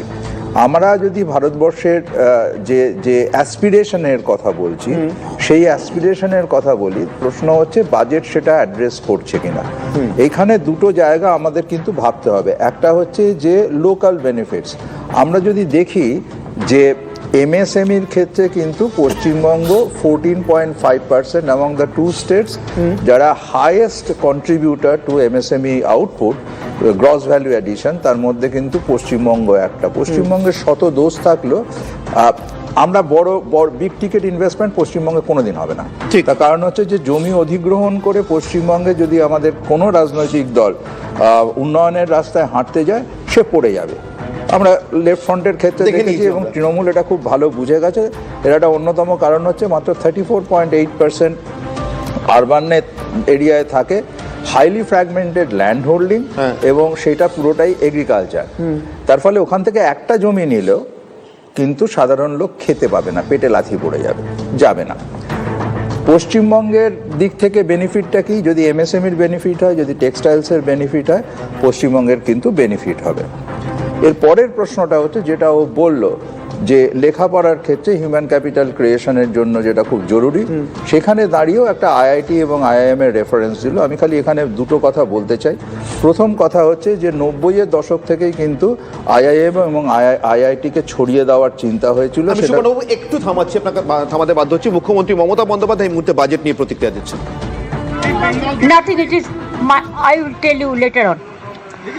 This financial budget of 26 and 27 placed by central government, it is totally full of sound and fury. Totally it's a directionless, visionless, missionless, actionless.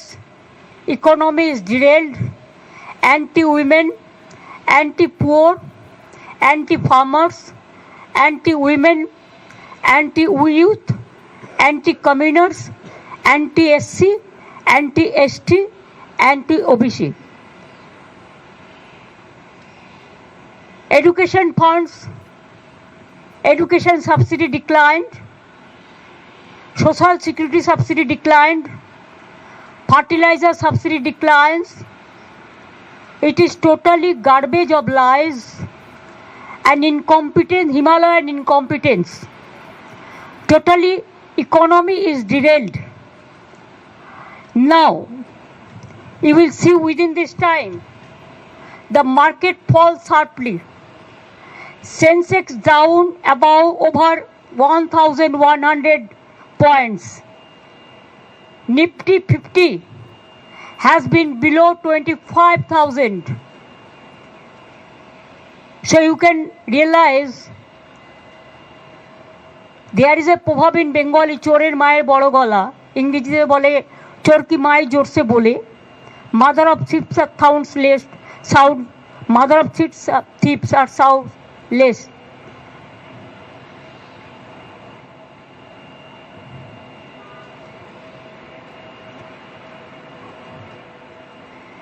Now, for Bengal, what they have given? Nothing. Talking big. কিছু দেয়নি। যে ফেট করিডোরের কথা বলেছে ডানকুনি থেকে, ওটা আমার railway বাজেটে 2009-এ I placed the budget. There you will see I have mentioned about Dankuni and Amritsar. That is not there, pending about these 15 years. Number 2, regarding 3 corridors they announced. We have already announced 6 economic corridors. It will include Dankuni to Bardhaman, to Bakura, to Durgapur, to Purulia. Other is Kalyani to Bardhaman, Birbhum, Malda, Siliguri, Kuchbihar. Other we have announced 6 economic corridors which will cover throughout the country, throughout the state. So what they said about 3 corridor, that is absolutely a garbage of lies, blatant lies. It is already on process and we have started working there. And already we will see that in Jungle Mahal, Jungle Sundari project in Purulia, for this economic corridor, 72,000 crores are going to be invested. And already there are so many people, they are setting investment, they are setting their cement hub. Now Bengal have become cement hub, the coal hub, the leather hub, the skill hub, even the Amazon Flipkart, like this. All are doing business side of this Dankuni, Kalyani and other place. So it is already started. They have not given a single paisa to Bengal. Only one tax is there, GST. They are taking away our money and saying big talk. They are giving us money. It is our money. Now only one tax is there. What they are collecting from Bengal, they are not giving our food funds. Will get about more than 2 lakh crores from the central government. So they don't have any moral authority to run the government and to finish the country like this. They want to destroy the economic structure of the country, the constitutional structure of this country, the independent agency, including the infrastructural facilities, the economy, the social sector, the economic sector, the federal sector, all is been vanished. Only talking too much and less work. What they do, only they use some jugglery of words which cannot affect. You have to give the advantage to the people, which common people can enjoy the facilities. সাধারণ মানুষের জন্য কিছু করেনি, তপশিলীদের জন্য কিছু নেই, আদিবাসীদের জন্য কিছু নেই, যুবকদের জন্য কিছু নেই, চাষিদের জন্য কিছু নেই, মহিলাদের জন্য কিছু নেই, ফার্টিলাইজার সাবসিডি বাড়িয়ে দিয়েছে, সামাজিক সুরক্ষায় কিছু নেই, শিক্ষা দপ্তরে কিছু নেই। আর যে 3টে ফ্রেট করিডোরের কথা বলেছে, আমরা 3টে নয় 6টা করছি সারা বাংলাকে জুড়ে। কাজেই টোটালটাই মিথ্যে কথার ফুলঝুরি, humpty dumpty budget.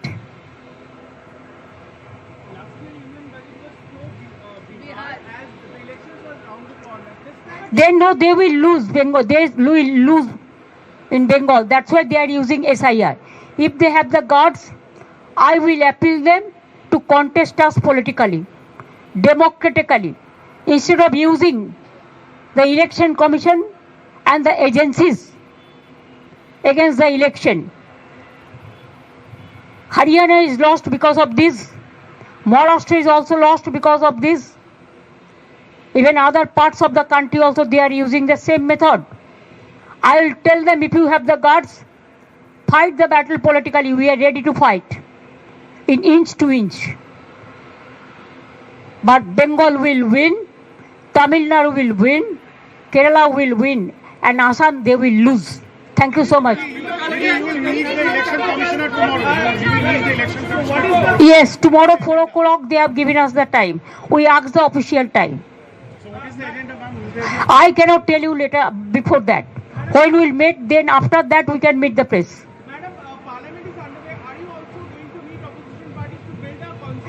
Please don't tell me all these things. I have some own program. Let me finish that. I am going to Delhi after so many months, I think maybe years. So my MPs are also there. So I am the chairman of the parliamentary committee. It is my duty to meet them also once. I'll meet the press media also. I'll brief them also what is going on in the name of SIR, how they want to finish the federal structure. All I'll mention. They have announced from Varanasi to Siliguri. They are saying it's going to be a high-speed train corridor. भाई जो हमने कर दिया उसका बाद में तो कुछ नहीं हुआ. एंटी कॉल्यूशन डिवाइस भी मैंने कर दिया. फ्रेट कॉरिडोर भी in my time I have cleared all the project. अभी कुछ नहीं है. वाराणसी में जो है, जो डिज्नीलैंड बना रहा है, मैंने सुना है, मैंने देखा है कि काशी विश्वनाथ मंदिर हमारा इतना गजब का जाएगा है. उधर में आसपास में जो घाट वगैरह वगैरह जो है, जो बहुत सारी चीज़ है, लोकल लोगों को नहीं लेके बाहर से कोई कॉन्ट्रैक्टर को लेके आके उधर में आमदनी कर रहा है. काशी विश्वनाथ मंदिर का पास डिज्नीलैंड बना रहा है. तो it will be clear whether they love religions or not. Thank you. আমরা শুনলাম মুখ্যমন্ত্রী মমতা বন্দ্যোপাধ্যায় এক কথায় এই বাজেটকে দিশাহীন বাজেট বললেন এবং তারই সঙ্গে সঙ্গে তিনি তামিলনাড়ু সহ বাংলা তামিলনাড়ু সহ যে রাজ্যে ভোট আছে সেই সবকটি রাজ্যের ভোটেই বাংলা তামিলনাড়ু কেরালা আসাম সবকটি রাজ্যের ভোটে বিজেপি হারবে বলে তিনি একই সঙ্গে রাজনৈতিকভাবে ভবিষ্যৎবাণী করলেন। আসামে বিজেপি ক্ষমতা ধরে রাখতে পারবে না এবং এই বাজেটে কারোর জন্যই কিছু নেই। এই রাজ্যের যে প্রাপ্তি সেটাও তিনি রেলমন্ত্রী থাকাকালীন করে দিয়ে এসেছিলেন। ডানকুনির ফ্রেট করিডোর অথবা অন্যান্য যে প্রাপ্তির কথা এই বাজেটে উল্লেখ রয়েছে, যে সামান্য প্রাপ্তির কথা বলে মমতা বন্দ্যোপাধ্যায়ের দাবি। আমি সুবর্ণবাবু বলছিলেন, আমি সুবর্ণবাবুকে বলব শেষ করে নিতে, তারপর আমি রাজনৈতিক প্রতিক্রিয়ার জন্য আমাদের দুজনের কাছে যাচ্ছি। IITIM এর জায়গা। IITIM এর একটা প্রবলেম হচ্ছে, আমি যদি এখন এই মুহূর্তে বোধহয় 22টা করে সব আছে, কিন্তু যদি আমরা দেখি তাহলে সেই পুরনো IITIM গুলোই কিন্তু এখনো পর্যন্ত রাজ করে যাচ্ছে। তার একটা অন্যতম কারণ হচ্ছে যে আইআইটি বলে একটা নাম আমি করে দিলাম, কিন্তু সেখানে যদি আমি একই কোয়ালিটি অফ টিচিং আমি তৈরি করতে না পারি তাহলে সেই ইনস্টিটিউশনের কোনো মানে নেই। ঠিক সিমিলারলি দিল্লি এইমস এর বাইরে বাকি এইমসগুলোর পারফরমেন্সও কিন্তু তুলনামূলকভাবে খুব ভালো নয়। তার ফলে আমি এই যে ইনস্টিটিউটগুলো তৈরি করছি তার জন্য যে রিকোয়ার্ড হিউম্যান ক্যাপিটাল আমি সেটা করছি না। আমার হিউম্যান ক্যাপিটাল এরপরে আসছি আরেকটা খুব ইম্পর্ট্যান্ট জায়গায়। এই বাজেটে যে জিনিসটা আমার কাছে খুব স্পষ্ট নয় সেটা হচ্ছে সোশ্যাল ওয়েলফেয়ারের জায়গাটা। একটু একটু করে কিছু কিছু শব্দ কানে এলো, কিন্তু আজকে যদি দেখি যে এগ্রিকালচারাল সেক্টর যদি আমাদের কাছে ডমিনেন্ট সেক্টর হয় তাহলে সেখানে অলরেডি ইনঅ্যাডিকুয়েট সোশ্যাল স্পেন্ডিং এর কথা আমরা বলেছি। 2.5% ইনফ্যাক্ট গত বছর ফল ছিল ঠিক সোশ্যাল সেক্টরের ক্ষেত্রে। এবং যদি দেখি সেখানে কেবলমাত্র 3% ন্যাশনাল হেলথ মিশনে আমরা ইনক্রিমেন্ট দেখেছি। 3% is less than the total inflation projections. আরেকটা জায়গা যেটা এবার আমি এখন খেয়াল করছি, এই জাস্ট এই বাজেট ডকুমেন্টসগুলো এসে পৌঁছচ্ছে, ক্যাপিটাল এক্সপেন্ডিচারের ক্ষেত্রেও কিন্তু আমরা ক্যাপিটাল এক্সপেন্ডিচার আমাদের বাজেট এস্টিমেট ছিল 11,21,000 কোটি টাকার মতো, সেখানে দাঁড়িয়ে আমাদের রিভাইজ এস্টিমেট দাঁড়িয়েছে কিন্তু 10,95,000 কোটি টাকার মধ্যে। তার ফলে প্রশ্নটা হচ্ছে যে বাজেট প্রস্তাব এবং বক্তৃতায় আমরা যাই বলি না কেন সেইটা আমরা কিভাবে রিয়ালাইজ করছি সেইটা কিন্তু খুব ইম্পর্টেন্ট জায়গা। আর আবার আমি শুরু করেছিলাম যে জায়গাটা থেকে যে বাজেট হচ্ছে একটা অন্যতম অস্ত্র যেটা দিয়ে একটা সরকার গোটা দেশের যে আয়টা হয় এবং যে লাভটা তৈরি হয় সেটা রিডিস্ট্রিবিউট করতে থাকে।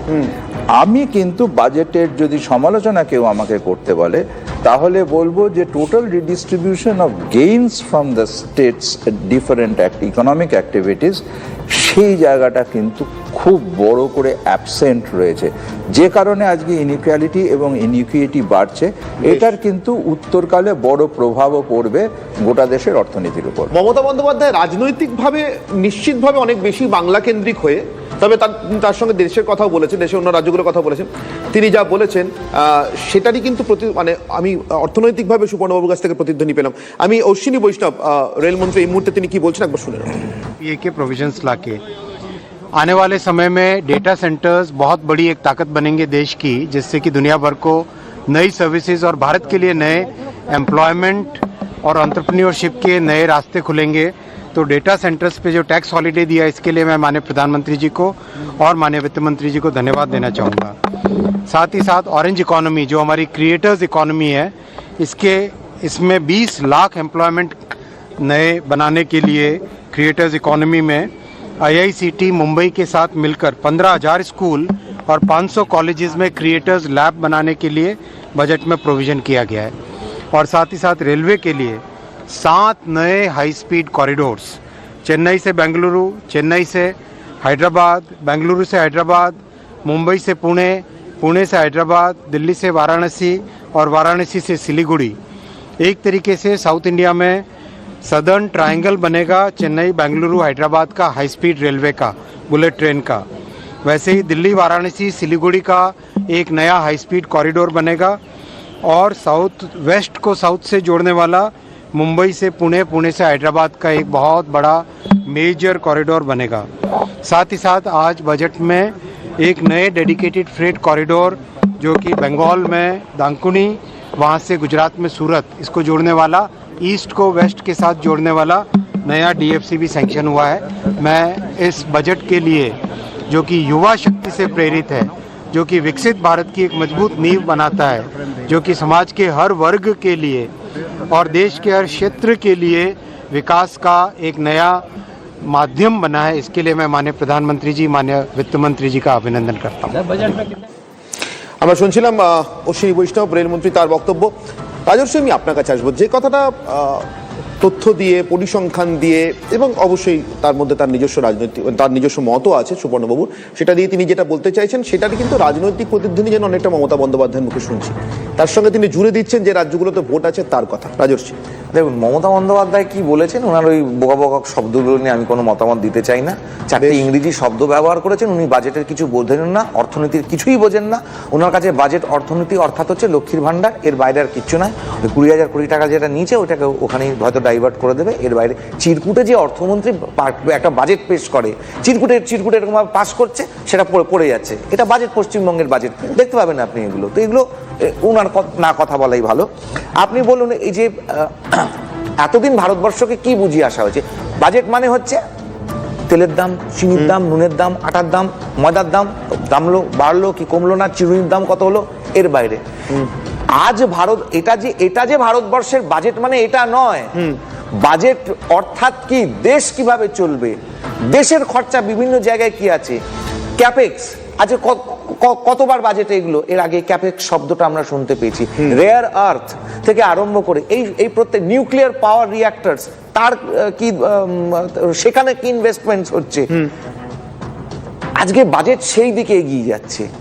আজকে আমাদেরকে ওই তেল নুন বাজেটের জায়গায় সেটা যে জিএসটি কাউন্সিল ডিসাইড করছে, মাইক্রোওয়েভের দাম সেটা যে এখানে বাজেটে ঠিক হবে না, আজকে আমরা সেই হলিস্টিক অ্যাপ্রোচের দিকে যাচ্ছি। এই অ্যাপ্রোচটা, এর সাথে মমতা বন্দ্যোপাধ্যায়ের কথার কোনো মিল নেই, উনি এটা কোনোটাই কিছু বুঝতে পারবেন না। খুব ছোট প্রশ্ন, একদম শেষ দিকে চলে এসেছি। এবারের এই পশ্চিমবঙ্গের এই অন্যান্য বারের তুলনায় এই বাজেটটার মাহাত্ম্য একটা জায়গাতে একটু বেশি। আমরা যতই বলি যে এর সঙ্গে রাজনীতির যোগ নেই, থাকতে পারে না, থাকা উচিত না, উচিতার্থে যাই বলি না কেন, আমি জানি রাস্তাঘাটে বেরোলে আপনাকে বা তৃণমূল কংগ্রেসের যারা প্রচারে যাবেন তাদেরকে এটা শুনতেই হবে যে আমার জন্য কি হলো, সাধারণ মানুষের বক্তব্য। সেইটা বলতে কি সুবিধা হবে না অসুবিধা হবে, সত্যি করে বলুন। না না, কোনো অসুবিধার জায়গাটা তুমি আইডিওলজিক্যাল পয়েন্ট অফ ভিউ থেকে, এবং আমাদের স্ট্যান্ড পয়েন্ট আমরা তো প্রথম দিন থেকে ক্লিয়ার রেখেছি। এর আগে জাস্ট একটা লাইন বলে আমি শেষ করছি, এই যে এক্সপেন্স এতটা আমরা বাজেটে ঘোষণা করেছিলাম আমরা খরচ করব, কিন্তু করতে পারিনি, একটা বিরাট অঙ্কের টাকা তো এখানে পশ্চিমবঙ্গ রাজ্য সরকার, বিভিন্ন রাজ্য সরকার বিভিন্ন জায়গায় আসে। আনইউটিলাইজড ফান্ডসটা কি? পশ্চিমবঙ্গে আনইউটিলাইজড ফান্ডস, পশ্চিমবঙ্গের জন্য অ্যালটেড ফান্ডস কত হয়েছিল এবং তারপরে আনইউটিলাইজড ফান্ডস কতটা পশ্চিমবঙ্গ থেকে ফেরত চলে গেল আরবান ডেভেলপমেন্ট, আপনি স্মার্ট সিটিজ এর জন্য প্ল্যান হেটে যেটা যে বাজেট যে খরচটা হয়নি, প্রস্তাবিত খরচটা হয়নি, তার মধ্যে আনইউটিলাইজড আছে, মানে অর্থাৎ সেটা তো হয়েছে কিন্তু ব্যয় হয়নি, কিন্তু সরকার সেটা খরচা করতে পারে, রাজ্য সরকার পারেনি, রাজ্য সরকার পারেনি। আপনি আপনি আরবান সিটিজ এর ক্ষেত্রে দেখুন, তার প্রজেক্টের ক্ষেত্রে দেখুন, বিভিন্ন গ্রাম ডেভেলপমেন্ট যোজনা 30% খরচা হয়েছে। আপনি পাহাড়ের যে কাউন্সিল আছে সেটাতে সময় সংখ্যা বিশ্বজিৎ বাবু। প্রথম কথা হচ্ছে যে কেন্দ্রীয়ভাবে যদি বাজেটকে আপনি দেখেন, যেটা আমরা প্রত্যাশা করেছিলাম, আমি প্রথমে বলেছিলাম আমদানি রপ্তানির ক্ষেত্রে, রপ্তানি ক্ষেত্রে, কারণ দুটো ক্ষেত্রে আমাদের শুল্ক দিতে হচ্ছে, রপ্তানির ক্ষেত্রে 824 কোটি টাকা যে বিলিয়ন ডলার যে রপ্তানি হয়েছে, তার অধিকাংশটা হচ্ছে সার্ভিস সেক্টরের। ম্যানুফ্যাকচারিং সেক্টর সম্পর্কে সঠিকভাবে কোনো দিশা কিন্তু এই বাজেটে নেই। আপনি বারবার বলছিলেন হিউম্যান রিসোর্সের ক্ষেত্রে যে অনেকগুলো প্রতিষ্ঠান হয়েছে, আয়ুর্বেদের চর্চা হয়েছে। আপনি নিশ্চয়ই জানেন যে এই ভারতবর্ষে জম্মুতে বিষ্ণু দেবী মাতা যে মেডিকেল কলেজ, সেখানে প্রথম ব্যাচের 50 জন এমবিবিএস ভর্তি হওয়ার পর 46 জন সংখ্যালঘু স্টুডেন্ট ছিল, এমবিবিএস কোর্স বন্ধ হয়ে যায়। তাহলে আমরা প্রতিষ্ঠান করে কি করব? আমাদের তার এক্সিকিউশনটা তো ইম্পর্টেন্ট, সেটা কি করে করছি? আর পশ্চিমবঙ্গের ক্ষেত্রে যে কথা বলছেন, পশ্চিমবঙ্গের এমএসএমই, আপনি দেখবেন যে এই এমএসএমইর ক্ষেত্রে কর্পোরেট মিত্র বলে একটা বলেছে যে যারা এমএসএমই কে সাহায্য করবে, এবার বাজেটে বলা হয়েছে। পশ্চিমবঙ্গ এমএসএমইর ক্ষেত্রে অর্থনীতিতে একটা গুরুত্বপূর্ণ ভূমিকা, যেটা স্যার বলছিলেন যে তার একটা ভূমিকা রয়েছে, সেক্ষেত্রে আলাদা করে তাতে গুরুত্ব দেওয়া হলো না। যে গিগ শ্রমিকদের কথা বলা হচ্ছে, অসংগঠিত ক্ষেত্রে আলাদা করে কি কিছু পাওয়া গেছে? সুতরাং এই যে দেখুন, অসংগঠিত ক্ষেত্রে তাদের জন্য যদি কিছু করা যেত, তাহলে এই বাজেটটা নিয়ে আমরা উৎসাহিত হতে পারতাম। এটা কিন্তু উৎসাহের কোনো জায়গা নেই। আর উচ্চশিক্ষার কথা বলা হলো না। আমি এটা মনে করি উচ্চশিক্ষা এবং গবেষণা, বিজ্ঞান এবং প্রযুক্তিতে সেখানে যদি বিনিয়োগ না থাকে, তাহলে কোনো একটা দেশ বা জাতি এগোতে পারে। সময় একদম সংক্ষিপ্ত। দেখো, এই মুহূর্তে ভারতবর্ষে ইকোনমিটা একটা ভেন্টিলেশন স্টেজে প্রায়। আন্তর্জাতিক কারণও আছে, আমি স্টেটের বা সেন্ট্রালের আমি কোনো দেখছি না এখানে যে তারা ব্যর্থ, এই কারণেও বলছি না। এই জায়গায় ইমিডিয়েট একটা রিকভারির জায়গা ছিল, লার্জ স্কেলে দীর্ঘমেয়াদী তো আছেই, ইমিডিয়েট রিকভারিটা কোথায়?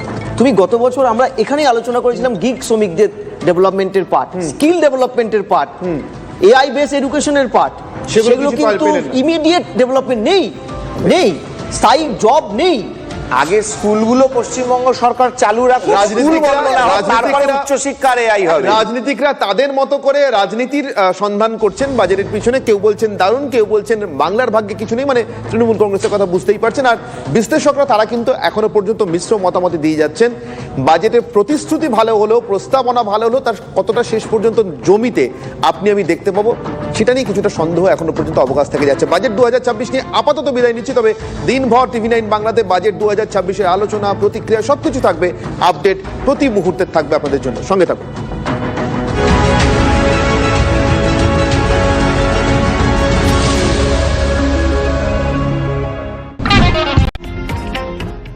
ডিজিটাল ভারতে ফেক নিউজের সাথে লড়ে TV9 বাংলা। ফ্রড থেকে বাঁচায় কুইক হিল। ডিজিটাল ভারতের ভরসা, ফ্রড থেকে সুরক্ষা।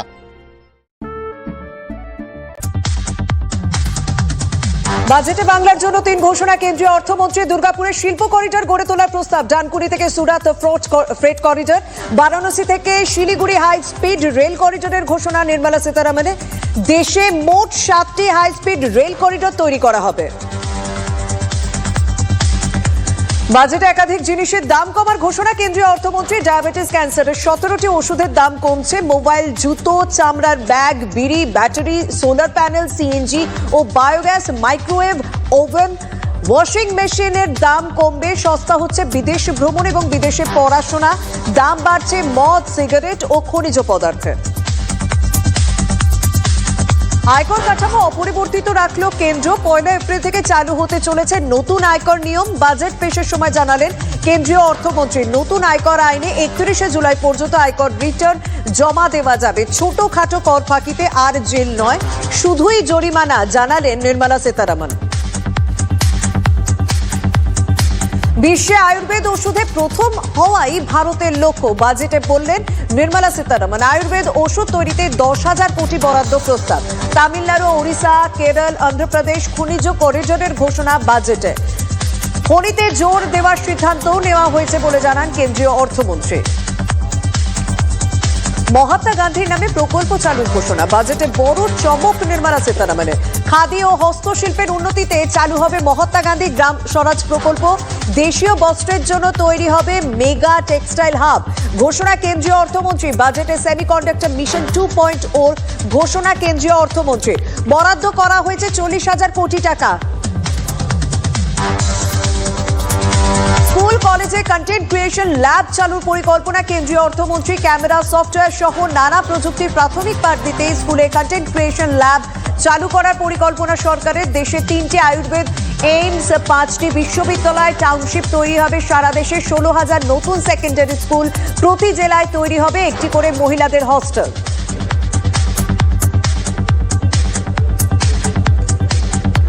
6টি ধাপে দেশের অর্থনৈতিক উন্নতির ঘোষণা নির্মলা সীতারামনের। ঐতিহ্যবাহী শিল্পক্ষেত্রগুলিকে পুনরুজ্জীবিত করা, এমএসএমই ক্ষেত্রকে আরও মজবুত করা, পরিকাঠামো তৈরিতে জোর, দীর্ঘমেয়াদী নিরাপত্তা ব্যবস্থা তৈরি করা, স্থিতিশীল অবস্থা তৈরি করা এবং শহরগুলির অর্থনীতিকে উন্নত করার উপর জোর কেন্দ্রীয় অর্থমন্ত্রীর।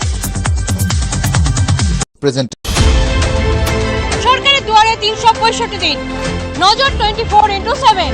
আমি দীক্ষা, নবান্ন থেকে প্রতিদিন। TV9 বাংলা, না দেখলেই নয়। বাঙালির মগজাস্ত্রে মরচে পড়েনি। রিউমেলিন 4 ট্যাবলেটও সমানভাবে কার্যকরী।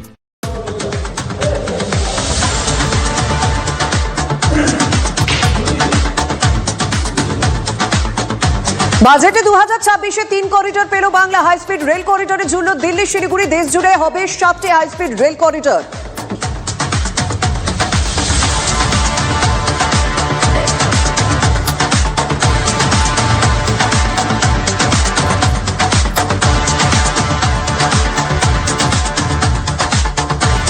भविष्य की नींव को सशक्त करता है।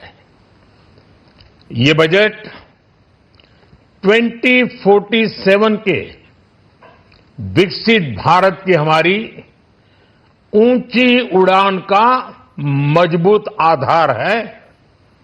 साथियों, आज भारत जिस रिफॉर्म एक्सप्रेस पर सवार है, इस बजट से उसे नई ऊर्जा, नई गति मिलेगी। जो पाथ ब्रेकिंग रिफॉर्म्स किए गए हैं, वो एस्पिरेशन से भरे हुए भारत के साहसिक, टैलेंटेड युवाओं को उड़ने के लिए खुला आसमान देते हैं। ये बजट ट्रस्ट बेस्ड गवर्नेंस और ह्यूमन सेंट्रिक अर्थरचना के विजन को साकार करता है। एक ऐसा यूनिक बजट है जिसमें फिस्कल डेफिसिट कम करने, इन्फ्लेशन कंट्रोल करने पर फोकस है और इसके साथ ही बजट में हाई कैपेक्स और हाई ग्रोथ का भी समन्वय है। साथियों, ये बजट भारत की वैश्विक भूमिका को नए सिरे से सशक्त करता है। भारत के 140 करोड़ नागरिक फास्टेस्ट ग्रोइंग इकोनॉमी बनकर ही संतुष्ट नहीं है। हम जल्द से जल्द दुनिया की तीसरी सबसे बड़ी अर्थव्यवस्था बनना चाहते हैं। ये करोड़ों देशवासियों का संकल्प है। दुनिया के एक ट्रस्टेड डेमोक्रेटिक पार्टनर और ट्रस्टेड क्वालिटी सप्लायर के रूप में भारत की भूमिका लगातार बढ़ रही है। हाल में जो बड़ी बड़ी ट्रेड डील्स भारत ने की है, मदर ऑफ ऑल डील्स, उसका मैक्सिमम बेनिफिट भारत के युवाओं को मिले, भारत के लघु और मध्यम उद्योग वालों को मिले, इस दिशा में बजट में बड़े बड़े कदम उठाए गए हैं। साथियों, इस बजट में मेक इन इंडिया और आत्मनिर्भर भारत अभियान को नई रफ्तार के लिए महत्वाकांक्षी रोड मैप प्रस्तुत किया गया है। इस बजट में नई उभरती इंडस्ट्रीज यानी सनराइज सेक्टर्स को जिस मजबूती के साथ समर्थन दिया गया है वह अभूतपूर्व है। Biopharma Shakti mission, semiconductor mission 2.0, electronic component manufacturing scheme, rare earth corridor का निर्माण, क्रिटिकल मिनरल्स पर बल, टेक्सटाइल सेक्टर में नई स्कीम, हाईटेक टूल मैन्युफैक्चरिंग को बढ़ावा,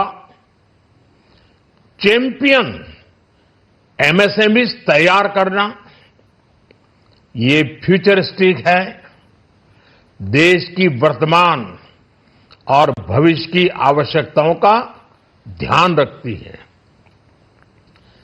एमएसएमई को, हमारे लघु और कुटीर उद्योगों को जो समर्थन इस बजट में मिला है वह उन्हें लोकल से ग्लोबल बनने की नई ताकत देगा।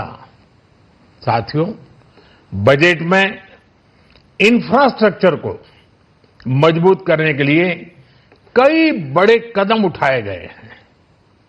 डेडिकेटेड फ्रेट कॉरिडोर, देश भर में वाटरवेज का विस्तार, high speed rail corridor, tier 2 और टियर 3 शहरों के विकास पर विशेष ध्यान और शहरों को मजबूत आर्थिक आधार देने के लिए म्युनिसिपल बॉन्ड्स को बढ़ावा। ये सारे कदम विकसित भारत की यात्रा की गति को और तेज करेंगे। साथियों, किसी भी देश की सबसे बड़ी पूंजी उसके नागरिक होते हैं। बीते वर्षों में हमारी सरकार ने देश के नागरिकों के सामर्थ्य को बढ़ाने पर अभूतपूर्व निवेश किया है। हमारा प्रयास स्किल, स्केल और सस्टेनेबिलिटी को निरंतर बल देने का रहा है। जैसा कि आज पार्लियामेंट में निर्मला जी ने कहा है, यह युवा शक्ति बजट है। उसमें युवा की सोच भी है, युवा के सपने भी हैं, युवा का संकल्प भी है और साथ साथ युवा की गति भी है। बजट में जो प्रावधान किए गए हैं उससे अलग अलग सेक्टर्स में लीडर्स, इनोवेटर्स और क्रिएटर्स तैयार होंगे। मेडिकल हब्स के निर्माण से, एलाइड हेल्थ प्रोफेशनल्स के माध्यम से, ऑरेंज इकोनॉमी यानी ऑडियो विजुअल गेमिंग को बढ़ावा देकर, पर्यटन को प्रोत्साहन देकर और खेलो इंडिया मिशन के माध्यम से युवाओं के लिए नए अवसरों के द्वार खुलेंगे। भारत को दुनिया का डेटा सेंटर हब बनाने के लिए टैक्स में बड़ी छूट की घोषणा भी की गई है। मैं भारत के युवाओं को विशेष तौर पर इस बजट की बहुत बहुत बधाई देता हूं, क्योंकि इससे एम्प्लॉयमेंट जनरेशन को बड़ा बूस्ट मिलेगा। मुझे बहुत खुशी है कि इस बजट में टूरिज्म और विशेषकर नॉर्थ ईस्ट में टूरिज्म को बढ़ावा देने के लिए भी ठोस कदम उठाए गए हैं। भारत के अलग अलग राज्यों को ताकतवर बनाकर संतुलित विकास की नींव भी इस बजट में मजबूत की गई है। साथियों, हमारे देश में 10 करोड़ से ज्यादा महिलाएं सेल्फ हेल्प ग्रुप से जुड़ी हैं और बड़ा सफल अभियान रहा है। महिलाओं द्वारा निर्मित, महिलाओं द्वारा संचालित सेल्फ हेल्प ग्रुप्स का आधुनिक इकोसिस्टम बने, बजट में इसे प्राथमिकता दी गई है। कोशिश यही है कि हर घर लक्ष्मी जी पधारे। हर जिले में छात्राओं के लिए नए हॉस्टल बनाने का अभियान भी शिक्षा को सुलभ बनाएगा। साथियों, भारत की कृषि, डेयरी सेक्टर, फिशरीज, इन्हें हमारी सरकार ने हमेशा सर्वोच्च प्राथमिकता दी है। इस बजट में भी नारियल, काजू, कोको और चंदन की पैदावार से जुड़े किसानों के लिए अनेक अहम कदम उठाए गए हैं। भारत विस्तार एआई, इस टूल से किसानों को उनकी भाषा में जानकारी मिलने से उन्हें बहुत मदद मिलेगी। फिशरीज और पशुपालन में उद्यमिता, उसको बढ़ावा देने से गांव में ही रोजगार और स्वरोजगार के और ज्यादा अवसर बनेंगे। साथियों, ये बजट एम्बिशियस भी है और ये बजट देश की एस्पिरेशन को भी एड्रेस करता है। मैं एक बार फिर निर्मला जी और उनकी पूरी टीम को इस फ्यूचरिस्टिक बजट के लिए, संवेदनशील बजट के लिए, गांव, गरीब, किसान का कल्याण करने वाले बजट के लिए बहुत बहुत बधाई देता हूं। बहुत बहुत धन्यवाद। দেখছিলাম প্রধানমন্ত্রী নরেন্দ্র মোদী তিনি বক্তব্য রাখছিলেন, এই বাজেট সম্পর্কে তিনি বক্তব্য রাখলেন। শর্মিষ্ঠা, আমরা সকালে দেখিয়েছিলাম যখন নিয়ম মেনে মন্ত্রিসভার বৈঠক হচ্ছিল তখনই প্রধানমন্ত্রী বলেছিলেন যে 2047-এর দিকে তাকিয়ে, অর্থাৎ স্বাধীনতা শতবর্ষের দিকে তাকিয়ে আজকের এই বাজেট। এবং বাজেট এখনো পর্যন্ত যারা রয়েছেন, বিশেষজ্ঞ যারা আছেন, তারা দেখে অনুমান করছেন যে এই বাজেট স্বল্পমেয়াদী কোনো চমক নয়, এই বাজেটে দীর্ঘমেয়াদী একটা পরিকল্পনা ছাপ স্পষ্ট। প্রধানমন্ত্রী আজকে আরো একবার বললেন যে 2047-এর দিকে তাকিয়েই আজকের এই বাজেট তিনি করেছেন। পাশাপাশি পরিকাঠামো যে উন্নয়ন, সেদিকে ইনফ্রাস্ট্রাকচার ডেভেলপমেন্টের দিকে নজর রেখেছেন। আরো একটা কথা বললেন যে যুব সমাজের জন্য এই বাজেট। আরো একবার বলছি, বিশেষজ্ঞরা বলছেন যে স্বল্পমেয়াদী কোনো চমক না থাকলেও দীর্ঘমেয়াদী একটা পরিকল্পনা করে আজকের এই বাজেট করা হয়েছে। শর্মিষ্ঠা, যে কথা বলছিলাম ইনফ্রাস্ট্রাকচার ডেভেলপমেন্ট, প্রত্যক্ষভাবে না হলেও পরোক্ষভাবে এই বাজেট আমাদের সাধারণ মানুষের জীবনে প্রভাব ফেলতে চলেছে। এবং এই বাজেটকে যদি আমরা মাথায় রাখি তাহলে দেখা যাচ্ছে যে যুব শক্তির কথা কিন্তু অনেকটা ভাবা হয়েছে। সে এআই প্রযুক্তি হোক এবং কন্টেন্ট ক্রিয়েশনের ল্যাব থেকে শুরু করে ট্যুরিজমের ক্ষেত্রে এবং বিভিন্ন ক্ষেত্রে, বিভিন্ন ইনস্টিটিউশন, মেডিকেল ইনস্টিটিউশন থেকে শুরু করে এবং মানসিক সুস্থতার দিকেও এবারে বাজেটে কিন্তু বিশেষভাবে নজর দেওয়া হয়েছে। আমরা সেটা দেখলাম। ঠিক কোন কোন দিকে নজর দেওয়া হয়েছে আমরা সেটা এক এক করে আপনাদের সামনে তুলে ধরবো। যাত্রী স্বাচ্ছন্দ্যের কথা মাথায় রেখে 7টি হাই স্পিড রেল করিডর তৈরির ঘোষণা নির্মলা সীতারামনের। দিল্লি থেকে বারাণসী হয়ে শিলিগুড়ি পর্যন্ত হাই স্পিড রেল করিডর বাজেটে ঘোষণা করেছেন Nirmala Sitharaman. In order to promote environmentally sustainable passenger systems, we will develop 7 high-speed rail corridors between cities as growth connectors. namely Mumbai to Pune, Pune to Hyderabad, Hyderabad to Bengaluru, Hyderabad to Chennai, Chennai to Bengaluru, Delhi to Varanasi, Varanasi to Siliguri. Siliguri মাননীয় প্রধানমন্ত্রী নরেন্দ্র মোদীর সাথে মিশে গেল, অর্থাৎ Siliguri Varanasi constituency. High speed railway corridor মানে হচ্ছে bullet train. Ahmedabad মুম্বাইয়ের পর দ্বিতীয় বুলেট ট্রেন পেতে চলেছে শিলিগুড়ি। এর থেকে বড় খবর কি হতে পারে? We are so happy. কয়েকদিন আগেই 5টা ট্রেন বিভিন্ন প্রান্তে ভারতবর্ষের, বন্দে ভারতের স্লিপার ট্রেন আর এবার বুলেট ট্রেন। আমার মনে হয় পশ্চিমবঙ্গের মানুষ, উত্তরবঙ্গের মানুষ কেন্দ্রের সরকার যেভাবে ইস্টার্ন ইন্ডিয়ার প্রতি নজর দিচ্ছে সেটা এর থেকে প্রমাণিত।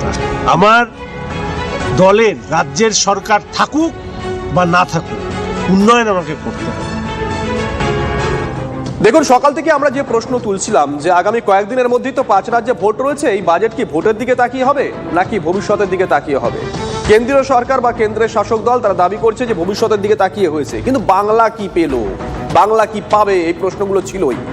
দিশাহীন বাজেট পেশ করেছেন নির্মলা সীতারামন, তোপ দেখেছেন বাংলার মুখ্যমন্ত্রী Mamata Bandyopadhyay. It is totally full of sound and fury. Totally it's a directionless, visionless, missionless, actionless. Economy is derailed, anti-women, anti-poor, anti-farmers. It is totally garbage of lies and incompetence, Himalayan incompetence. Totally economy is derailed. There is a proverb in Bengali, chorer mayer boro gola, ইংরেজিতে বলে চোর কি মাই জোরসে বলে। Mother of থিপস আর soundless sound, mother of থিপস আর সাউন্ডলেস। পশ্চিমবঙ্গের ক্ষেত্রে আমাদের আজকে যে প্রাপ্তি, এটা কর্মসংস্থানের দিকে এগোচ্ছে পশ্চিমবঙ্গ। শিল্পায়নে জোর দেওয়া, সুরাট পর্যন্ত ফ্রেট করিডোর এবং দুর্গাপুরে শিল্প করিডোরের জন্য বিশেষ ঘোষণা। পশ্চিমবঙ্গে গত 15 বছরে যে 6888টা শিল্প চলে গেছে এবং শিল্পে শ্মশান হয়েছে, শিল্প ছাড়া কর্মসংস্থান এবং রাজস্ব বৃদ্ধি হতে পারে না। এক কথায় এই বাজেটকে স্বাগত জানাতে পারি। পশ্চিমবাংলার জনগণকে বলবো, এপ্রিল মাসে বিধানসভা ভোটে এবারে পরিবর্তন আনুন, বিজেপিকে আনুন, যাতে কেন্দ্রীয় সরকারের এই জনমুখী বাজেট পশ্চিমবঙ্গের গ্রামান্তরে আমরা পৌঁছে দিতে পারি এবং কেন্দ্র রাজ্য একসঙ্গে কাজ করতে পারি। ডবল ইঞ্জিনের সরকার দরকার। দেখুন, শুভজিৎ যেমন বলছিল যে এই মুহূর্তে আমাদের কনসার্ন হচ্ছে যে আমরা কি পেলাম, মানে আমার বাংলা কি পেল। যেমন নরেন্দ্র মোদীর কেন্দ্র বারাণসী থেকে আমার রাজ্যের শিলিগুড়ি হাই স্পিড ট্রেন পেলাম, তার পাশাপাশি আর কি পেলাম, যেমন হুগলির ডানকুনি, সেখানে তৈরি হবে পণ্য পরিবহনের বিশেষ করিডোর, ফ্রেট করিডোর, যা যুক্ত করবে গুজরাতে সুরাতকে। এটাও একটা প্রাপ্তি। To promote environmentally sustainable movement of cargo, I propose establish new dedicated freight corridors connecting Dankuni in the east to Surat in the west. তবে রাজ্যের মুখ্যমন্ত্রী মমতা বন্দ্যোপাধ্যায় তিনি বলছেন যে ডানকুনি ফ্রেট করিডোর নতুন কিছু নয়, রেলমন্ত্রী থাকাকালীন তিনিই প্রস্তাব করেছিলেন। কি দাবি করেছেন শুনবো। For Bengal, what they have given? Nothing. Talking big. কিছু দেয়নি। যে ফ্রেট করিডোরের কথা বলেছে ডানকুনি থেকে, ওটা আমার রেলওয়ে বাজেটে 2009-এ I placed the budget. There you will see I have mentioned about Dankuni and Amritsar. That is not there, pending about this 15 years. আর যে 3টে ফ্রেট করিডোরের কথা বলেছে, আমরা 3টে নয় 6টা করছি সারা বাংলাকে জুড়ে। কাজেই টোটালটাই মিথ্যে কথার ফুলঝুরি, humpty dumpty budget. What they said about 3 corridor, that is absolutely a garbage of lies, blatant lies. It is already on process and we have started working there. They have not given a single paisa to Bengal. Only one tax is there, GST. They are taking away our money are saying big talk. They are giving us money. It is our money. সাধারণ মানুষের জন্য কিচ্ছু করেনি। বাংলার অন্যতম প্রাপ্তি যেমন বলছিলাম ডানকুনিতে যে ফ্রেট করিডর তৈরি হতে চলেছে সে নিয়ে রাজনৈতিক চাপানুতর হচ্ছে, কিন্তু সাধারণ মানুষ তারা কিভাবে বিষয়টিকে ব্যাখ্যা করছেন, তারা কি বলছেন শুনুন তাদের প্রতিক্রিয়া। ডানকুনি থেকে সুরাট পর্যন্ত যে ফ্রেট করিডর হয়েছে, আমি সাধারণ মানুষ হিসাবে বলছি ডানকুনির রূপটা বদলে যাবে। ডানকুনির মানুষের কর্মসংস্থান হবে, ডানকুনির ছেলেদের কর্মসংস্থান হবে এবং আশপাশের এলাকা থেকে মানুষের অনেক কর্মসংস্থান হবে। অর্থাৎ যেটা ভারতবর্ষের প্রধানমন্ত্রী করেছে তাতে আমরা আমাদের ডানকুনিবাসী হিসাবে আমরা গর্বিত। বাংলার জন্য কিছুই নেই, বাংলার মানুষকে বঞ্চনা করা হয়েছে, কেন্দ্রের বাজেটের তীব্র সমালোচনায় অভিষেক বন্দ্যোপাধ্যায়। বাংলার জন্য বেসিক্যালি কিছু নেই। 85 মিনিটের বাজেট স্পিচে আপনি দেখবেন একটা নিমান্স ইনস্টিটিউট করার কথা বলা হয়েছে, সেটা একটা এক্সট্রা, যেমন ব্যাঙ্গালোরে নিমান্স রয়েছে, আরও এক্সট্রা দুটো নিমান্সের কথা বলা হয়েছে। একটা করা হচ্ছে আসাম, একটা করা হচ্ছে ঝাড়খণ্ডে। বাংলার একদিকে ঝাড়খণ্ড, একদিকে আসাম। ইস্টে আপনার হচ্ছে আসাম আর ওয়েস্টে হচ্ছে ঝাড়খণ্ড। মানে বাংলার মানুষের অসুবিধা হলে হয় ঝাড়খণ্ড যাও নইলে আসাম যাও, বাংলায় করবো না। বাংলার মানুষকে অত্যাচারিত করে রাখে। বাংলার 10 কোটি মানুষকে যদি কেউ বাংলাদেশি বলে বা বাংলাদেশি মনে করে, সেটা এই দেশের প্রধানমন্ত্রী, এই দেশের স্বরাষ্ট্রমন্ত্রী, এই দেশের অর্থমন্ত্রী মনে করে। তারা বাংলার জন্য কোনো রকম কোনো বরাদ্দ বা কোনো রকম কোনো প্রতিকার বা আর্থিক প্যাকেজ বা সমাধান কিছুই আনেনি এবারে। 85 মিনিট খালি ফাঁটে বুকে কাটিয়ে দেওয়া হয়েছে এবং পুরনো যে কথাগুলো বলেছিল, ডানকুনি সুরাট করিডোর আগের বারও বলা হয়েছে, সেটাই নতুনভাবে বলা হয়েছে। নতুন বোতলে পুরনো মদ। আমরা জানি তৃণমূলের ছানির অপারেশনটা জরুরি, কিন্তু কানেও যে সমস্যা এটা আগে বুঝে উঠতে পারি। দুর্গাপুর, শিলিগুড়ি, ডানকুনি এগুলো কোথায়? মঙ্গল গ্রহে? এই বাজেট তো পশ্চিমবঙ্গকে আরো বিকশিত করার বাজেট, কিন্তু এটা হবে না। আসল বাজেট হবে যেটা, সেটা হবে মে মাসে এই সরকারটাকে বিসর্জন দেওয়ার পর বিকশিত ভারতের সঙ্গে বিকশিত পশ্চিমবঙ্গের বাজেট। এদিকে শিল্পক্ষেত্রে বাংলার জন্য বড় ঘোষণা নির্মলার।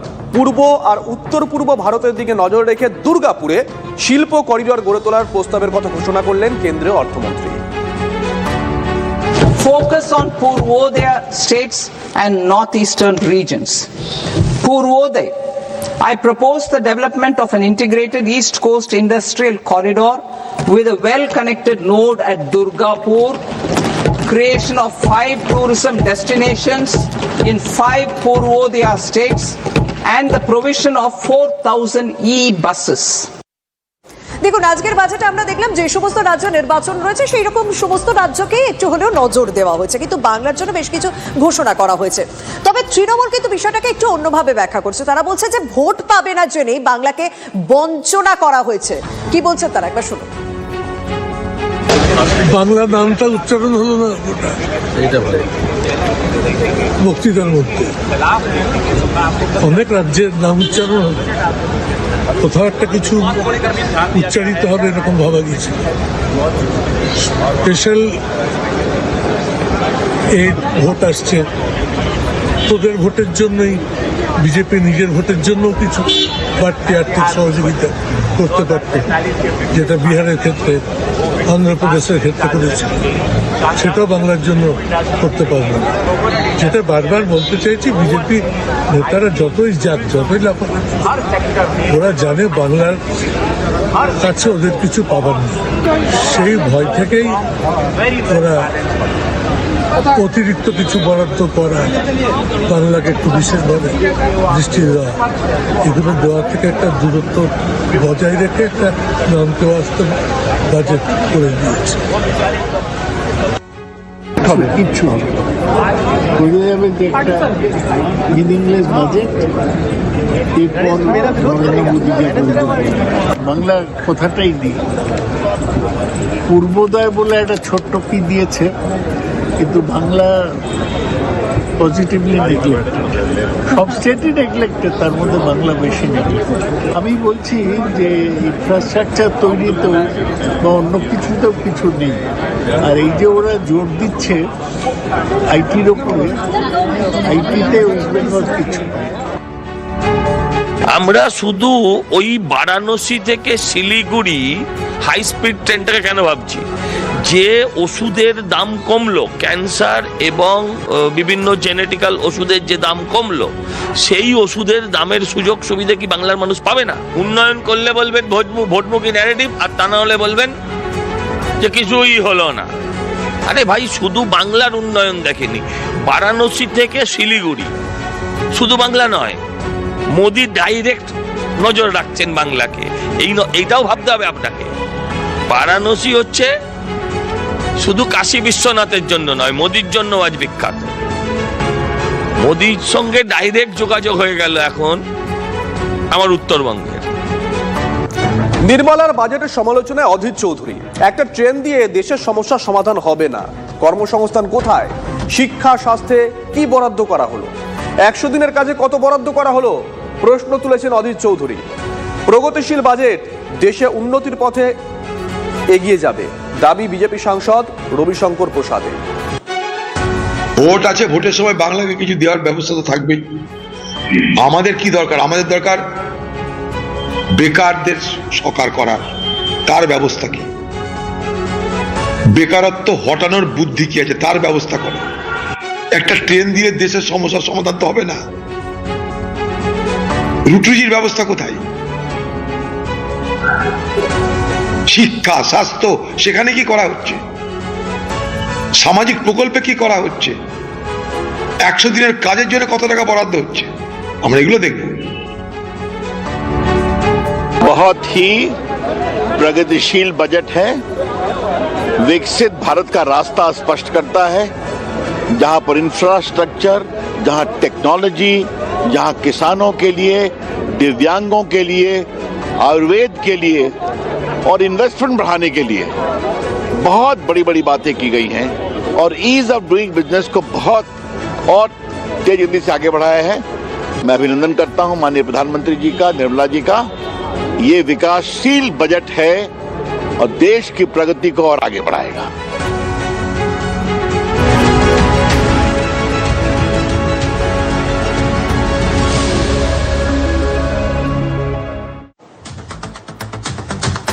অপরিবর্তিত আয়কর কাঠামো, ছোটখাটো কর ফাঁকিতে আর জেল নয়, জরিমানা বাবদ 10% শুল্ক। ভারতে ডেটা সেন্টার তৈরি করলেও আয়করে ছাড়ের ঘোষণা কেন্দ্রীয় অর্থমন্ত্রী। বাজেট 2026-এ 3 করিডোর পেল বাংলা। হাই স্পিড রেল করিডোরে জুড়ল দিল্লি থেকে শিলিগুড়ি, বারাণসী থেকে শিলিগুড়ি। দেশ জুড়ে হবে 7টি হাই স্পিড রেল করিডোর। দুর্গাপুরের নর্থ ইস্ট শিল্প করিডোর, ডানকুনি থেকে সুরাত নতুন ফ্রেট করিডোরেরও ঘোষণা নির্মলা সীতারামনের। বিশ্ব অর্থনীতিতে তৃতীয় শক্তি হওয়ার লক্ষ্যে সংস্কারের এক্সপ্রেস ছোটালেন অর্থমন্ত্রী। নির্মলার বাজেটকে ঐতিহাসিক আখ্যা প্রধানমন্ত্রীর। গরিব, কৃষক থেকে মহিলা, যুব সমাজ, সামঞ্জস্য রেখে উন্নয়নমুখী বাজেট বললেন নরেন্দ্র মোদী। निर्मला जी इस फ्यूचरिस्टिक बजट के लिए, संवेदनशील बजट के लिए बहुत बहुत बधाई देता हूं।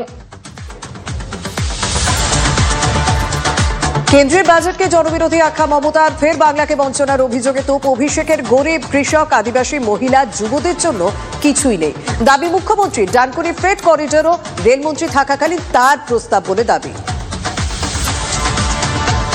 ফুলঝুরি হামটি ডামটি বাজেট। 100 দিনের কাজ থেকে মহাত্মা নাম সরার পর গান্ধীর নামে নতুন প্রকল্প কেন্দ্রের। হস্তশিল্পের উন্নতিতে মহাত্মা গান্ধী গ্রাম স্বরাজ প্রকল্প। প্রত্যেক গরিব শোষিত পরিবারের আর্থিক বৃদ্ধি লক্ষ্য বললেন কেন্দ্রীয় অর্থমন্ত্রী।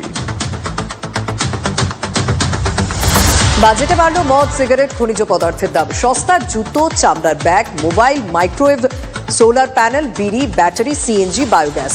কমল বিদেশি যাত্রা, বিদেশে পড়াশোনার খরচ। দাম কমল ক্যান্সার, সুগার সহ 7টি রোগের 17টি ওষুধের। আয়ুর্বেদ চিকিৎসা জোর কেন্দ্রের। হবে নতুন 3টে এইমস, কেমিক্যাল পার্ক। আয়ুর্বেদ ওষুধ তৈরিতে 10,000 কোটি বরাদ্দ, ঘোষণা কেন্দ্রীয় অর্থমন্ত্রী। সেমিকন্ডাক্টর সেক্টরকে এগিয়ে নিয়ে যেতে 40,000 কোটি কেন্দ্রের। আত্মনির্ভর ভারত প্রকল্পে 2,000 কোটি টাকা। ভোটমুখী তামিলনাড়ু সহ 4টি রাজ্যে খনিজ করিডোরের ঘোষণা কেন্দ্রীয় অর্থমন্ত্রী।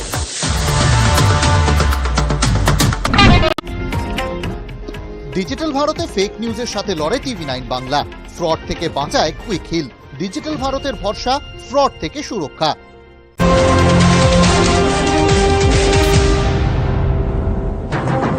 শুভজিৎ, ফেব্রুয়ারির শুরুতে দিল্লিতে ঠান্ডা, সেই ঠান্ডার আভাস তো আমরা দেখলাম আজকে বাজেটে। প্রত্যেকেই শাল পরে সোয়েটার পরে এসেছেন, কিন্তু জানো তো দিল্লির রাজনীতি বাংলার নামে সেখানে চড়তে শুরু করেছে। কারণ মমতা বন্দ্যোপাধ্যায় তিনি ইতিমধ্যে দিল্লির উদ্দেশ্যে রওনা দিয়েছেন, কারণ অস্ত্র হচ্ছে SIR। তিনি মুখ্য নির্বাচন কমিশন আধিকারিকের মুখোমুখি হবেন সেরকমই আমরা জানি। বাংলায় হারবে জেনেই SIR, দিল্লি যাওয়ার আগে সুর চড়ালেন Mamata. They know they will lose Bengal. They will lose in Bengal. That's why they are using SIR. If they have the guts, I will appeal them to contest us politically, democratically, instead of using the election commission and the agencies against the election. Haryana is lost because of this. Maharashtra is also lost because of this. Even other parts of the country also they are using the same method. I will tell them, if you have the guts, fight the battle politically. We are ready to fight in inch to inch. But Bengal will win, Tamil Nadu will win, Kerala will win, and Assam they will lose. SIR ইস্যুতে বরাবরই সুর চড়িয়েছেন তৃণমূল নেত্রী তথা এ রাজ্যের মুখ্যমন্ত্রী মমতা বন্দ্যোপাধ্যায়, এবং ইতিমধ্যে মৃতদের পরিবারের সদস্যরা, মানে SIR আবহে যাদের মৃত্যু হয়েছে তাদের পরিবারের সদস্যরা সেখানে রয়েছেন, কারণ তাদেরকে নিয়েই তার নির্বাচন সদনে যাওয়ার কথা। আমার সঙ্গে রয়েছেন বিজেপি নেতা জগন্নাথ চট্টোপাধ্যায়। জগন্নাথ বাবু, বাংলায় হারবে জেনেই SIR চালু করা হয়েছে বলছেন মমতা বন্দ্যোপাধ্যায়, কি বলবেন? বাংলায় বিজেপি যদি ইলেকশন লড়তে চায়, বিজেপি কি হারার জন্য ইলেকশন লড়বে? তা তো না, বিজেপি তো জেতার জন্য ইলেকশন লড়বে। তাই উনি হারবেন জেনে হচ্ছে উনি SIR নিয়ে এত চিন্তিত।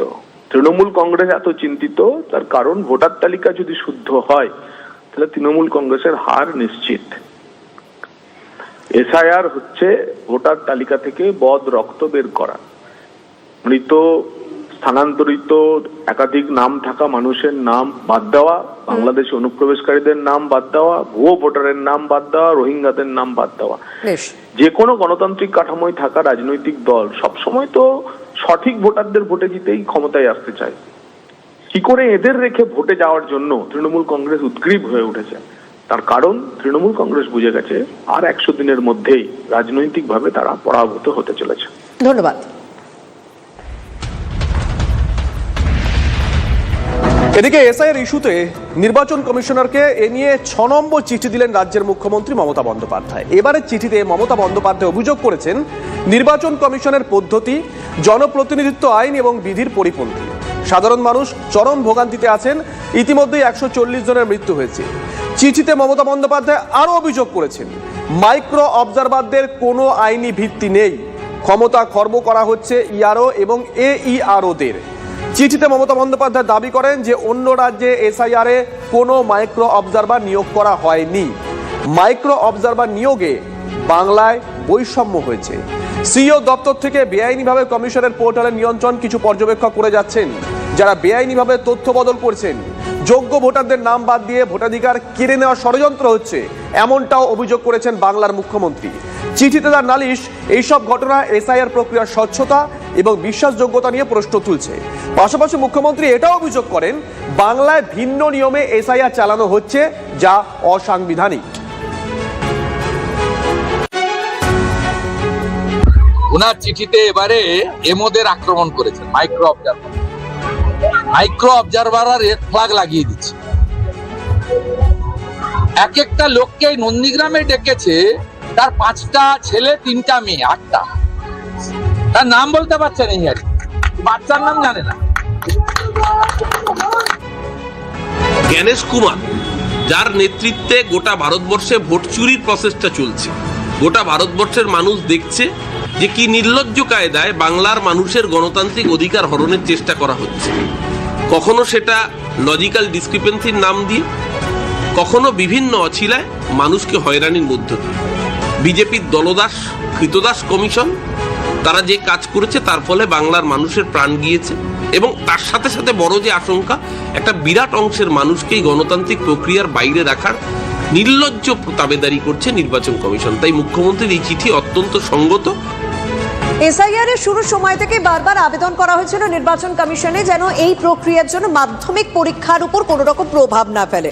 সেরকমই এবার একটা সিদ্ধান্ত নেওয়া হয়ে গিয়েছে যে এসআইআর শুনানি শেষ হয়ে গেলে শিক্ষকদের অব্যাহতি দেওয়া হবে, মাধ্যমিকে যুক্ত শিক্ষকদের বিএলওর কাছ থেকে অব্যাহতি দেওয়া হবে। মধ্যশিক্ষা পর্ষদের চিঠির জবাবে জানিয়ে দিয়েছে সিইও দপ্তর। এই আরো হিসেবে কাজ করা এসআইদের বদলি নিয়ে সিদ্ধান্ত নেবেন ডিএমরা। এই বিষয়ে কোনো ভূমিকা নেই সিইও দপ্তরের। নির্ধারিত সময়ের মধ্যেই শুনানি শেষের পথে এগোচ্ছে কমিশন। রাসবিহারী, ভবানীপুর, বালিগঞ্জে শুনানি প্রক্রিয়া প্রায় শেষ। শুনানি এখনো বাকি রয়েছে কলকাতা বন্দর এলাকায়। উত্তর 24 পরগনা সহ কয়েকটি জেলায় শুনানির কাজ পিছিয়ে রয়েছে। আলিপুরদুয়ার, মাদারিহাট, ফালাকাটায় শুনানি প্রায় শেষ।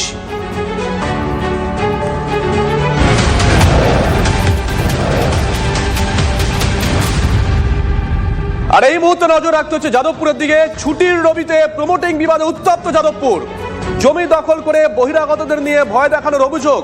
যাদবপুর হাই স্কুলের সামনের মাঠ দখল করে পাঁচিল তৈরির চেষ্টা রুখলেন স্থানীয় বাসিন্দারা। রাত থেকেই খেলার মাঠে ফেলা হচ্ছিল ইট, বালি, সিমেন্ট।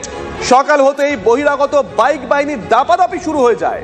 স্কুলের শিক্ষক এবং স্থানীয়রা বাধা দিতেই তর্কাতর্কিতে জড়িয়ে পড়ে দুপক্ষ। আর এরপরেই শিক্ষক শিক্ষিকাদের সঙ্গে নিয়ে পাঁচিল ভেঙে ফেলেন স্থানীয়রা। ছবি একবার দেখুন। স্থানীয়রা অভিযোগ করছেন পরিস্থিতি নিয়ন্ত্রণের বদলে দুর্ব্যবহার করেছে পুলিশ। ঘটনাস্থলে পৌঁছে পরিস্থিতি সামাল দেওয়ার চেষ্টা করেন বিধায়ক দেবব্রত মজুমদার। এখন প্রশ্ন হলো, এই জমির মালিকটাকে? সদুত্তর এখনো পর্যন্ত কারো কাছে নেই।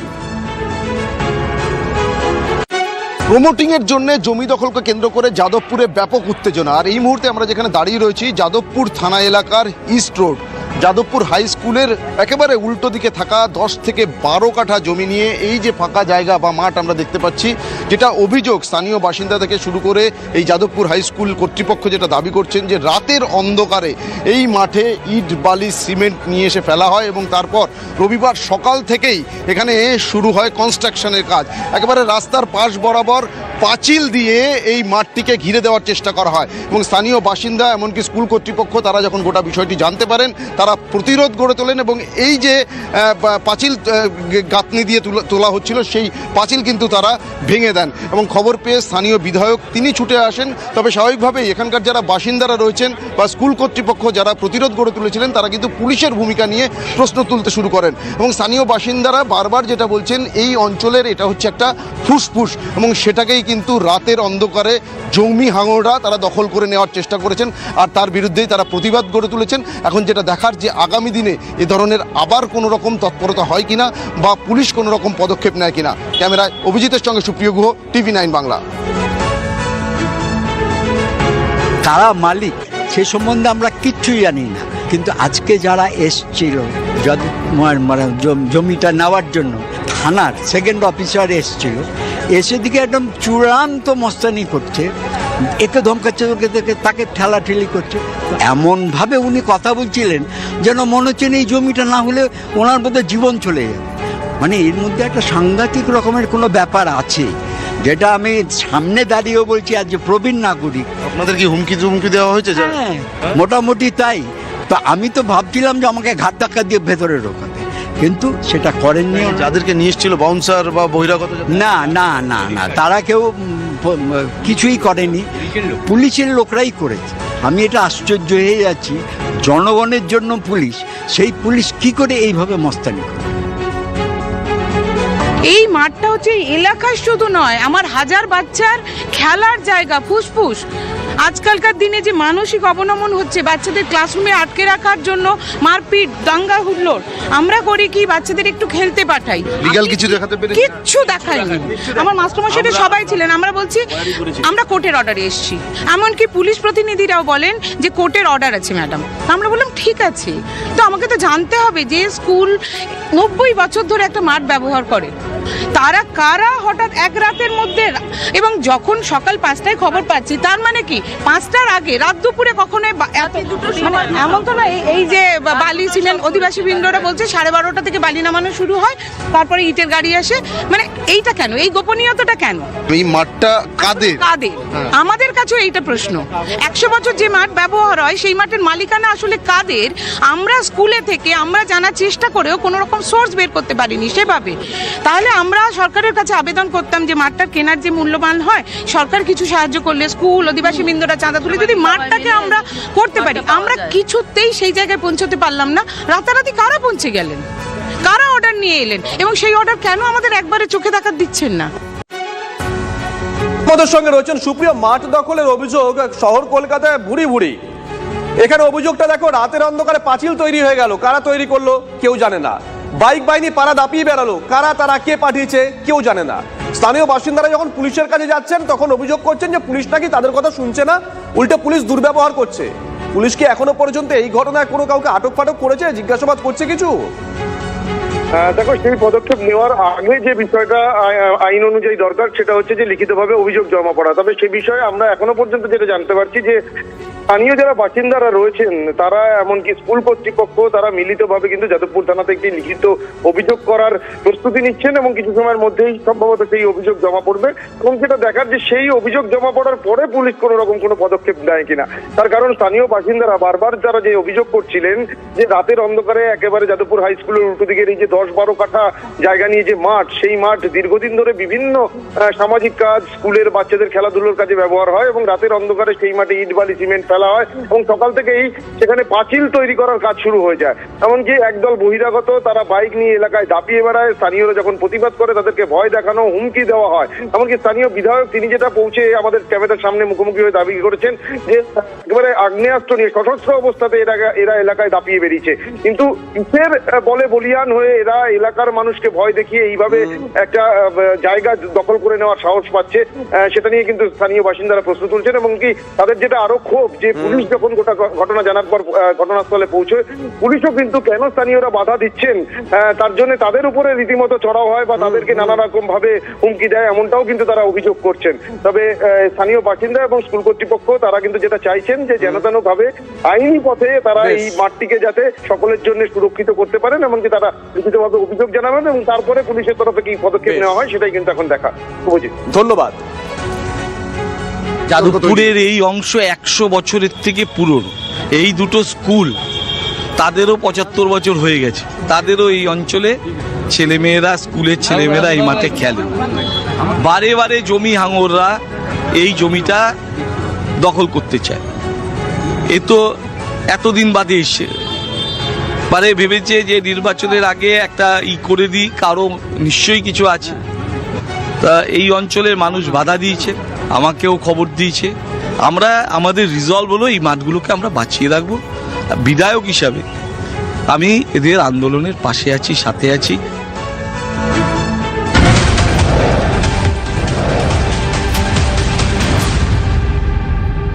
এই বছরের শুরুতে 16 এবং 17 জানুয়ারি আমরা দেখেছিলাম যে পরিযায়ী শ্রমিকের মৃত্যুর কারণে মুর্শিদাবাদে বেলডাঙ্গা সাংঘাতিক উত্তপ্ত হয়েছিল। সেই ঘটনা আবারও বেলডাঙ্গা এনআইএ টিম পৌঁছে গিয়েছে। বেলডাঙ্গা থানা এবং বহরমপুর আদালতে যান তদন্তকারীরা। আমার সঙ্গে রয়েছেন সহকর্মী কৌশিক। কৌশিক, এখনো পর্যন্ত এনআইএ তদন্তটি কোন কোন দিকগুলোতে বিশেষ করে নজর দিচ্ছে, কি গতি প্রকৃতি?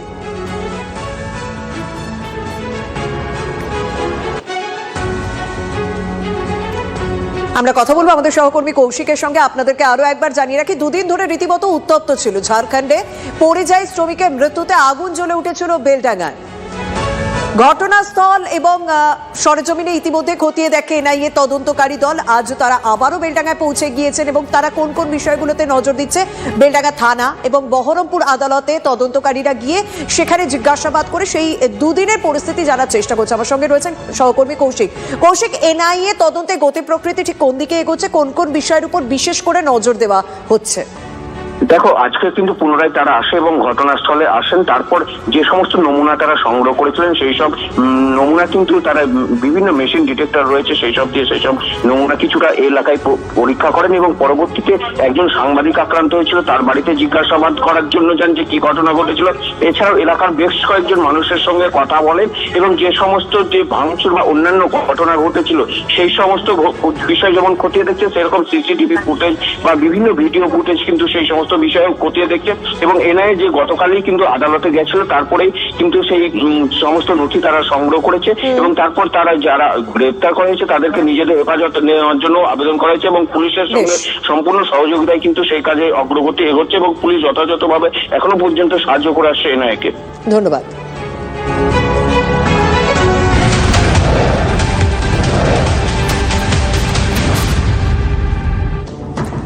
এদিকে শুভেন্দু অধিকারী জেলায় সাধুর ওপরে হামলার অভিযোগ, প্রতিবাদে ভগবানপুরে বিক্ষোভ বিজেপির। আপনাদেরকে ছবি দেখাই আগে, তারপরে আসছি ডিটেলে। ছবিটা একবার দেখুন। যে ছবি আপনাদেরকে আমরা দেখাচ্ছি ভগবানপুরের ছবি। কি হয়েছে আপনারা বলেন, কি ঘটনাস্থলে কি হয়েছিল? গুরুগ্রামে আরএসএস এর শতবর্ষ উপলক্ষে সাধু সন্ত সমাবেশ ছিল। অনুষ্ঠান শেষে সূর্যানন্দ মহারাজের ওপর চড়াও হয় দুষ্কৃতীরা। ঠিক কোন জায়গায় চড়াও হয়েছে, কারা চড়াও হয়েছে বলে অনুমান করা হচ্ছে, এখনো পর্যন্ত কোনো পক্ষের তরফ থেকে কোনো অভিযোগ দায়ের করা হয়েছে কিনা, যদি হয়ে থাকে তাহলে পুলিশের ভূমিকা কি, কনিষ্কর কাছ থেকে জানবো। কনিষ্ক, দেখো শুভ, ভগবানপুর বিধানসভার অন্তর্গত ভগবানপুর 1 ব্লকের গুরগ্রাম এলাকায় রাষ্ট্রীয় স্বয়ংসেবক সংঘে শতবর্ষ উপলক্ষে তাদের একটি ধর্মীয় সভা আয়োজন করা হয়েছিল। আর যেমনটা অভিযোগ, এই সভার শেষে সূর্যানন্দ মহারাজের উপরে এলাকার বেশ কিছু দুষ্কৃতী তারা চড়াও হয়। কেন এখানে এই ধরনের কর্মসূচি চলছেন এই সমগ্র বিষয় নিয়ে তার সঙ্গে বাদানুবাদ হয় এবং সূর্যানন্দ মহারাজের উপরে হামলা করার চেষ্টা করেন বলে এমনটাই জানা যাচ্ছে। তার বুকে ঘুষি মারা হয়, মাথায় মারা হয় এবং আহত অবস্থায় তাকে এরাকাল স্বাস্থ্যকেন্দ্রে ভর্তি করা হয়। রাত্রিবেলা বিজেপি নেতৃত্ব এবং এলাকার বিজেপি রাষ্ট্রীয় স্বয়ংসেবক সংঘের কার্যকর্তারা তারা যান এবং তাকে উদ্ধার করেন এবং সমগ্র বিষয়টা নিয়ে থানায় একটি লিখিত অভিযোগ দায়ের করেন। ইতিমধ্যে জেলা পুলিশের পক্ষ থেকে জানানো হয়েছে সমগ্র এই ঘটনায় যুক্ত থাকার সন্দেহে একজনকে ইতিমধ্যে গ্রেফতার করা হয়েছে। পুরো বিষয়টা নিয়ে তদন্ত করছে, যথেষ্ট তৎপরতার সঙ্গে পুলিশ তদন্ত করছেন বলে জেলা ভারপ্রাপ্ত পুলিশ সুপার মিতুল দে জানিয়েছেন। সমগ্র বিষয়টা নিয়ে তৃণমূল এবং বিজেপির মধ্যে রাজনৈতিক চাপানুপস্থিত হয়েছে। এখন দেখার এই পুরো ঘটনার পিছনে প্রকৃত যারা দোষী তারা কতক্ষণে সকলে গ্রেফতার হন সেই দিকে তাকিয়ে রয়েছে বিজেপি নেতৃত্ব। অপরদিকে আবার পুরো ঘটনার নিন্দা জানিয়ে বিকেল বেলায় কিন্তু বিজেপি নেতৃত্বরা ভগবানপুর থানায় বিক্ষোভ দেখাবেন বলে এমনটাই জানা গেছে। নজর রাখো। হঠাৎ করে চারজন ব্যক্তি আমার কাপড় ধরে টানছে, বলে এই তুই শুভেন্দুর চেলা নাকি? হ্যাঁ, এখানে জয় শ্রীরাম কেন বললি রে? আমি বললাম দেখুন, শ্রীরাম আমাদের মহাপুরুষ, তো স্বাভাবিকভাবে শ্রীরামের জয়ের ধ্বনি আমরা প্রত্যেক জায়গায় দেই, যেখানে যাই দেই, কার্যক্রমে দেই। ও আমাকে বাইরে টেনে নিয়ে চলে গেল। আরো ওর সাথে আরো 3-4 জন ছিল, তারা এই মারার জন্য হাত তুলেছিল। আমি হাতটাকে কোনো মতে নিজে আত্মরক্ষা করেছি, ওর হাতটাকে সরিয়ে দিয়েছি। কথা বলছি, ওরা 3 জন একসঙ্গে আসছে। আচ্ছা, না হ্যাঁ, 3 জন একসঙ্গে আসছে। এসা করে তুমি সাধুগিরি যদি করো, তুমি সাধুগিরি চাটে তুমি আইসে বেরিয়ে আইসো। থামো, কি হয়েছে? কিছু হয়নি, বাড়ি আইসো। ওরা হাত ধরে টানাটানি করছে। আবার একজন আসছে, 4 জন মোটামুটি গেছে, সে আর ছাড়াইনি। সে বলে রে শুধু ওর গায়ে হাত দিন, ওর গায়ে হাত দিয়েছে না করে, কিন্তু পিছনে তো ষড়যন্ত্র ঠিক আছে। এই ঘটনা নিন্দা করবার কোনো পরিভাষা নেই এবং আমাদের উকিলবাবুর সাথে রয়েছেন, তাকেও আমরা অনুরোধ করেছি, লিগেলি যা যা কমপ্লেন করার আমরা করেছি এবং আমাদের ছেলেরাও বিক্ষোভ দেখাচ্ছেন। আমরা শুধু তৃণমূলের কাছে জানতে চাই যে জয় শ্রীরাম বলা কি অপরাধ? হিন্দু ধর্ম করা কি অপরাধ? হিন্দু ধর্ম করলে, হিন্দু ধর্মের হয়ে কথা বললে, জয় শ্রীরাম বললে তাকে কি মেরে ফেলতে হবে? একজন সাধুকে প্রাণে মেরে ফেলবার চেষ্টা হয়েছে। এই জিনিস আমরা কোনো মতেই বরদাস্ত করব না। আমরা তীব্র প্রতিবাদ জানাচ্ছি এবং আমরা আশ্চর্য হয়ে যাচ্ছি যে পুলিশ নিরুত্তর, পুলিশ চুপ করে বসে রয়েছে। ডিজিটাল ভারতে ফেক নিউজের সাথে লড়ে TV9 বাংলা। ফ্রড থেকে বাঁচায় কুইক হিল। ডিজিটাল ভারতের ভরসা, ফ্রড থেকে সুরক্ষা।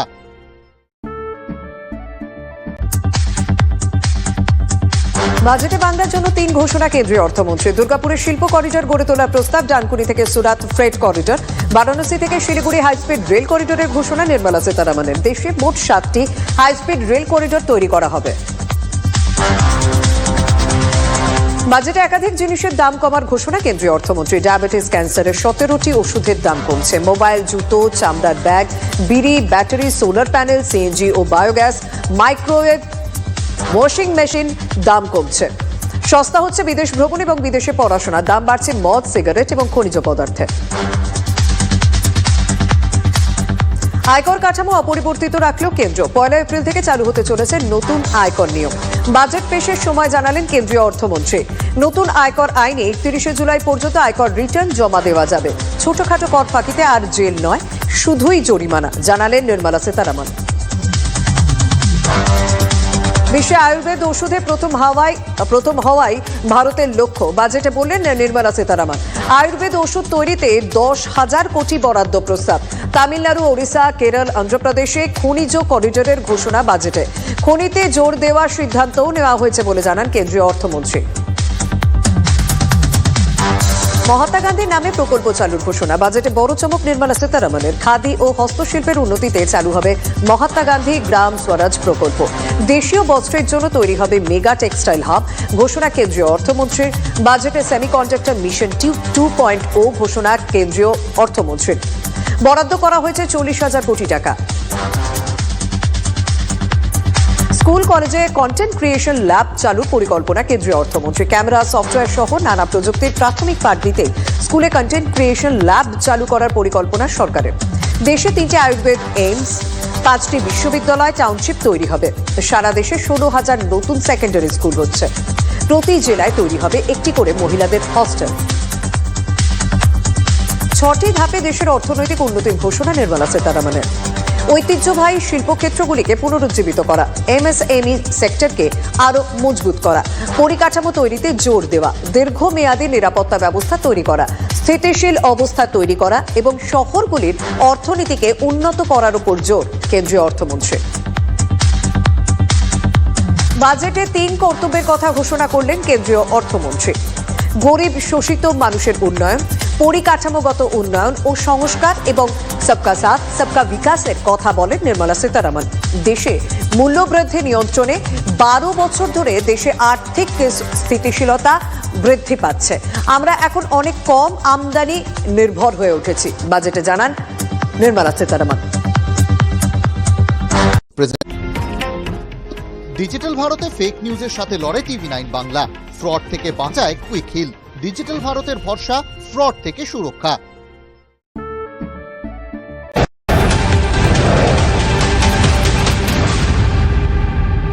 চলুন পরপর কয়েকটা খবরের দিকে নজর রাখি। প্রেমিককে বাড়িতে ডেকে খুন করার অভিযোগ প্রেমিকার পরিবারের বিরুদ্ধে। প্রেমিকার বাড়ির পাশে ঝোপের মধ্যে থেকে যুবকের দেহ উদ্ধার। ঘটনা জানাজানি হতেই নদিয়ার কৃষ্ণগঞ্জে শোরগোল। ওই অনুফালদার ওরা মেরেছে আমার দাদা ওই ওখানে মানে ওই আমার একটা বান্ধবী আছে, ওর সাথে প্রেম করতে অনেক দিন হয়ে গেছে। প্রেম করে ও দেখেছে, রাতে গিয়েছে, দিয়ে ওকে মেরে ফেলেছে। ওরা সবাই মিলে প্ল্যান করে মেরে ফেলেছে। অন্যদিকে হাবড়ায় উদ্ধার হচ্ছে আগ্নেয়াস্ত্র, পাইপ গান, কার্তুজ। ইতিমধ্যে একজন দুষ্কৃতীকে গ্রেপ্তার করেছে পুলিশ। নাকা তল্লাশির সময় গ্রেপ্তার দুষ্কৃতী। তার বাড়ি কোথায়, কি উদ্দেশ্যে নিয়ে গেছিল, পুলিশ কি জানাচ্ছে এখনো পর্যন্ত, দীপঙ্করের কাছ থেকে জানবো। দীপঙ্কর, দেখুন, রাউতারা এলাকাতে রাউতারা পঞ্চায়েতের ব্রিজের কাছে যখন পুলিশ নাকা চেকিং করছিল সেই সময় এক ব্যক্তিকে দেখে সন্দেহ হয় এবং তারপর তাকে তল্লাশি চালালে তার কাছ থেকে একটি পাইপ গান ও কার্তুজ উদ্ধার হয়। এখন পুলিশ প্রাথমিকভাবে যেটা জানতে পেরেছে তার বাড়ি বারাসাত থানার রামকৃষ্ণপুর এলাকায় এবং এই দুষ্কৃতিমূলক কাজ করবার জন্যই কিন্তু এই পাইপ গান নিয়ে ঘোরাঘুরি করছিল। একটা যেমন বিষয় রয়েছে, পাশাপাশি আর কিছুদিন পর ভোট, সেক্ষেত্রে কোনো সন্ত্রাস তৈরি করার চেষ্টা করছিল কিনা, এই সমস্ত বিষয় পুলিশ খতিয়ে দেখছে। এখন তাকে গ্রেপ্তার করে আজকে তাকে বারাসাত আদালতে তোলা হবে। হাবড়া থানা পুলিশ তাকে গ্রেপ্তার করেছে এবং তার কাছে যেহেতু আগ্নেয়াস্ত্র ছিল, তার সঙ্গে আর কেউ ছিল কিনা বা কারোর সঙ্গে মিট করতে চাইছিল কিনা, কাউকে বিক্রি করতে চাইছিল কিনা, এই সমস্ত বিষয় পুলিশ খতিয়ে দেখছে। শুভজিৎ, ধন্যবাদ।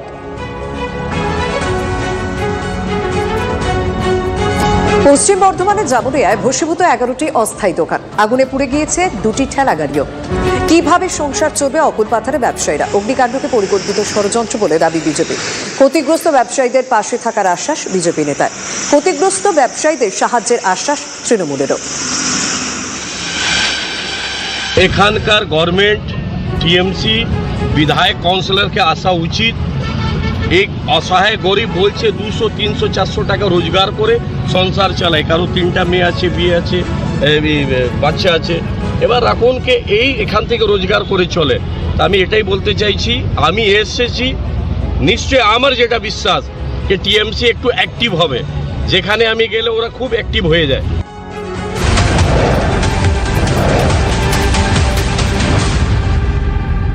মায়ানগরীতে আতঙ্কের স্রোত। ভোর রাতে বলিউড পরিচালক রোহিত শেট্টির বাড়ির বাইরে গুলি চলল।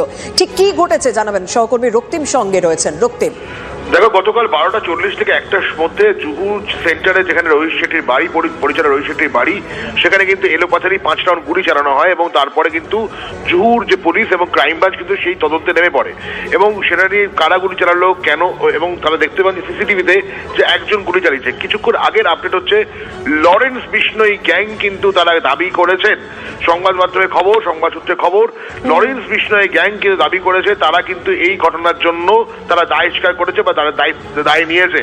এবং রোহিত শেট্টির মুম্বাই রেসিডেন্সির বাড়ির সামনে যে গুলি চালিয়ে হয়েছে, লরেন্স বিষ্ণয়ের টিমের 2 জন, অর্থাৎ শুভম লঙ্কার এবং আর্থ বিষ্ণয়, এই 2 জন তারা ক্লেম করেছে তারাই কিন্তু তাদের দলবলে কিন্তু গুলি চালিয়েছে।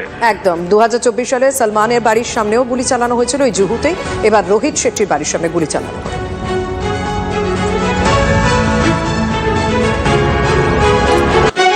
এদিকে গত রবিবার আগুন, 1 সপ্তাহ পরে সিট গঠন। আনন্দপুরের নাজিরাবাদ অগ্নিকাণ্ডের 1 সপ্তাহ পর সিট গঠন। 5 সদস্যের সিট গঠন করেছে বারুইপুর পুলিশ জেলার পুলিশ। সিটের নেতৃত্বে রয়েছেন বারুইপুর পুলিশ জেলার এসপি, বিশেষ তদন্তকারী দলে অতিরিক্ত পুলিশ সুপার, ডিএসপি ক্রাইম এবং ডিইবি মানে ডিস্ট্রিক্ট এনফোর্সমেন্ট ব্রাঞ্চের ইন্সপেক্টর রয়েছেন এই সিটে।